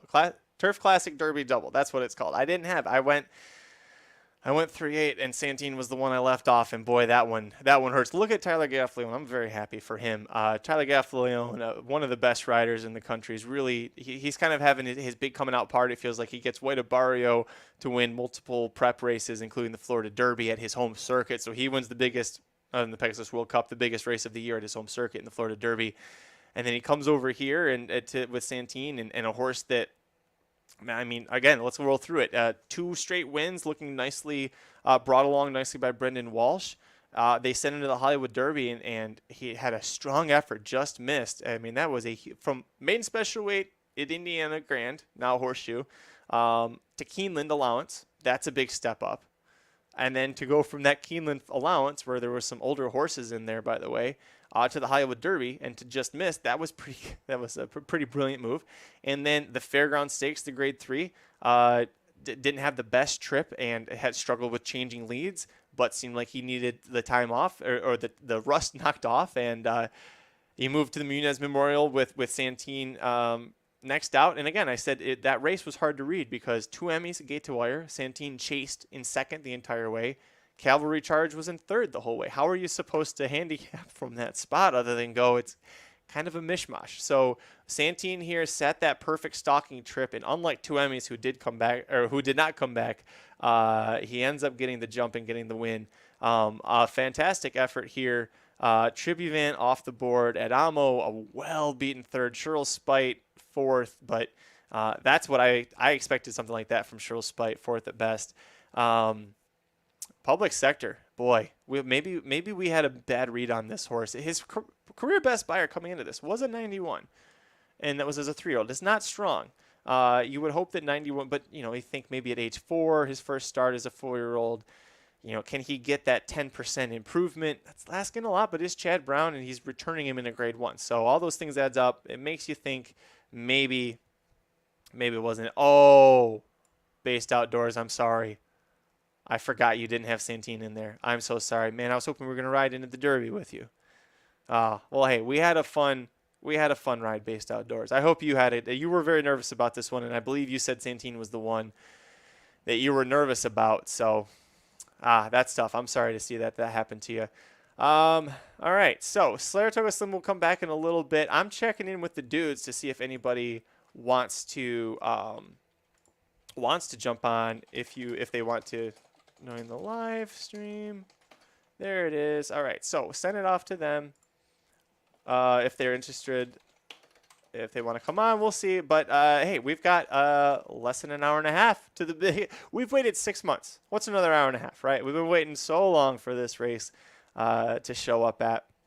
I'm gonna go back through here. By the way, Dagny, watching with your mom, great. Thank you for joining.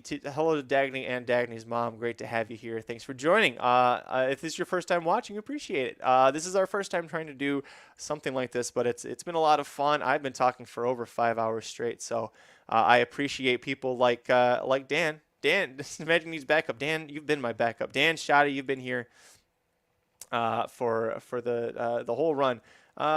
Ruben, what is the exacta for race 11? It came back as 10.5.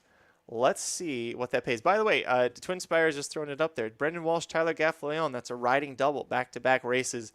I'm sorry, 2 wins for them on the day now. They did not back-to-back. Jackie Swarter won 2 races ago. But congrats to them. Brendan Walsh, Tyler Gaffleon, they both seem like genuinely good guys in the sport. And so you always like to see people like that do well.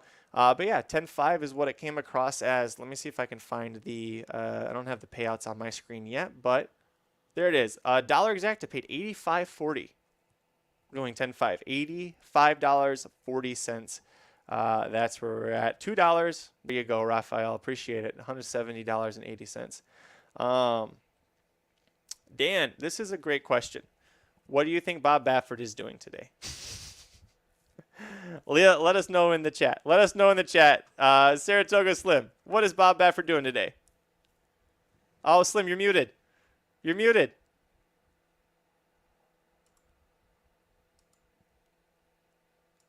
I still can't hear you. No. Oh, no. He had something good, too. He got all excited.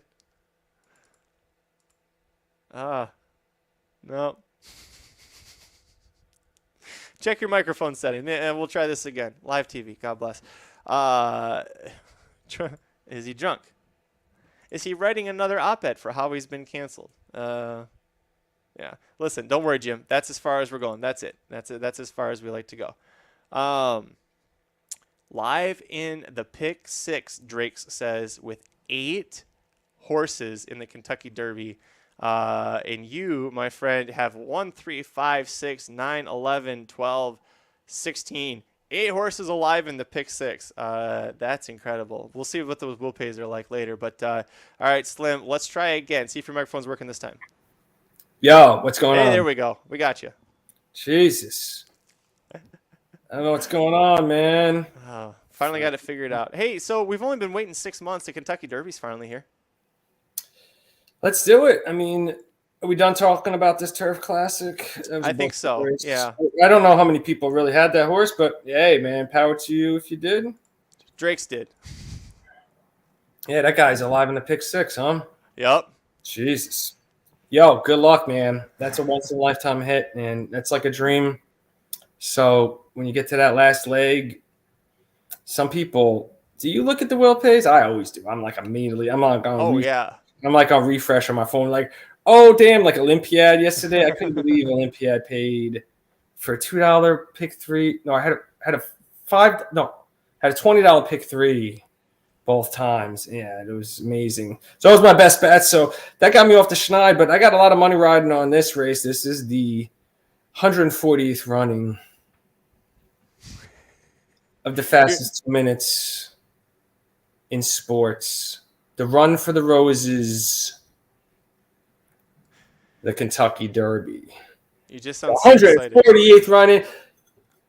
Me and my man Magic were there in 2019. You want to tell some stories about that to kick this coverage off? Oh boy, where to start? Well, we almost we flooded the floor, the second floor bathroom. It's not my fault. It was why would you have like a giant ancient like freestanding above ground tub and then not put a shower curtain all the way around it if you want people to use it as a shower? Anyways, there was a bunch of water that got on the floor, and I was in the shower, and all of a sudden there's just like pounding on the door, and it's Aaron and Slim screaming at me to shut the water off. I'm like, what? They're like, it's leaking on the floor, like to the first floor. I thought like Magic, because he's a pretty big boy. If you met Magic in real life, you know he's a big boy. I'm like, man, that ceiling right there don't look so like good. I'm like, that shit could like collapse, and Magic will be in the living room naked. Like that was my biggest fear when I saw like he's showering. I hear the shower upstairs, and I see like the full like rectangle of like the shower like stall like in the ceiling. And I'm like, that shit is gonna collapse. Magic's gonna be here naked, like bloody, falling through the ceiling. So this is the place that we rented like a mile from the track. But hey, man, fuck it, whatever. You got to rent places a mile from the track like that if you're gonna have a bunch of dudes in the house going, drinking, and going to the Derby and covering it, and like being there in 2019 when maximum security was disqualified and waiting out those 22 minutes, like standing literally like 10 feet from maximum security as they kept walking them around and around and around. And when they announced that Country House was the winner, the mock crew, the whole barn just stormed down the finish line, going to, the front side going the wrong way towards the winner's circle, and then you just see maximum security walking out of there. Fucking so man, Luis Saez was just like, I mean, he walked right by us, and we were like, his face was just like, like the heart had been ripped out of him. Like he just had died. Like he died on that. Like he obviously is an amazing jockey, but his whole like, or he just was like totally the definition of devastated. That was crazy. So that started the mayhem in the Derby recently. If we really want to get into this as a storyline, I think the storyline in the Kentucky Derby is like, this is a year for redemption for the Kentucky Derby, because the last 3 years have been disastrous. That one started off, and then obviously his trainer busted by the FBI, Jason Service, and your best friend Jorge. Oh my God! On site, we have an on-site report from Mike Somich. Take it away, Michael. What is going on, guys? We are live here from the Kentucky Derby. We're about 2 spots from the rail right here. We're about to have the Derby horses walk right behind us. It's been an absolutely exceptional day already. You can check it out here. Track's right there. It's been a beautiful day. The weather is completely held off. Swinging around here, you can see we've got about 150,000 strong here for the Kentucky Derby. It's been an absolutely awesome day. Got to see some superstars run already. Be interested to see if anyone can outperform either Jackie's Warrior or Jack Christopher so far. They've been the stars of the day. Outside that brown turquoise, it looked absolutely phenomenal as well. Yeah, that's the 8 horse. The 8 horse that started things off. Yes. That one, yeah. Mike, what is the track playing like dirt-wise? From our perspective, it's looked like Jackie's Warrior, we saw kind of have that Juju's map trip where he was alone and good speed. But otherwise, if you're not alone, it seems like you're not holding on very well on the dirt. Yeah, I would say it's pretty fair. Honestly, I mean, we saw Jackie's Warrior go 22-3. Obviously, obligatory came from the clouds to be able to win a 7-furlong race. Right now, I'd say the dirt track is pretty fair. I wouldn't too heavily rate either speed or closers. It's a fast track in my mind right now. Everyone's moving well over it, so I'm not worried about the rain. It's been again a cloudy day all day today, so it's looked good. The track looks absolutely gorgeous right now. You can see it there right behind us. Where the connections go by soon, as well as the horses they walk to the paddock. But it's been phenomenal so far. It'll be fun to see how this plays out. I'm still sticking with Messier. I know Jared and Aaron are still sticking with Taba. We'll see how what we can do here in the actual Derby. It's going to be a lot of fun. Mike, it's your first Kentucky Derby. I'm glad the weather is holding off for you, because Slim and I were just talking about my first Derby with Maximum Security in 2019 was the exact opposite of that. Everybody was covered in ponchos and covered in rain by this point. But, hey, thanks for checking in. Tell the guys good luck with this final bet. But I know that the live bankroll article has been bonkers, and the guide has been bonkers. The bombs are doing well. So finish out strong, buddy, and then we'll hear from you later tonight on the live recap show. Let's go California, baby. Let's get one of these two home and make it a damn good day. It's going to be a great one. Good luck, Mike. We'll see you later, buddy. All right, take care, guys. Thanks for holding the live stream down. We'll catch you later. See ya. Of course, All right. buddy. Oh, man. I'm just so happy for him. You know, like, I just remember being there during that walkover. I went in 2018 with the dudes. That was the first time all of us went. So that was crazy. Justify in that rainstorm. It rained the whole day in 2018. 2019, it was like an hour before the race and just effing poured. We're like, what the hell, man? So I've only been to 2 derbies, and both of them were just disasters. I was so soaked through both times. But do you want to jump into it? Go down the field, man. Well, I'll tell you what, we've got another guest in here, and I don't know the last time you spoke with Andrew Champagne on the live show was, Mr. Saratoga Slim, but I'm going to turn it over to the two of you because I'm at the point, I don't know how people do this for so long, I need a cough drop for my throat, so I'm going to back out, but why don't the two of you share some of your favorite Derby memories, because I know you both great storytellers. You know, I came back to this, and I told Magic, I said, look, maybe I'll be back later, maybe not. I come back and he gives me the baton to host. What the hell? Dude, you have a great color commentator, though. I've not done live with you before, Andrew. I think maybe I did something with Anonymous, and you might have been on that. No, I don't think I was on that one. I think this may actually be a first. So, Slim, nice to meet you. In case we haven't done this before, this is live television, I suppose you can call it. Right? It's over the top. Television's the same thing. So, as far as memories go, my favorite one is going to be a lot of people's least favorite. Last year was the best Derby of my life. I made the decision early that I was going to act like Life is Good didn't exist, because for the sake of the Kentucky Derby, he didn't exist. If you take out Life is Good, Medina Spirit wins all these races, runs second to a loose on the lead winner in the Santa Anita Derby, and all of a sudden he's 12-1. So I used him as one of my 2As along with Essential Quality, and I threw Mandaloon in as a B. I was watching the Kentucky Derby about 20 feet away from where I'm sitting right now, was on a couch with my father who was in from New York. And all of a sudden they turn for home, and I'm thinking Medina Spirit's getting collared. Mandaloon looks home and cooled out. I see Essential Quality ranging up on the outside. I'm thinking, okay, this will be Essential Quality over Mandaloon. That won't be bad. Medina Spirit forgets to stop. And I think, Slim, you might have been able to hear me from my Bay Area apartment as I was jumping up and down and screaming. And as my dad looks at the Wilt pays and goes, "Do you have any idea what this pays?" And I said, no. He told me I had the exacta a couple of times. I had win money on Medina Spirit. I had Oaks Derby doubles that were ending there. I had conventional doubles that were ending there because I had Colonel Liam, who dead heated in the Turf Classic before that.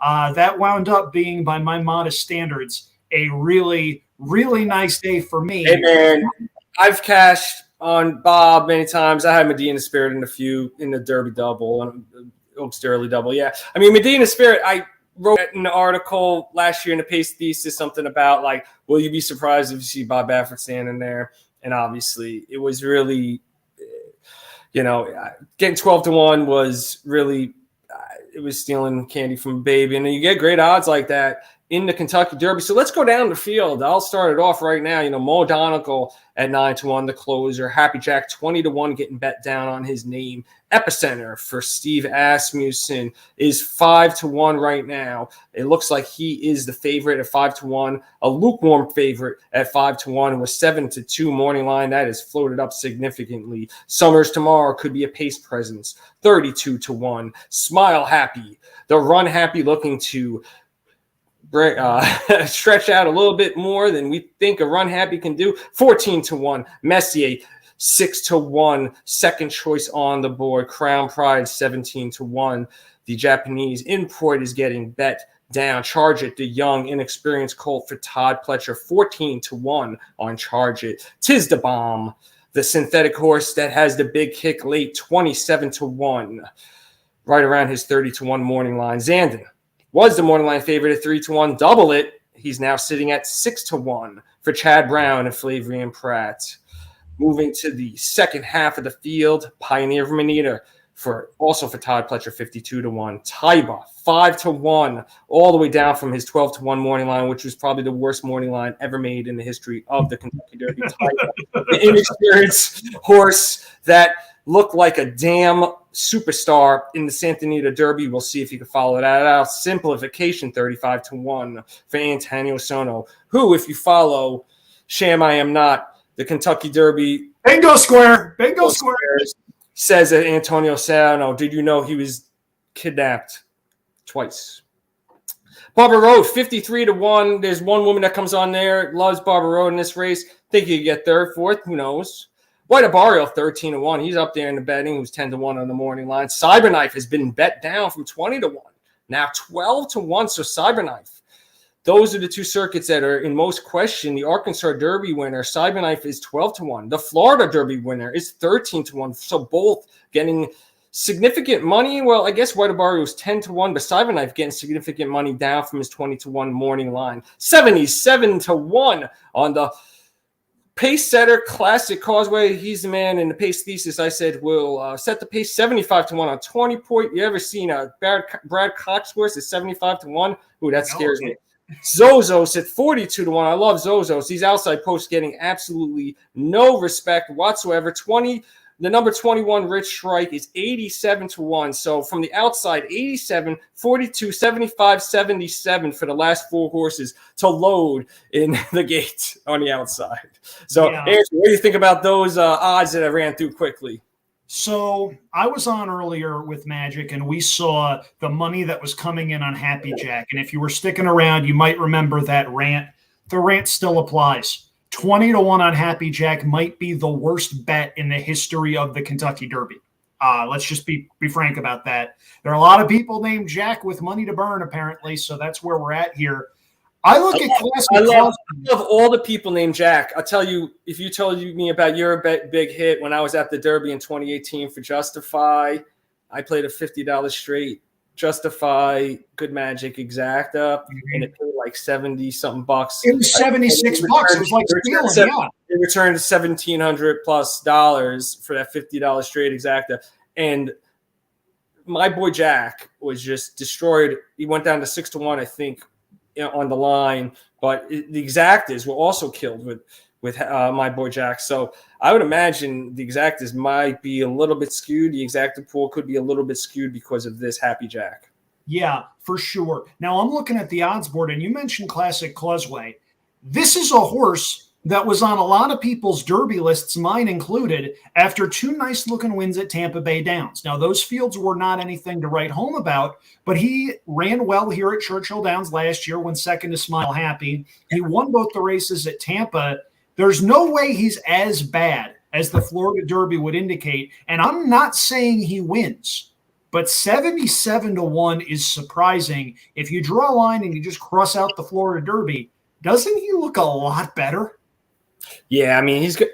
Hey, if you're going to get your money's worth, if you bet, he's going to get a call. Yeah, you're going to get your money's worth because he's going to be leading on the far turn. You know, he's going to be, he'll still be there. And I think I was talking to Aaron when I did the pace thesis. Thank you to everyone out there, all the Racing Dudes fans on YouTube that watched my pace thesis. We had a bunch of people watching it live on Tuesday night.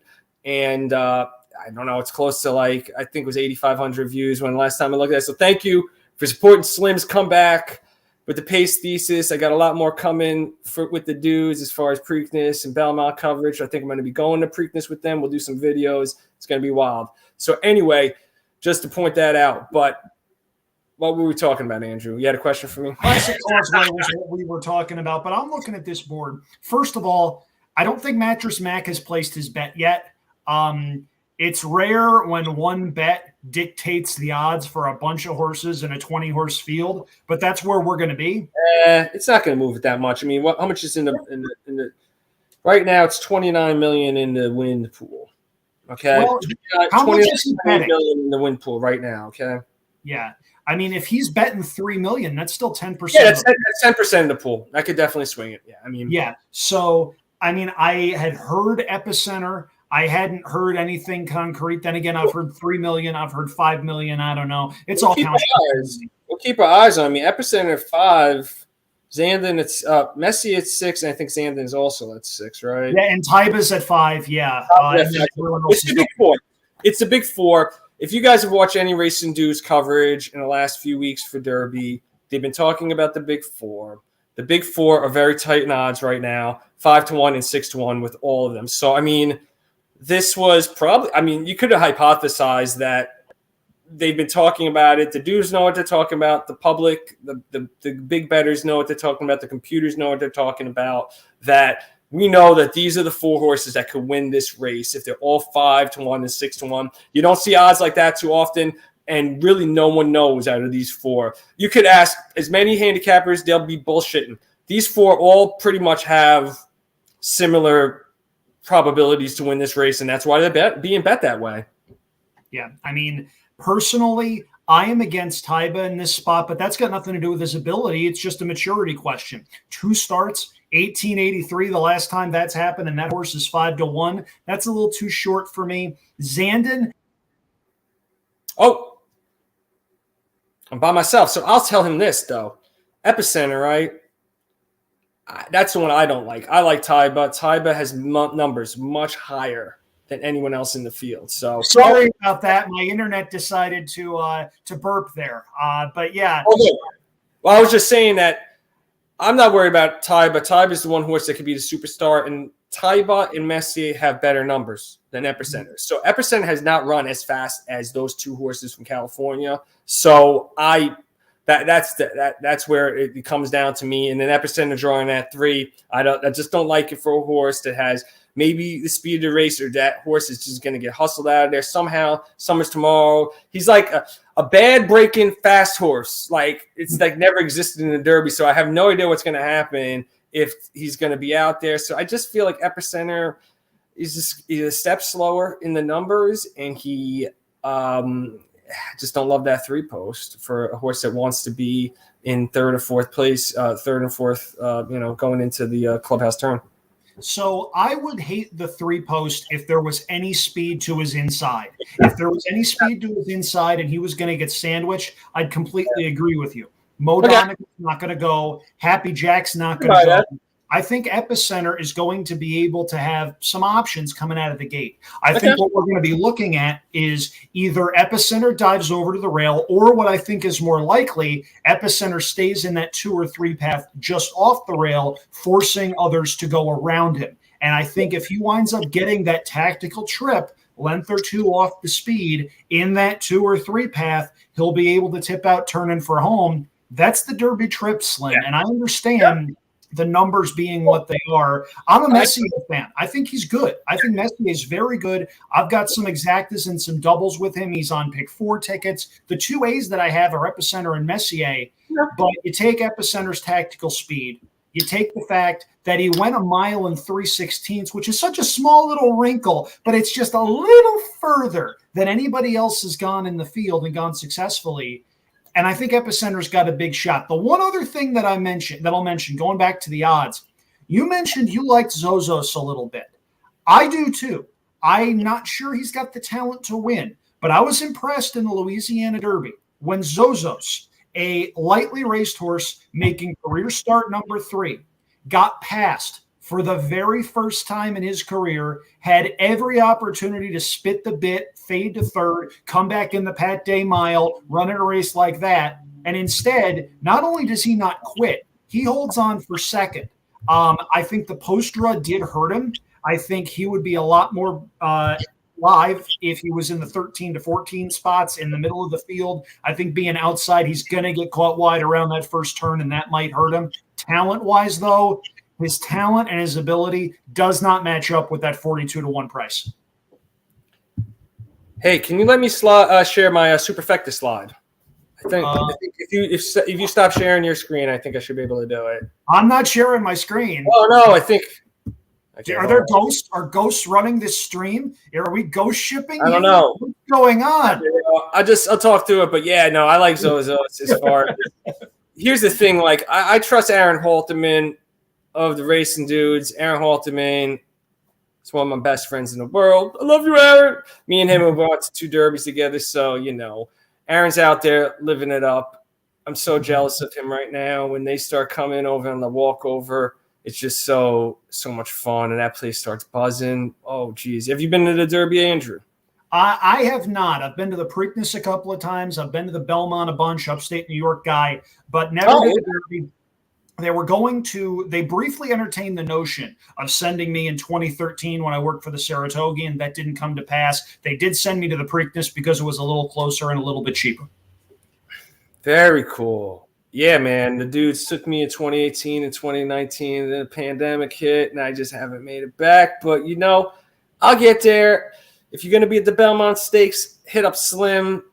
I'm like 50-50 to show up, but if I show up, well, hell is going to break loose if Jackie Warrior wins the goddamn Met Mile. I'm going to be on the top of the goddamn table. Jackie's Warrior. That's what I'm talking about. Jackie It's Warrior. going to be such a good race, man. You've got Jackie's Warrior. Maybe Life is Good if he comes back in. Personally, I am hoping against all hope because I think he is a better one-turn horse than he is a two-turn horse. I don't think John Shirreffs is watching this, nor would he take advice on how to run his horses from me. Please cut Express Train back to one turn. Please. He is such a better one-turn horse than he is a two-turn horse, and he's winning these two-turn races out west because there's literally nothing there. All right.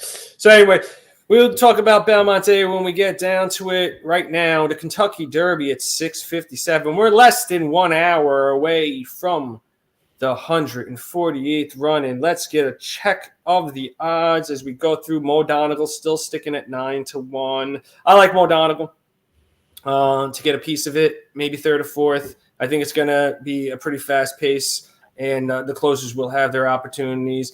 On the rail could be an issue, but I trust Irad to get him off the rail here, and the walkover is coming to fruition here with an hour out. They start showing some horses on the backside getting ready to come over. Happy Jack is 20-1. The Doug O'Neill trainee Doug O'Neill has been so great in the Kentucky Derby. I put him on my tickets. I put 1, 2, and 3 in all my tickets, at least on the underneath side on the Superfecta. You can check it out at Saratoga Slim on Twitter. I got my Superfecta tickets up there, so take a look at that. I got 1, 2, 3. I like all 3 of those horses: Mo Donegal, Happy Jack, and Epicenter. Let's stop right there. What do you think, Andrew, about the first 3 horses in the race? I mean, Epicenter's my top pick. Mo Donegal, I said after the Wood, just the way he runs. He has the renown of a closer. He's really more of a grinding type with the way that he runs. I said after the Wood on a Racing Dude stream, I think Mo Donegal wins the Belmont. I don't think this is a spot to bet him. And like I've said with Happy Jack, 20-1 on this horse might be the worst bet in the history of the Kentucky Derby. Yeah, no, I'm never going to win money on Happy Jack to win the Kentucky Derby. That's impossible. But, yeah, I mean, I think both of these horses, I just think it could be a fast pace. And, at least I know one thing with Happy Jack. If Messier is my number 1 pick. So I love Messier in this race. But at least I know that Happy Jack finished 10 lengths behind Messier.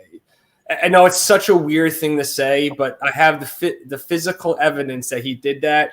Numbers and everything else could show you that other closers are going to be closer to Messier than him. But at least I know. And if he could somehow, if I think Messier is going to win this race, and that 10 furlong somehow evaporates down to 7 or 6, sometimes a horse that gets 4th in this race is only 6 or 7 lengths from the winner. And I know Happy Jack has been 10 lengths, so if he can make up 3 or 4 on Messier, maybe he's there to get 3rd somehow. And it's a weird concept with Happy Jack, but I just don't want to get beat by Doug O'Neill. Oh my God, I just said that. Sorry. I don't want to get beat by Doug O'Neill when he had Nyquist, who had one of the most ridiculous derbies anyone's ever seen from a fraction standpoint. He won with I'll have another. And last year almost won with what the fuck? Oh my God, I've been drinking way too much. What? Hot Rod Charlie. So, he's had really recent amazing success. Got that formula, man. Doug O'Neill got that formula, and I just don't want to be beat by Doug O'Neill in this race. So I put him in 3rd and 4th in my superfecta. So moving on. Really quick, before you go to the next group of horses, I need to tell you this, and you're going to laugh really, really hard. You might have heard my phone vibrating. That was my sister calling me on FaceTime. Her 2 daughters are trying to ask who I like in the Kentucky Derby. I directed them to this stream. She has 3 children, all under the age of 5. I feel like we might need a swear jar at this particular moment. Okay, I will stop. Yes, if you're watching this with your children, by all means, do what you want to do. I should take it really PC. I have 2 kids. So yeah. Anyway, so on to the next 3 in the. Thank you all for everyone joining us right now as we move into the Kentucky Derby. This is Saratoga Slim with Andrew Champagne. Staying in for the Racing Dudes. Magic will join us soon. Summers tomorrow at 33-1. The UAE Derby 2nd place finisher, Smile Happy at 14-1, getting bet down from his 20-1 morning lines in Messier, who is my number 1 pick. 6-1. I love those odds. I should bet some win money on Messier, and I think I've already have. And 6-1 is what I was looking for, and I'm getting it. So I'm very happy with that. I'll talk about the other horses. Smile Happy, I just can't bet a Run Happy in this race. He looked like he was giving up in the bluegrass when Zandon passed him. I just think this is going to be too far for him. And Summers tomorrow, I can't ever bet a UAE Derby horse. So when a UAE Derby horse beats me, that will be the first time, and then I'll take him into consideration after that. So what do you think about these 3? Sure. So Summers tomorrow is a sprinter going along in the Derby. His connections came here for the Derby experience. They're getting it. They're also getting 33-1 odds, and I think that's an underlay. He might be a pace factor, but no more than that. I like Smile Happy a little more than you do, Slim. He was 2nd in the bluegrass, and Zandon was pulling away from him. Zandon may have been the best horse on the day, but Smile Happy ran against the way the track was playing. He was in post number 10 that day and was way far on the outside the whole way around. He was 5 wide going into the first turn. He was 3 wide going into the far turn, and he was also close to the pace on a day and in a meet where if you were close to the pace at Keeneland, you were probably getting run down. Even after surrendering all of that ground, he winds up running 2nd, and I like that he distanced the 3rd place finisher in that particular race. I don't think he quit. Zandon may have been better that day, but I think Smile Happy coming 3rd off the bench is definitely worth the use. And we agree on Messier. I don't think the Santa Anita Derby was the goal for this horse. I think the goal was this race. I think he'll be more fully cranked 2nd off a brief layoff. The one thing that concerns me a little bit, and I want your opinion on this, the Yakteen horses that we have seen so far today are McLaren Vale and Doppelganger. Granted, they're the 2nd stringers of the horses that got moved from Baffert to Yakteen. Neither of them did a lot of running. A lot of people on the stream when I was on earlier for the Pat Day Mile thought Doppelganger had a real shot, and I think he just finished about 5 minutes ago. Are you concerned? No. Okay. And not at all. Mind you, we agree. I like the horse too. It's just, oh my God. There we go. The ghosts. The ghosts. Okay. I was going through, I think Magic is on like the shitter or something running this. Oh, sorry. You kids are watching this. It's okay. It's okay. Just throw $1 somewhere. It says that he's back. My dog is over here. He's only 2 You did months have to old. walk the dogs for a little bit, which is My dog's over here. She's doing good. Yeah. We had, if anyone joined in, hopefully, I don't know what's going on. I don't know if I could put I'll read the chat. So keep the chat going. Keep the chat going. I got the chat open. We'll take questions. I don't know if I can project them on the screen, but I will read them out loud. Oh, now he's back. Okay, good. All right. We were starting holding on the fort. Had to walk the dogs. Appreciate it. We started there, but yeah, we had the puppy pickers before. It went well. I think I have what the superfecta was for that. If anyone cares, but so back to the going down. So we went through the next is Crown Prize, Charge It, and Tis the Bomb. We're going through 3 by 3. So the 7th, 8th, and 9th horses in the gate. Crown Pride is now 17-1. Charge It 15-1, down from his 20-1 20 to 1 morning line, and Tis the Bomb is 27 to 1. So all pretty close to their morning lines. I don't have these horses on any of my tickets. I'm scared to charge it. Could win the Travers. I don't think he could win this race. Crown Prize, if a UAE Derby winner beats me, I'll deal with it. And Tis the Bomb, if a Jeff Ruby Stakes winner beats me, I will deal with it. So that's how I look at those 3 horses. Yeah, there are some very astute horse players out there that love Crown Pride. I am rooting for Crown Pride, even though I don't have him on my tickets, because the moment a Japanese-bred horse wins the Kentucky Derby, there's going to be panic at farms in Kentucky about the way horses are being bred in this country for whatever the heck brilliance is, as opposed to stamina, soundness, and longevity, which is the backbone of the Japanese program. I don't think this is the horse. I am with you, Slim. When a UAE Derby horse beats me, it beats me. But if this horse winds up winning, I am going to laugh very hard at what winds up happening, because breeding season here in America is over. Any changes you're going to make, not for another 7 or 8 months, not for another couple of crops. It's going to take a little while. Charge it, I like. And I mentioned this a little earlier with Magic. When Mo Donegal had his minor ailment before the Fountain of Youth and had to scratch out of that race, a race that I felt he would have won, they pointed him to the Wood Memorial without hesitation. Why? Because Todd Pletcher had that horse ready for the Florida Derby off of a maiden win. I think this barn has thought really highly of Charge It for a long time. He's a B horse for me. He's on my exacta tickets. Tis the Bomb. I know there are some astute handicappers that really liked his Jeff Ruby win. That was on synthetic. I don't think he's a dirt horse. It's a no from me, and I really hope they get him back to the green or the fake stuff sooner rather than later. I'm going to echo your sentiments. I have Crown Pride used in an exacta underneath. I have a bunch of horses, 10 of them, underneath Taba in an exacta. And Crown Pride is one of those. Charge It is another one of those, because it wouldn't be the biggest shocker in the world to me if they got up there and got second. Because remember, Looking at Lee did it. And this race feels a lot like the 2017 Derby to me. The Always Dreaming one, and Looking at Lee was second. What? Who told you that? I wonder where I heard that, Slim. Where did I hear that? Where did you hear that?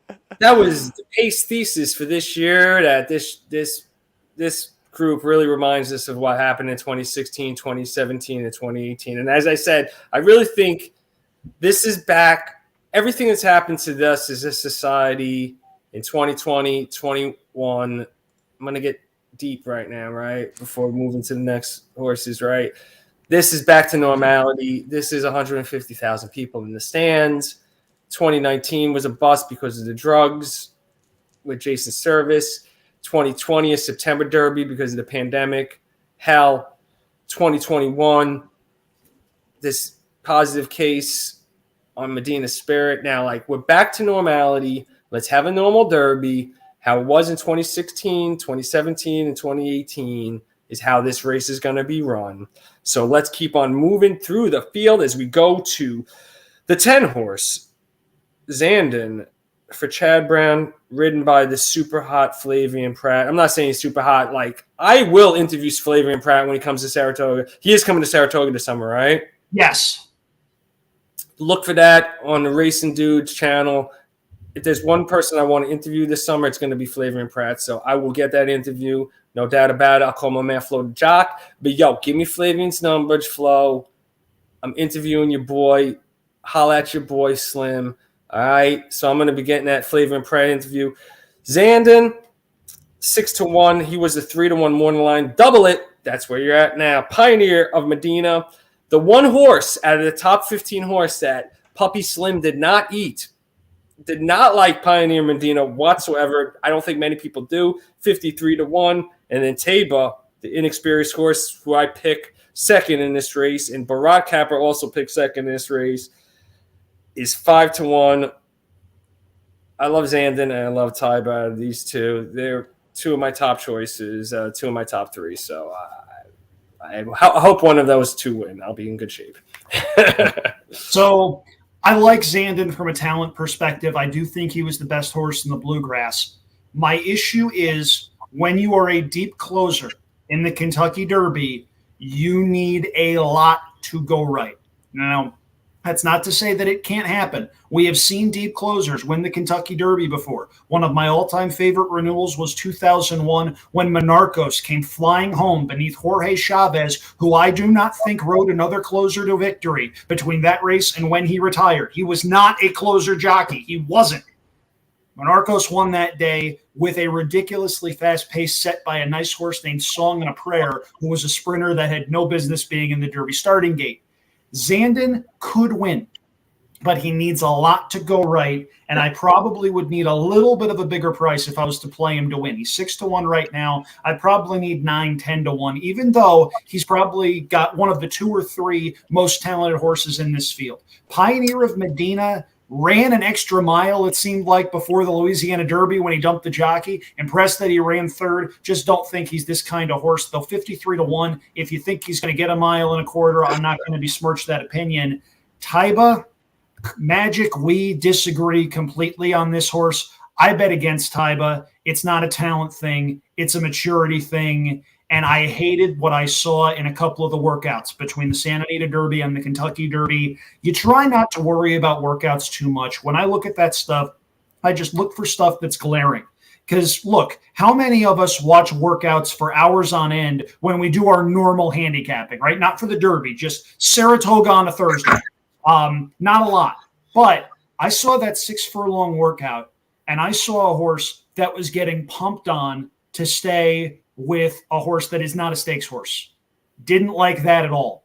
I don't think it's a good thing that he came back and worked 3 furlongs. A lot of people were adamant, oh, Joel Rosario's on this horse. He says he's a nice horse. I'm sorry. That wasn't the plan. And whenever you're talking with words like that wasn't the plan, and you're looking on the board in a 20-horse field and you're seeing 5-1, I need more. Andrew, you know that he ran – he did a 3 furlong blowout before the Santa Anita Derby, and it's probably the best Santa Anita Derby. And I think even John White was saying has ever been run by a horse in the second start. So I'm feeling pretty good about this horse, Taiba. And, you know, they didn't cut off the telephones between Mr. Baffert and Mr. Yaktine. To be fair, Mr. Yaktine says he has not spoken with Bob Baffert since getting the horses. There's no way that's real. There's no way. No one on. Did you like the Lucille Bluth wink right there? That's my tell that to my 2-month-old. Oh, hold on. Oh, tell that to the puppy then, and see if that puppy believes that. Puppy, hello, little Bobby. How's it going? Yeah, hello, puppy. Do you believe that? Puppy, do you believe that Bob Baffert has not talked to Tim Yaktine? No. He says no. She says no. She says Bob Baffert has talked to Tim Yaktine. By the way, unintentional comedy alert here. I'm watching the Simo feed and they're doing the walkover. And yes. you see people that are dressed to the nines wearing these ridiculous high heels. The moment they step on the track, they start throwing a fit. They take the heels off. You knew what was going to happen. How do you not at least bring sneakers for the walkover? Well, there's a bunch of smart women right there. They all have flats on. Like there you go. Bring flats. Sneakers, flats, something. The people that are walking with bare feet did not understand the assignment. That's funny, man. It's a good one. I love it. Listen, Zandon for me, I think is a great horse, but I kind of like the UAE Derby winner. I'll let the Bluegrass winner beat me. If Essential Quality can't get the job done, I don't think Zandon can in this spot. Zandon is a multiple grade 1 winner for sure, but it's not going to be win the Derby. Pioneer Medina maybe hits the board. I think this horse has got staying power. If he breaks cleanly and is forwardly placed early, you could see him hit the super or even the try at a price. I didn't use him, but I think it wouldn't be the biggest shock because he chased Epicenter very well at Fairgrounds. And then, of course, I am Team Taiba, as you said. So riding hard with Taiba, like I said, have him singled or keyed on top in an exacta and then a nice healthy win bet on him. Slim, next three, please. Let's keep moving through the field. And we have at number 13, post 13 is Simplification, 35-1. He gets Jose Ortiz for Antonio Sano, who's been kidnapped twice. Barber Road is 54-1, number 14. He gets my man Ray Lou Gutierrez. Ray Lou, what's up? Love that guy. Ray Lou in the Derby. You gotta love it. Ray Lou. And then 14-1 on White Abario, which I know Somich and Aaron all of a sudden just like flipped the switch. We're like, White Abario, why did we not think about this horse? Sometime early this week, I was like, okay, cool. You guys were not talking about White Abario, but hey, Tyler Gaffleon, he knows how to get the job done in a big race. So, yeah, there we go. Okay, so I respect simplification because by 2022 standards, he has had a warhorse campaign up to the 2022 Kentucky Derby. He's run 4 times. Many of these horses don't even have 4 starts in their careers at this point. So I respect the fact that this horse usually shows up. I just think he's a little too slow, and I don't like that the Fountain of Youth has not come back well. The people that like Barber Road really like Barber Road. Personally, though, I see a closer that finds trouble, and in a race like the Kentucky Derby, if you're looking for trouble, you'll find it. White Abario, I am against. I don't like the fact that he came home walking in the Florida Derby. That was a situation where the last eighth of a mile went in more than 14 seconds. Of the horses in the Florida Derby, I want Charge It, who at least has the pedigree to want this extra distance and the inexperience to be able to still be improving. White Abario is a toss for me, and judging by the fact that he's fairly dead on the board, it seems like he's a toss for a lot of people, Magic.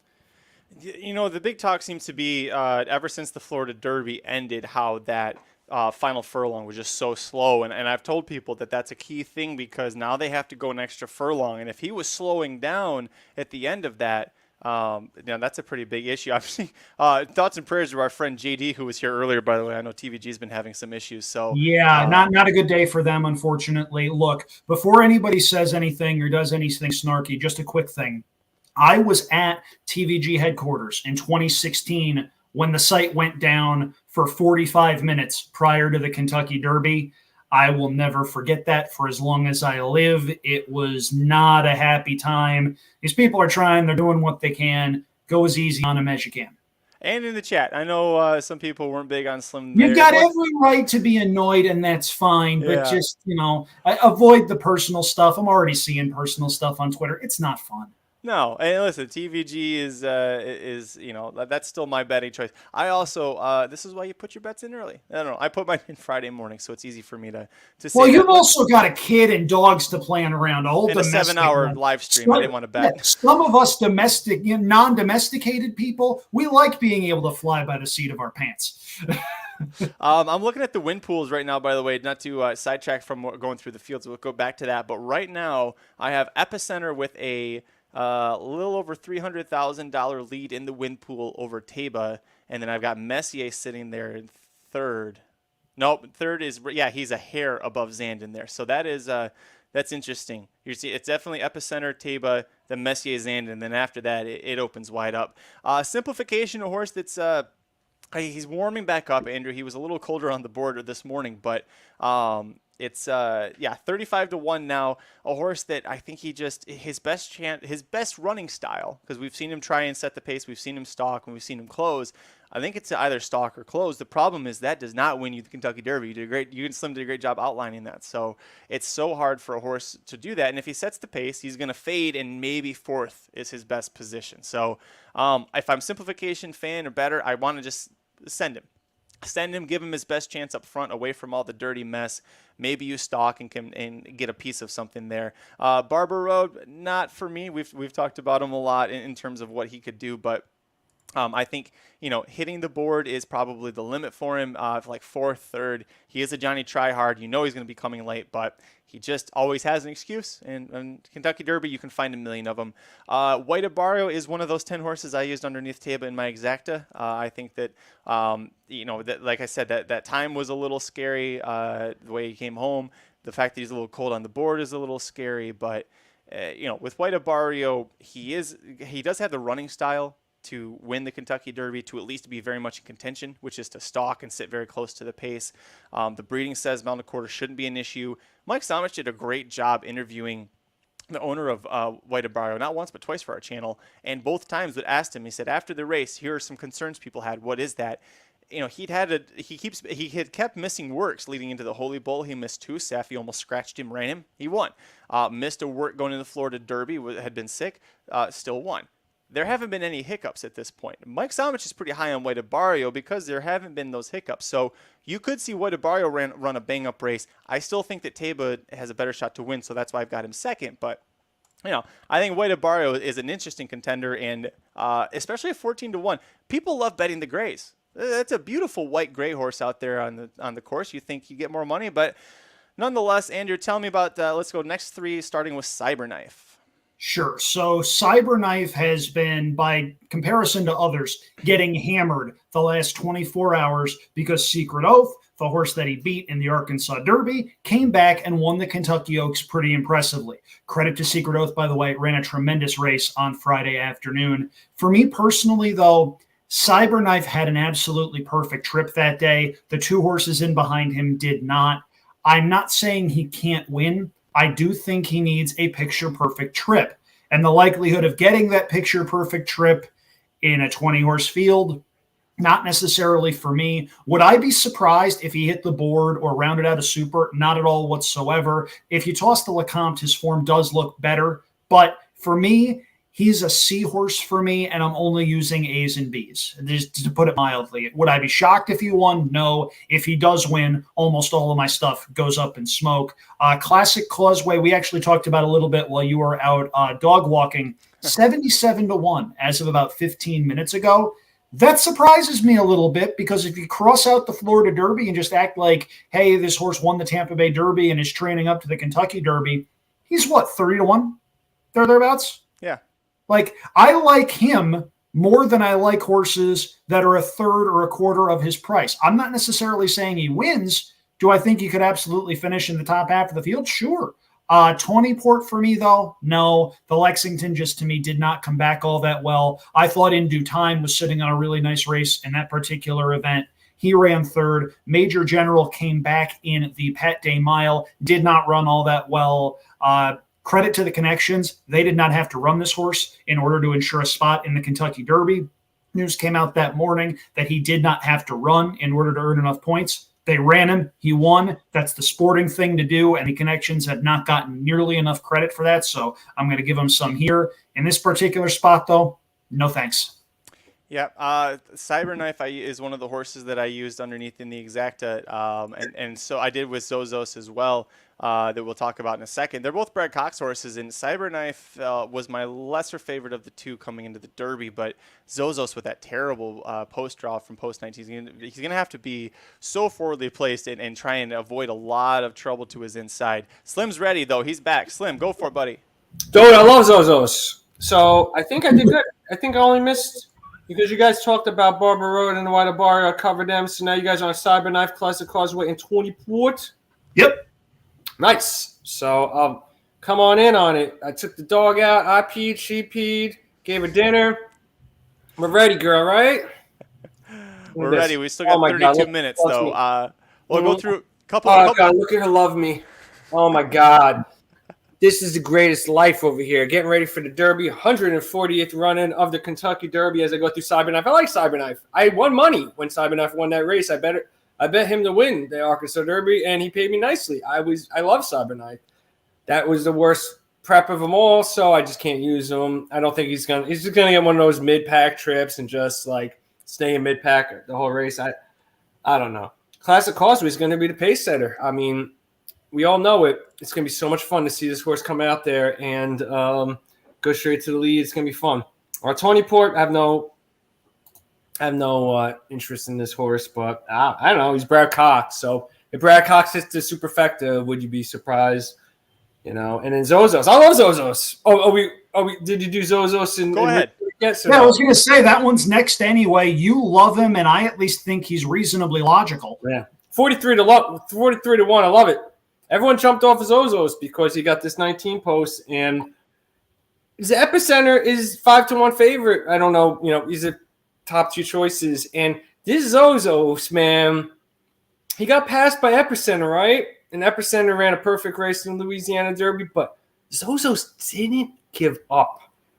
I love looking at a horse's physicals more than the numbers. And when you see the heart of a horse, and he kept on coming back in that stretch. Like I don't have the chart in front of me, but there is something like he went back down and he made up a length or something. Like, he didn't give up, Zozos, and you could just see it. He has a heart. He's going to have to get position, but Country House got position in the 7 or 8 when he won the race. Well, obviously via DQ, but he made a huge close late. And I feel like Zozos could be somewhere in that 6 spot going into the first turn, and that could set him up to be there as a 3rd or 4th place horse at the end of the race. I'm not saying he's going to win the race, but 43-1, and he comes in 3rd, and you got that super. You're gonna have a nice night. For sure. And look, the draw was kind to a lot of the major contenders. If we were going to pick a loser at the draw, it was probably this horse getting the 19 hole. I don't think he's quick enough to clear the field. I think he's going to be caught wide going around the first turn. And that's a shame, because if he had drawn a better spot, he would have probably been a B horse for me, a horse that I throw into the exotics at a fairly big price. As it stands now, he turns into a C horse where I'm only using A's and B's. Having said that, though, while I think Epicenter is incredibly logical and is now the 9-2 favorite with Taiba at 5-1, the other two at 6-1, I don't understand how, if you think Epicenter is this big almighty horse, and maybe he is, I don't know, I used him on top, I think he's the most likely winner. Why is Zozos 44-1? Are you honestly telling me that I'm getting double the price on Zozos as I am Happy Jack? Really? Yeah, it's amazing, right? It's amazing. I think Zozos is a great bet for the exotics here, 43-1. I mean, Brad Cox winning this race. He won last year, and he really likes Zozos. And I heard him on an interview. I don't know who with. I think, yes, what it was, he was on the Derby workout show. And he said that he's looking for Zozos to get the Mandaloun trip. Now, Mandaloun was number 7 last year, I believe. So it's going to be tough for him to get that trip. But he said that. Mandaloun won the race. So I always look at those little nuggets that trainers give to you, because I've interviewed more trainers than any of y'all. Well, Magic has interviewed some trainers, but they all use drugs. So I've interviewed trainers too. I'm a turf. I'm messing with you. You're Saratoga Slim. You know the pink sheet that's out there. Come on, man. You do the pink sheet? I am the reigning, defending, undisputed handicapping champion of all media at Saratoga with 142 winners last season, and I'll be back again to defend my crown in 2 months. By the way, should you want to follow me, AndrewChampagne.com will have everything every day. That's where everything is in case you're not in Saratoga and can't pick up a pink sheet version in print on your way into the racetrack. Can you tell us promo a couple of times? Yeah, 612, man. This 612 exacta, right, is paying $73 for $2 one way. This is the same shit right here. 77 the other way, right? This is the same exact value that I got when Justify over Good Magic. That $73 exacta right there. So the 2 Yak teens, the Yak Verts, the Bath teens, that's it. So I don't want to leave off this last horse though. And if you want to bring up the Superfecta ticket, I could talk through that, sir. I lost the graphic. You might have to load it again. Okay, so you got some pretty cool music in the background, though. That's not bad. Is it too loud? I can't really hear it. If it's too loud, let me know. I mean, let's ask the chat. Like, if music is too loud. I feel like some chick's gonna come here to deliver the mail, and I'm gonna take my. Hey man, Taba wins. I think that's gonna happen. All right. All right, so check this out. Let's keep on rolling into the last horse. Horse number 21, as they are in the paddock. I see Messier has already been saddled. Last horse is Rich Strike. So Rich Strike, you can go to the last slide. Okay. Sir, yeah, you should see this. Look at this. Look at this. Oh yeah, right there it is. So this is my single pace theory. It's a scenario one where you have Classic Causeway go to the lead. Messier is going to sit. Hey, why don't you bring up the pace projector? I want to show Andrew that. I think that would be cool to bring up with about 25 minutes to post here at the Kentucky Derby. Which one? So let's take a look at the pace projector. I think that's a good thing to. There we go. So there you go, right there. So yeah, we think that Classic Causeway is going to go to the lead from the 17. He's the only E8 horse. What I use for my handicapping and the pace thesis is what's called Brisnet running styles. So Classic Causeway, the number 17, we've seen horses cross over the field. Danzig Candy did it in 2017. Classic Causeway will likely be on the lead. Epicenter will look to get a good rail spot, leaving from the 3 as Puppy Slim wants to get in on the handicap in action. Summers Sounds like it wants to get in on your watch. She loves to watch. She's a great girl. Love this girl. So basically, Messier is going to sit that trip. He's going to sit that Justify, Always Dreaming type trip, the Nyquist trip. He's going to be right up there. And, you know, any comments, Andrew, on what you see in front of you? Because this is the face. Have you ever read the Pace Thesis, by the way, Andrew? Yeah, I've seen a whole bunch of stuff in that vein. Obviously, Brisnet does a lot of really cool stuff. I do Not in that vein. Do you understand it's a 12 fucking slide PowerPoint? There's nobody that does this like I do. Not in my vein. The one thing that I will take exception to, I do think Summers Tomorrow is going to go. I think he's got one way of going. His connections came all the way around the world to see Summers Tomorrow lead under the wire the first time or work as hard as he possibly can while trying. I think Zozos might well wind up being in that first flight. Otherwise, I think there's a lot here to potentially say for this. Maybe Cyberknife is a hair closer just because he's on the outside and doesn't necessarily get over a whole heck of a lot. But honestly, from what I'm seeing here, this is pretty spot on. Maybe Tiz the Bomb is closer than trailing the field in some order. I feel like I read something from Kenny McPeak saying that he might well try to establish some forward position moving forward there. But honestly, a lot of this makes sense. Yeah, I mean, this is all based on the Brisnet running styles. And, you know, Taba, I'll just go back to the next group. You know, I went through the first 4 here. Taba, Mike Smith. I mean, I was there in 2018. There's a highlight of Mike Smith getting Justify out of the gate. He won that race. He pumped on him twice out of that gate, Justify. He's going to do the same thing with Taba. Taba could be even closer. We don't know how much speed this horse has, and I know Mike Smith wants that trip. And he might be pressing Messier for that position because that's the butter seat. You want to be in that seat where Messier is on the screen right there. Pioneer Medina will show early speed. Probably not do anything. We've talked a lot about Zozo, so I'm not going to get into that horse here. Crown Pride, I don't know why the time form pace projector showed that Crown Pride. The reason that Crown Pride and Summers Tomorrow, I just don't know. Horses internationally just don't break. I've seen these horses. I was talking about it on the Pace Thesis live stream.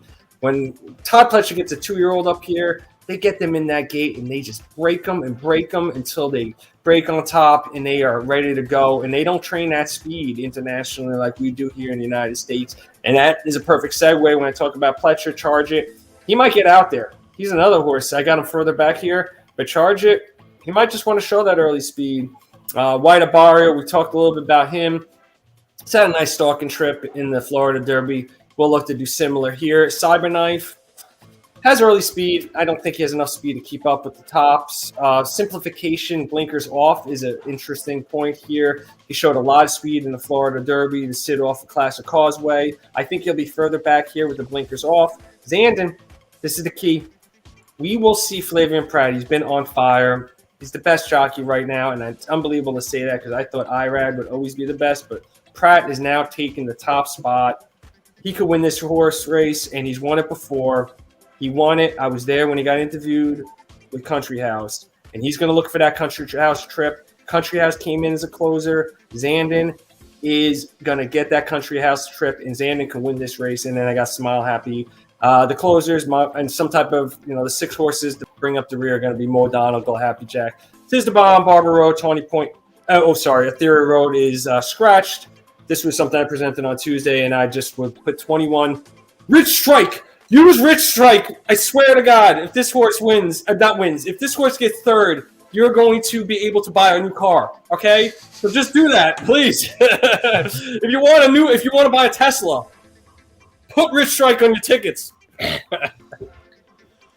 did an excellent job with all that stuff, Slim. The slideshow, if you missed it, Slim did a great job with the video with Mike Somich going through it, but Slim, I guess from a pace perspective, would you see a pace meltdown? Because you got the 2 scenarios here. Which of these do you see is more likely?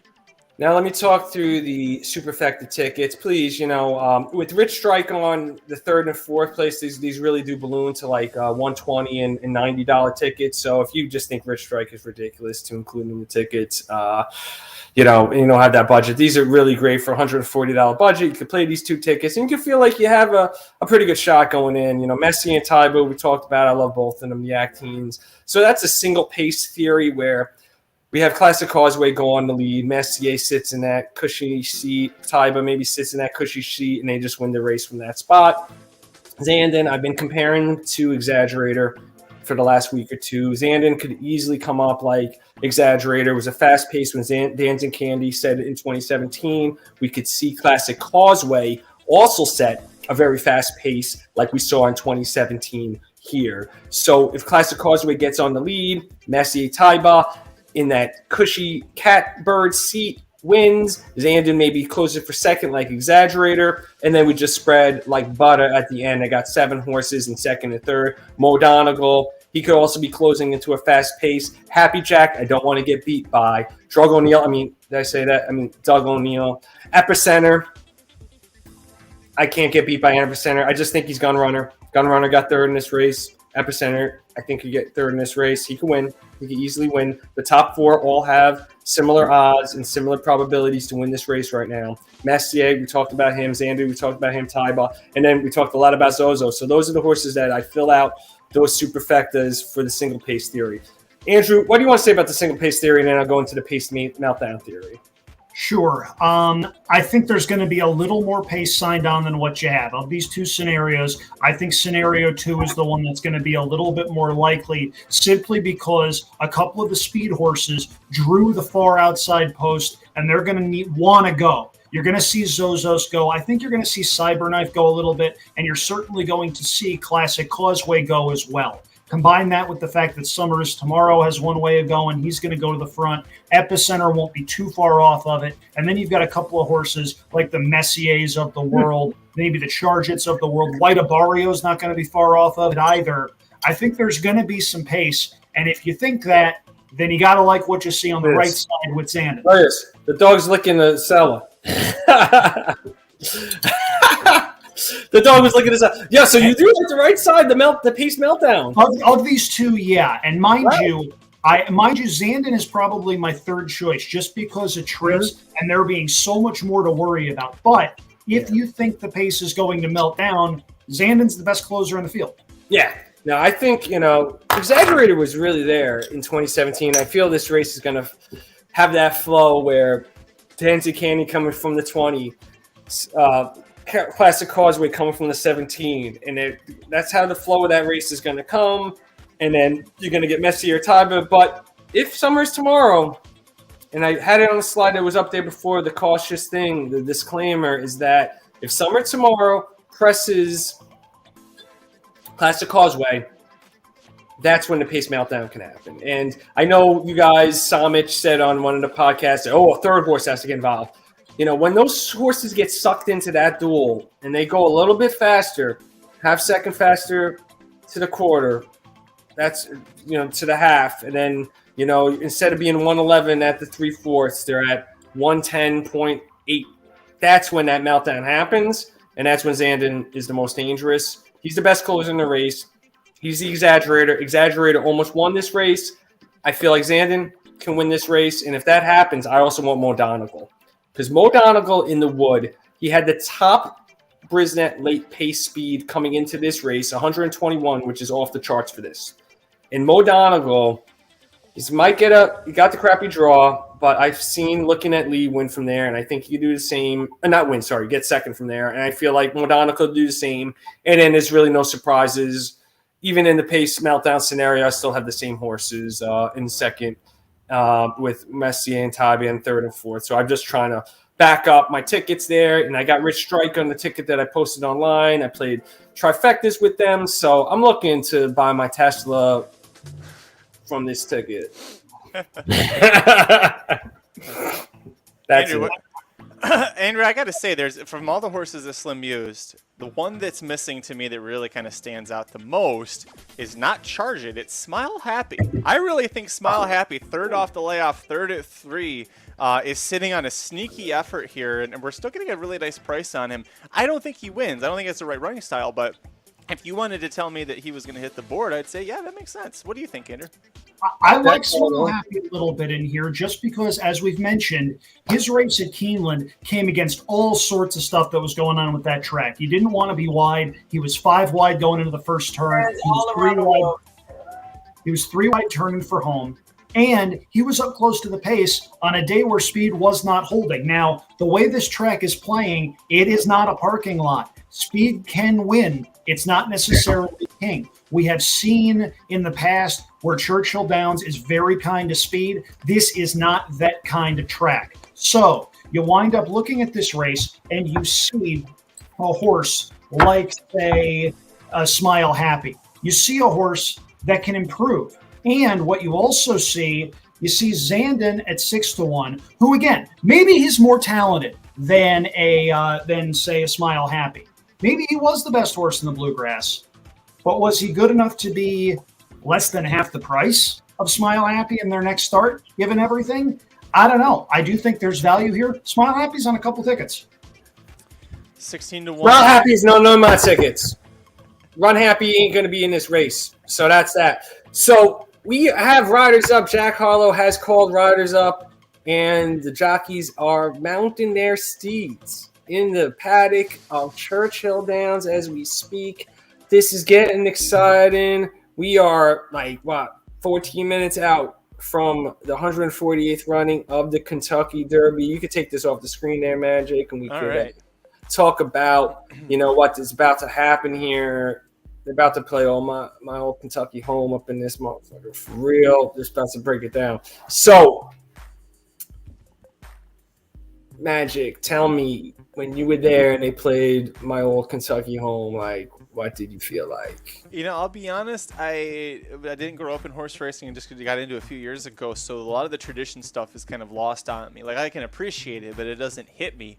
And this was one of those. And then being there when it hits, it's just by the way, where we stood was all on the rail.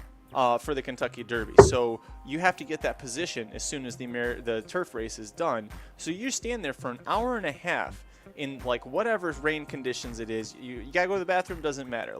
You stay there, hold your position, and wait for this moment. And when they start playing that music as they're doing right now, it just hits you. You're just holy shit, this is the Kentucky Derby. I'm at the Kentucky Derby. They're about to run a race. Horse racing we talk about is a dying sport. People all over the place, they still know the Kentucky Derby. The two of you, I'm sure, got tons of texts this weekend today. Who am I betting? Someone you haven't heard from since last year's Kentucky Derby. Ask you who you betting in the Kentucky Derby. People just know this. So when you're there, and I don't know the words, I didn't even try singing. I just kind of felt the moment. It just was, I don't know. It just was different being there, feeling that. Well, Andrew, what about you?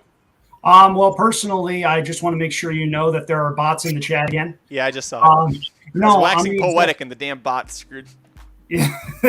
No, it's the same way with me. I hear from people that I haven't heard from since high school or since college. Andrew, in this case, from last year, we need to know who you want. I'm okay, here's a link to my stuff. Go nuts. And here's hoping it stays that way. One quick update. I am seeing TVG still having some issues. Guys, be nice. I understand it's suboptimal. I understand it sucks. There's a lot of people that are trying to bust their butts, and if you think they meant to do this on Derby Day, no. Just no. Guys, remember, there are human beings involved here. Be civil. Be kind. The world would be a lot better place if everyone was kind more of the time. Yeah, that's all I got to say, man. The racing dudes, we're here for love. We're here for love and education, And the Derby is everything, these guys, When you talk about Aaron and Jared, when I went there in 2018 with them, it was just amazing. They took us there, and then I went with Aaron and Curtis. And I'm so happy that they're there again this year with Somich, to have that experience. So, the dudes, we love this sport. We're here to help everyone. Try to cash a ticket. That's always our goal. And, good luck to everyone out there. Having fun, getting drunk, betting ponies. That's what we like. That's their slogan for the Racing Dudes React Show. I was going to say, yeah. We got 10 thank minutes. you. How many people we got on the live feed? Do you want to say, or is it like really low right now? Oh, no, you had 635. 635 people out there.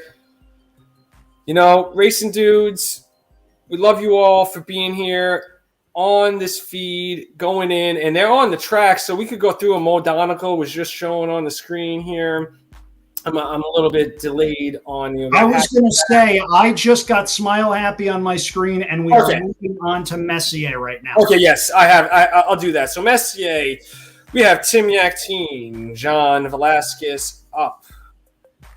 That horse has like 7,000 owners. Now we have Crown Pride. I'm not going to say Christophe Lemaire. He's a pretty good jockey. You know, I think he's been around the block. Hey, man, Luis Saez on charge on number 8. You got to love Luis Saez.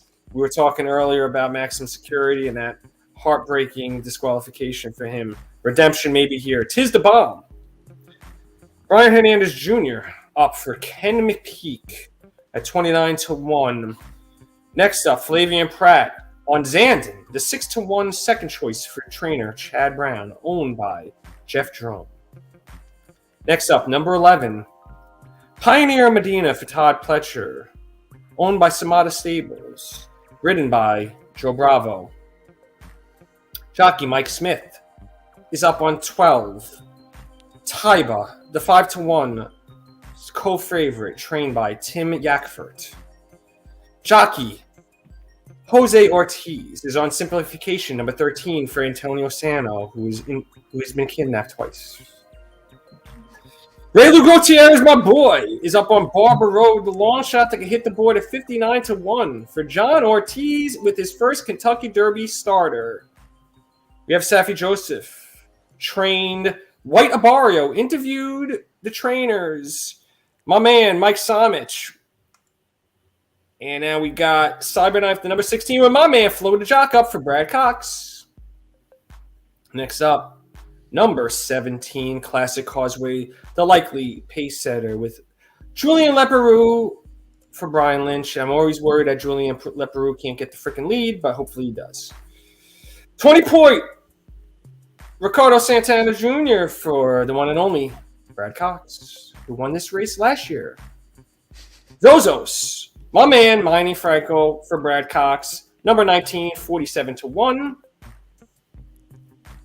And last but not least, 81-1 on Rich Strike. With the jockey I've never heard of and the trainer I never heard of. Rich Strike, 81-1, man. That horse is going to do it. I'm telling you, he's going to buy us all Teslas. If Rich Strike ain't on your ticket and I drive the Tesla, I'm going to be putting the Tesla on the Twitter saying, Rich Strike, thank you for buying me a Tesla. We didn't get to see it on screen, but in the chat letting us know Summer Tomorrow ran off briefly in the post parade. They've got him now, but he's at the end of the post parade, so that must have been something fun to watch on if you were there at the track. We did get word Epicenter is Mattress Max bet. He is the 4-1 favorite now in that. Yeah, he came down a couple of ticks because of that. It didn't necessarily mean anything for a lot of the other horses in the field, but going from 5-1 to 4-1 in this kind of really big field, that's significant. Oh boy. I'm Shotty. Oh, I'm so excited. We got 6 minutes. Barbara Road, Barbara Road, Barbara Road, Barbara Road. Wait, Shotty, we got 6 minutes. Why are you turning us off now? You turn us off when they start loading. That's when you just hit mute and you pull it up and you watch the race on your phone. No, that's I got a friend, by the way. Shout out to my friend I will Mike, call this race. I will really call this race. Slim will call it for us. Don't I've worry. studied it so much that I could definitely call this race. I'm very excited. I've been looking at the freaking. I should bring out the puppy fucking thing. Have you seen the video of the puppy pickers, Andrew? I watched a little bit of it. I had a couple of things that I needed to do earlier this afternoon between appearances on the stream, but I did see the dog have a smorgasbord of different options. She's really biting me. Speaking of smorgasbord, there we go. So yeah, man. Why do we 6 minutes from post? 140th run in the Kentucky Derby, man. Just what's your last thoughts here with 6 minutes? 5 minutes now. Magic, you've studied this race up and down for the last 8 months? What do you think? 6 months, yeah. It's literally the Breeders' Cup ends. We all talk about how great everything was. We wake up Sunday and go, all right, who's winning the Kentucky Derby? The next 5 minutes, man. What would you think would be on your mind with 5 minutes left after 6 months of work on this? I'm excited. I'm very happy that I'm excited for it. I'm not nervous. I've got my day will be profit or loss based off of how this goes, but that's okay. I'm just excited for this. I'm excited to watch and have friends to watch with here. Over 700 of you now watching with us here, and just so that you know, Maria, no, we're not allowed to show the race. Wish we could. We can't show it to you here. We're just here to give you commentary and our thoughts on it. Slim will be calling, the guy right here will be calling the race as we're watching it. But yeah, we can't show it. But also, I want to give a quick shout out to my friend Mike Crombine, one of my fraternity pledge brothers. So a long-time friend of mine he's got a derby party going, but he's got us on his big screen. He's got the Derby going. He's got other things. He's got TVG going. He is having a great time. So shout out to him. Andrew Champagne, we're now 4 minutes to post. You got to love it, man. You got to love it. Yeah, this is a lot of fun here. This race, actually, as we see somebody, who's going to win? Yeah.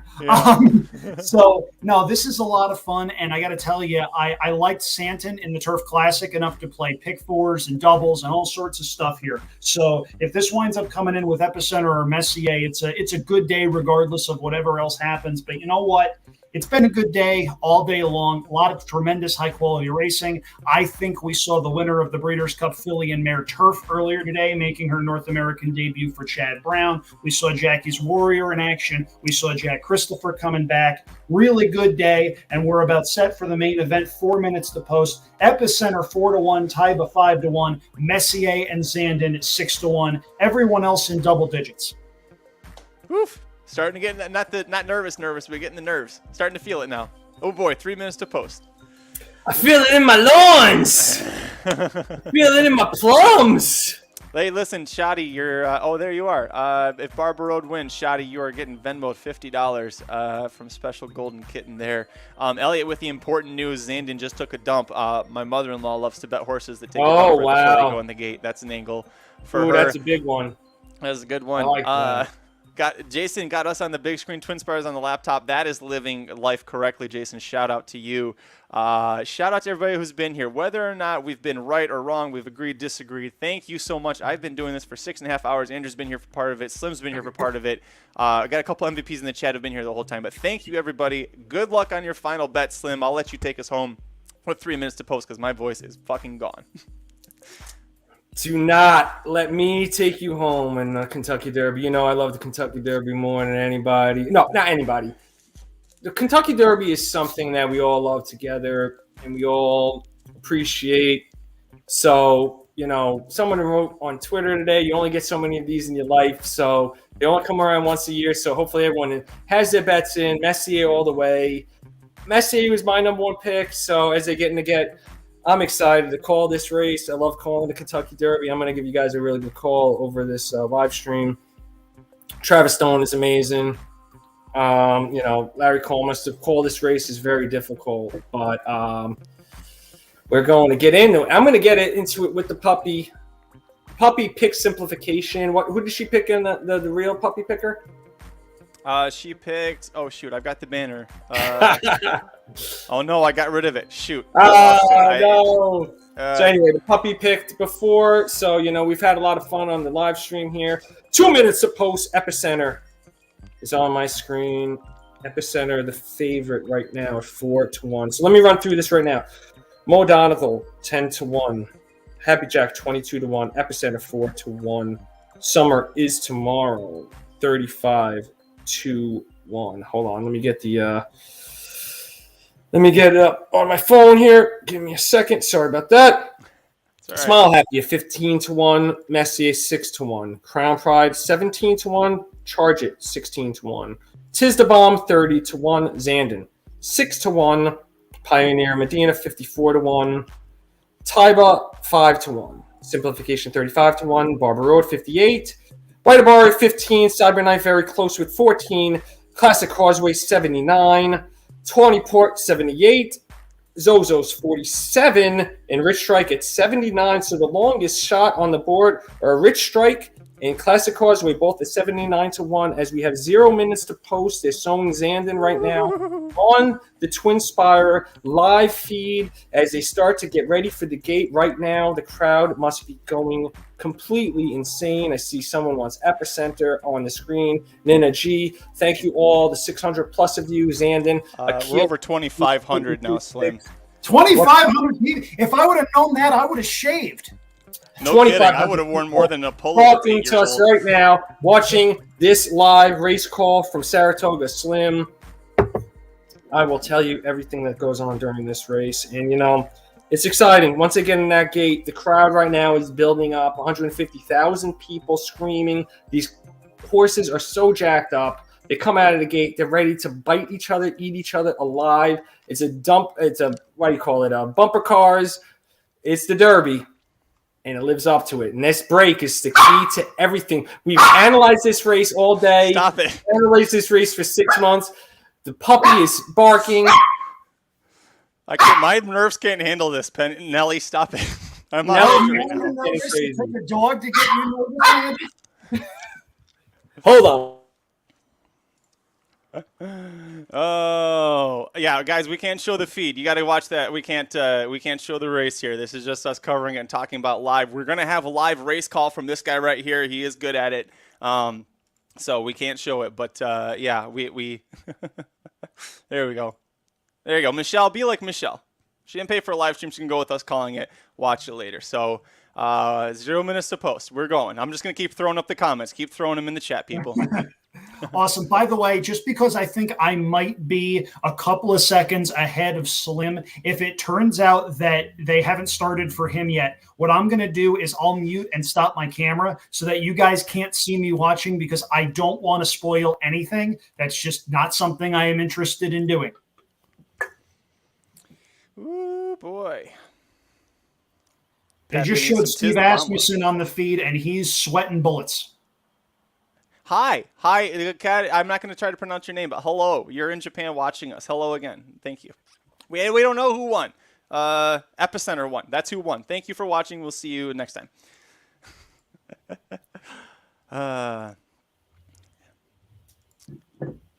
Slim, how do you feel not being in the fantasy league this year? Has it been pretty freeing for you to not worry, to not be on edge about this damn race right now? Oops. Slim, you muted yourself. There you go. I'm all about football. Football prop picks. That's going to be the key to everything. I'm going to bring my pace thesis to NFL prop picks. That is the key thing in September, so look for me to get the NFL prop picks. But as they get in the gate, they double load, so that gets it done a little bit. But already Mo Donegal is in the gate. Okay, you are a little bit ahead of me here. I'm going to stop my camera. I will be back when the race is over. Slim, knock it out of the park, man. Good luck, Andrew. See you on the other side, buddy. Okay. Right, we'll pull him out there. And Cyberknife has loaded for the 148th running of the Kentucky Derby. Classic Causeway next to load as they double load. The 6 Messier has been loaded. The number 18, Tawny Point, under Ricardo Santana, loading into the gate. As we get ready, the crowd must be at a feverish pace as we get back to normality to have 150,000 people at Churchill Downs to watch the Kentucky Derby after 2 years of pandemic restricted races. They're in the gate. Love you, Slimmy. Let's go, baby. Woo! The 21 Rich Strike has not yet to load, but everyone else, I think, is in the gate here. Yep. Just waiting on Rich Strike. There's you see the red cap there. Woo! Good luck, everybody. All right, here we go. They're in the gate. Oh, Taiba. Taiba has jumped a little bit and out of the gate. Taiba is jumping a little bit, but everyone is in the gate. Oh, somebody got dumped here. The 2, I think there's some issues. The 2 is getting torn around a little bit. I think the 2 might have been backed out. I think the 2 Happy Jack might have been backed out. Happy Jack is fucking it up for everybody. Happy Jack has been backed out. God damn Happy Jack. Happy Jack has been reloaded. Now they're all in the gate. Spring that goddamn gate on. And they're off in the 148th running of the Kentucky Derby. It looks like a pretty good start. is straight out of there. But in the middle of the room, it is number 4. Summer is tomorrow. Will be out to set the pace to number 4, being pressed on the outside by the number. What is that? The number 7.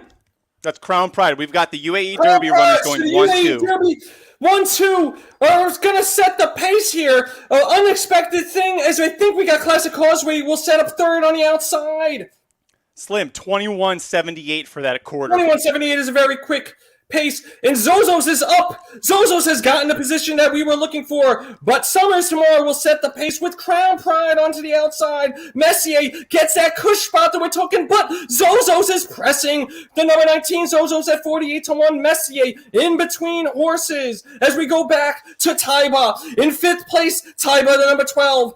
And to his outside, we have Epicenter setting up a good shot. Epicenter cuts down to the inside as Summers tomorrow brings up the 45.36. This is oh my God, they're flying. Messier is sucked in. Messier looks like he's going to take the lead. And Messier now takes the lead with Crown Pride to his outside. Epicenter is making a big move. And this is going to be Pace Meltdown City. You can just smell it. Messier and Crown Prize nose to nose. Epicenter behind them. And as we move, Epicenter makes a big move to the outside. Messier might be giving way. Crown Pride, and here comes Messier. Come on, Epicenter. Come on, Epicenter. Come on, bring him home, baby. Come on, Joel. Bring him home. Bring him home. Epicenter. Hold on. It's going to be Hold off, Sandin. It's going to be Hold off, Sandin. Oh, my God. Come on, Epicenter. Come on, dig, baby. Dig. Rich Strike. Slim, that's Rich Strike. Slim, Rich Strike just won the Kentucky Derby. Rich Strike to win the Kentucky Derby. I didn't bet any win money on Rich Strike. I thought, I wish I played a box. 91-1, I think he was. I think he was 91-1. What the hell just happened? It looked like the two favorites were going to go head-to-head, and they did go head-to-head. And then Rich Strike, I said, was going to buy me a Tesla. I would have had a Tesla if I played him in the top spot. The Jeff Ruby Stakes. All day, I tell everyone Rich Strike. I had a tweet, Rich Strike, add Rich Strike to your tickets. So I knew. I said it, but I'm not going to make a goddamn dime. I hope somebody out there took my advice on Rich Strike, because I've been talking about Rich Strike for the last 2 hours on this feed, and I sent out a tweet about how I like Rich Strike, that he can win, and now he's going to be the longest Kentucky Derby winner in the history, maybe. I don't know. He was 90.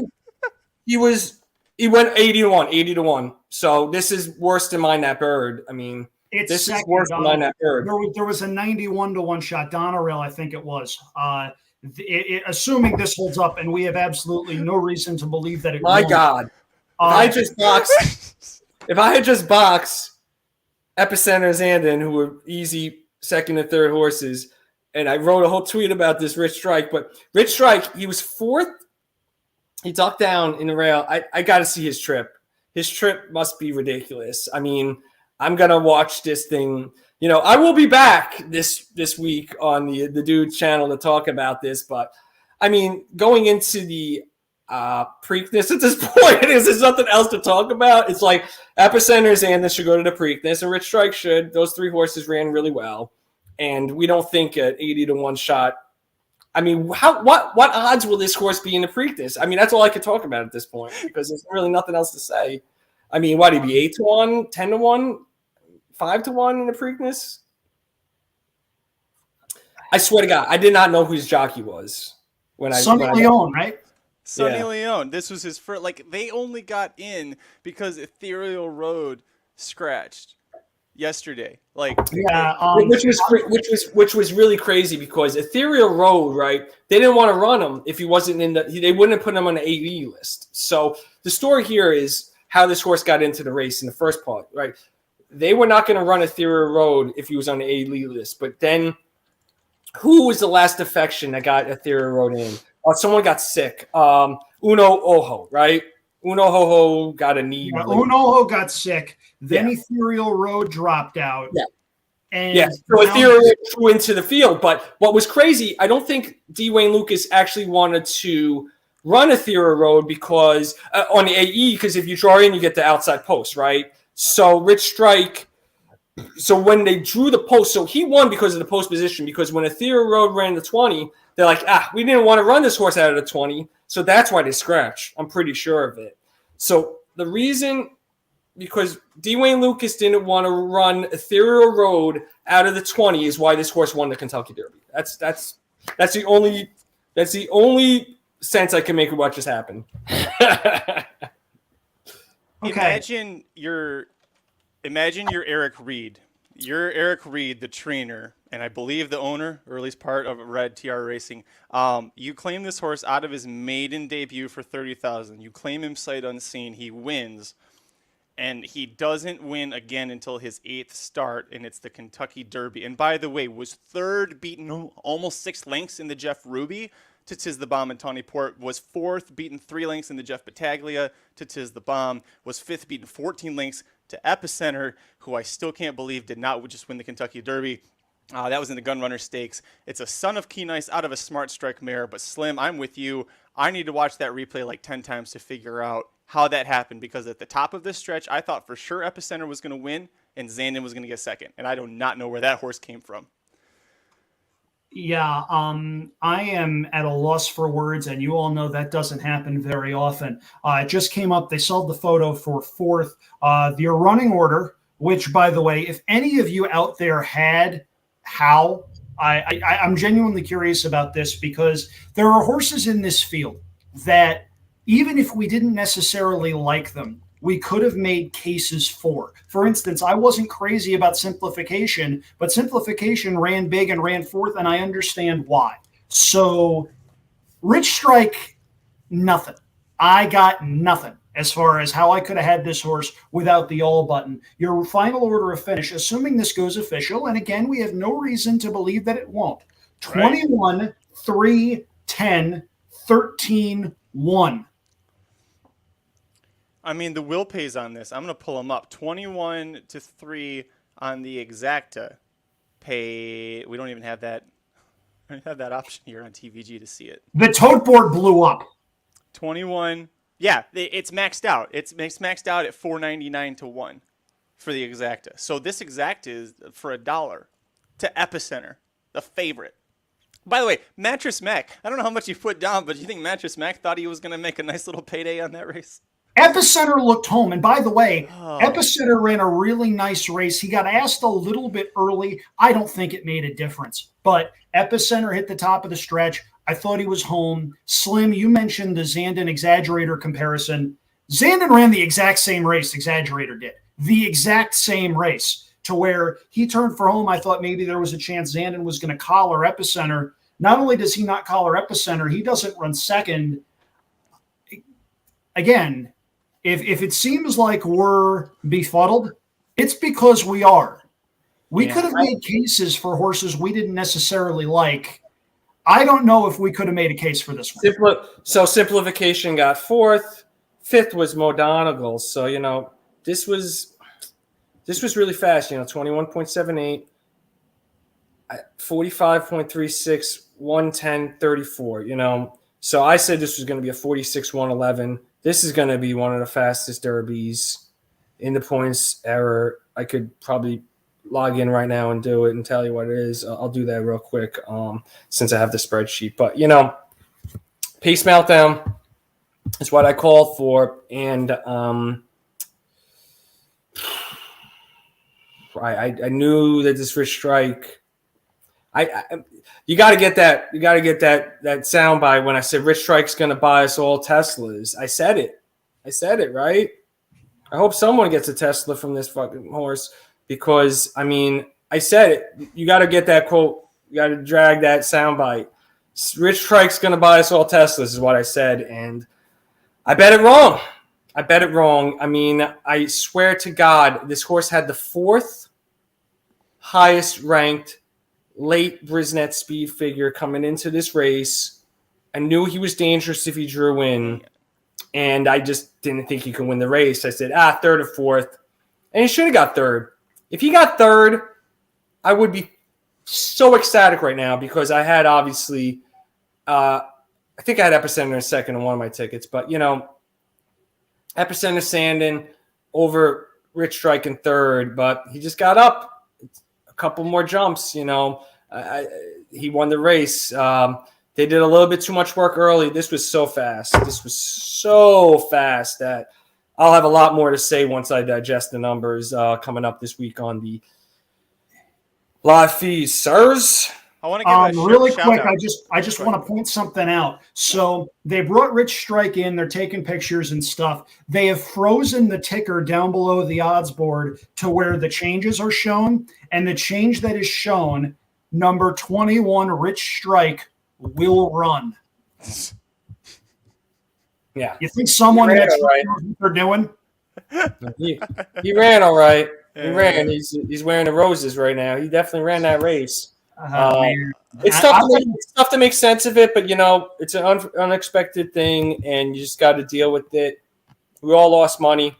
The people that won money, I don't know how they did it, but I want to bring that up because Minnesota Legal Defense did mention this in the chat. Late pace, I don't know if this is true. I'm assuming this is true. Late pace last race was the high five box and then threw up the numbers. Mo Donegal 5th, 121. Zandon 3rd, 114. Rich Strike 109, 1. Epicenter 2nd, got the 106. I assume, who are we missing? Oh, Simplification, we'll figure out where he was. But still, I mean, look at the late pace ratings on those horses. That's who was there. Amazing. And it's official. It's officially official. Rich Strike is your Kentucky Derby winner. That was Jody. I'm sorry, I was with you. I've been Epicenter since he won the Gunrunner Stakes. I mean, listen. Forget all of the things that happened. Let's celebrate the connections, the small connections from Turfway Park. 163.60 he pays. 163.60. Wow. Hey, your boy Key Nice has got a Kentucky Derby winner, Slim. How do you feel about that? Yeah, that's a good story. Right? I knew this. I was going to say something about that. And downstairs, I have Key Nice on the wall, and it's fucking crazy, right? Key Nice had the biggest upset in the Travis history, as far as I know, the last 50 years probably. And now his son, biggest upset in the Kentucky Derby in the last millennium, at least this millennium, probably. Last 100 years or so, Donerail was either 1913 or 1914. That one, by the way, 91-1. So do you see the super price? $321,500 for $1 for the super. There's your. And that seems light. Honestly, that seems light. Well, you had Epicenter and Zandon in there. That's why. True. Simplification got fourth. Someone had that pick six, 20 cents, $161,000. Joe Blow, the horse is on the screen. Rich Strike. Oh, the words are cut off a little bit. Sorry. Here, let me pull the light out. I realize you can't see it there. There we go. Rich Strike. There's your Kentucky Derby winner. Nobody go to the YouTube channel and watch the video of me talking about his chances in the Kentucky Derby. That was when when I made that video, he was still 24th, and I didn't even think he was going to draw in. Wow. Yeah, I'm going to leave it late. This is a great point. Let's focus on the positive. Congratulations to the winners. I have no idea who any of these people are yet, but come tomorrow, we're going to know everything about them, where they went to high school, who their first crushes were in grade school. Man, I'm with you, Atherite. I thought it was going to be Epicenter. Gentlemen, do you have any final thoughts? This was an overall, didn't end up on a positive day for me winning-wise, but I had a great time with you guys and with everybody in the chat. Oh, man. No, I'm processing because I had Epicenter on top and everything. I had doubles. I had exactas. I had pick fours that that started with Santon, who was 7-1.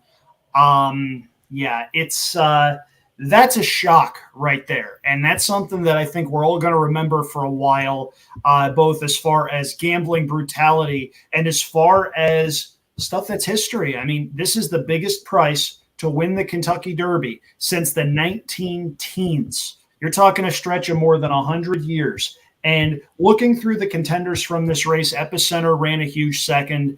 Zandon runs third. Taiba, did Taiba get a call? I don't think Taiba was ever close. Messier looked loaded going into the far turn and then came up empty. By the way, Tim Yakteen today with former Baffert runners 0 for 4 with not hitting the board. I'm still a little bit in shock here. You've got Simplification in fourth. Simplification ran well. Mo Donegal ran fifth. Still think he wins the Belmont. Magic, you remember that stream? I still hold true to that because he didn't have one of those sweeping runs. He was a grinder type. Yep. He was coming and coming and coming and coming and coming. And I'm thinking we're going to see him again in 5 weeks. As far as the Preakness goes, please run Secret Oath. Pretty please. Please. We brought up Tim Yaktine. I've got his new hat. He likes to wear hats. Here's the new hat you can wear. You can scratch off lions and put anything else, but you do not want to show your face. How do you have a Lions paper bag there just lying around? I'm a Lions fan. We have these everywhere around the I'm house. so sorry. I didn't know. It comes with the fandom. That's definitely.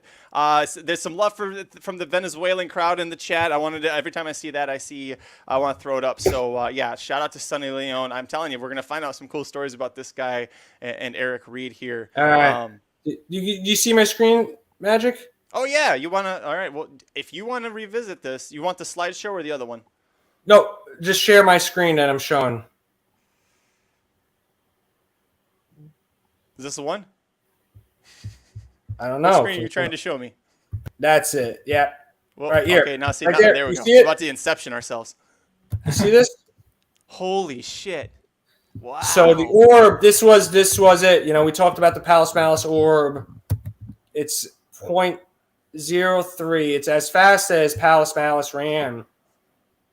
The pace in this race, and it was a bit shorter than how fast Palace Malice kept on going to the 3/4. But as you can see, Rich Strike with the second fastest half-mile time that he closed in to win this race. It was Meltdown City. I kept on screaming it during the live feed, and it occurred that it was the Meltdown, and that's what Rich Strike with that late pace.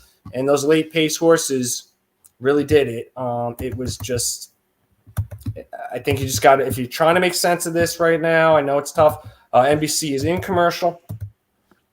So thank you for all who have joined the Racing Dudes live stream right now as we make sense of Rich Strike, who's won the Kentucky Derby at $80, 80 to 1, paying $163.80 or something, right? Yeah, 163.60, so close. I mean, when you get up over 160, it's really just a matter of picking nits, but it's a lot of money. So how did this happen if people are coming looking at the pace? So we had the second fastest pace in the last decade. 10 years right here is what we're looking at is the Kentucky Derby points system. This is the 10th year anniversary of it, and Rich Strike is the second fastest that he was able to close into the fast pace set by Summers Tomorrow, who got out of the gate and was pressed by the other UAE Derby winner who ran with him there. I forget his name already. Rich Strike. No. Who is the UAE Derby winner? Oh, sorry. Crown Pride. Crown Pride. So I forgot his name already because he's meaningless, but they set a torrid pace, set up for a closer. Zandon and Epicenter really looked like they were going at it. Looked like it was going to be those two. Rich Strike was able to use that fast pace to get it, just like Orb got it. This was a lot like Orb. Orb obviously won the Florida Derby. This horse hasn't won anything. But I did say that this was a possibility of a pace meltdown, and I got it wrong. I had Zandon on top of Mo Donegal. Mo Donegal didn't really. Mo Donegal got fifth. Somehow this was hittable. This was hittable. I'm telling you, Rich Strike, I really did love that horse. You got to find the clip where I say Rich Strike is going to buy his Teslas, and he's definitely buying Teslas for a few people out there today. So congratulations if you had Rich Strike. I don't think too many people did, but and listen, I see people sitting in the chat. I have no way of knowing if you're full of shit or not. If you did, congratulations. If you're full of shit, hey, welcome to the party. We're happy to have you here. I saw a couple of people asking, where are the racing dudes who picked Taiba and Messier? Well, one of them's talking right now. Listen, thought Taiba, Messier, or Epicenter was going to do it, and I was wrong. And listen, the guys are going to be on later tonight. The guys who were there live, Aaron Jarrett and Mike Somich. let me just forewarn you, this is about as jovial as it's going to get from here on out on the YouTube channel, because I don't know that they're super pleased about that one coming across. But there will walk you through. We can all grieve together later tonight on the Racing Dudes YouTube channel, youtube.com/racingdudes. It has been almost exactly 7 hours I've been doing this. Shout out to some of the MVPs here, not just Saratoga Slim and Andrew Champagne, but JD Fox, who opened the show with me. Shout out to Shadi in the chat, to Dan Mason in the chat, all the regulars from the Racing News team. We love you. If you're new, subscribe to the channel. We have all sorts of content coming out for the Preakness. Trust me, this is just the beginning. We're going to grieve through all of this together. Lots of great stuff coming. We'll see you at racingnews.com for Saratoga Slim, Andrew Champagne, and that's their Twitter handles, at Saratoga Slim, at Andrew Champagne. I'm Magic. We'll see you next time. And once again, thank you so much, everybody. Have a great one.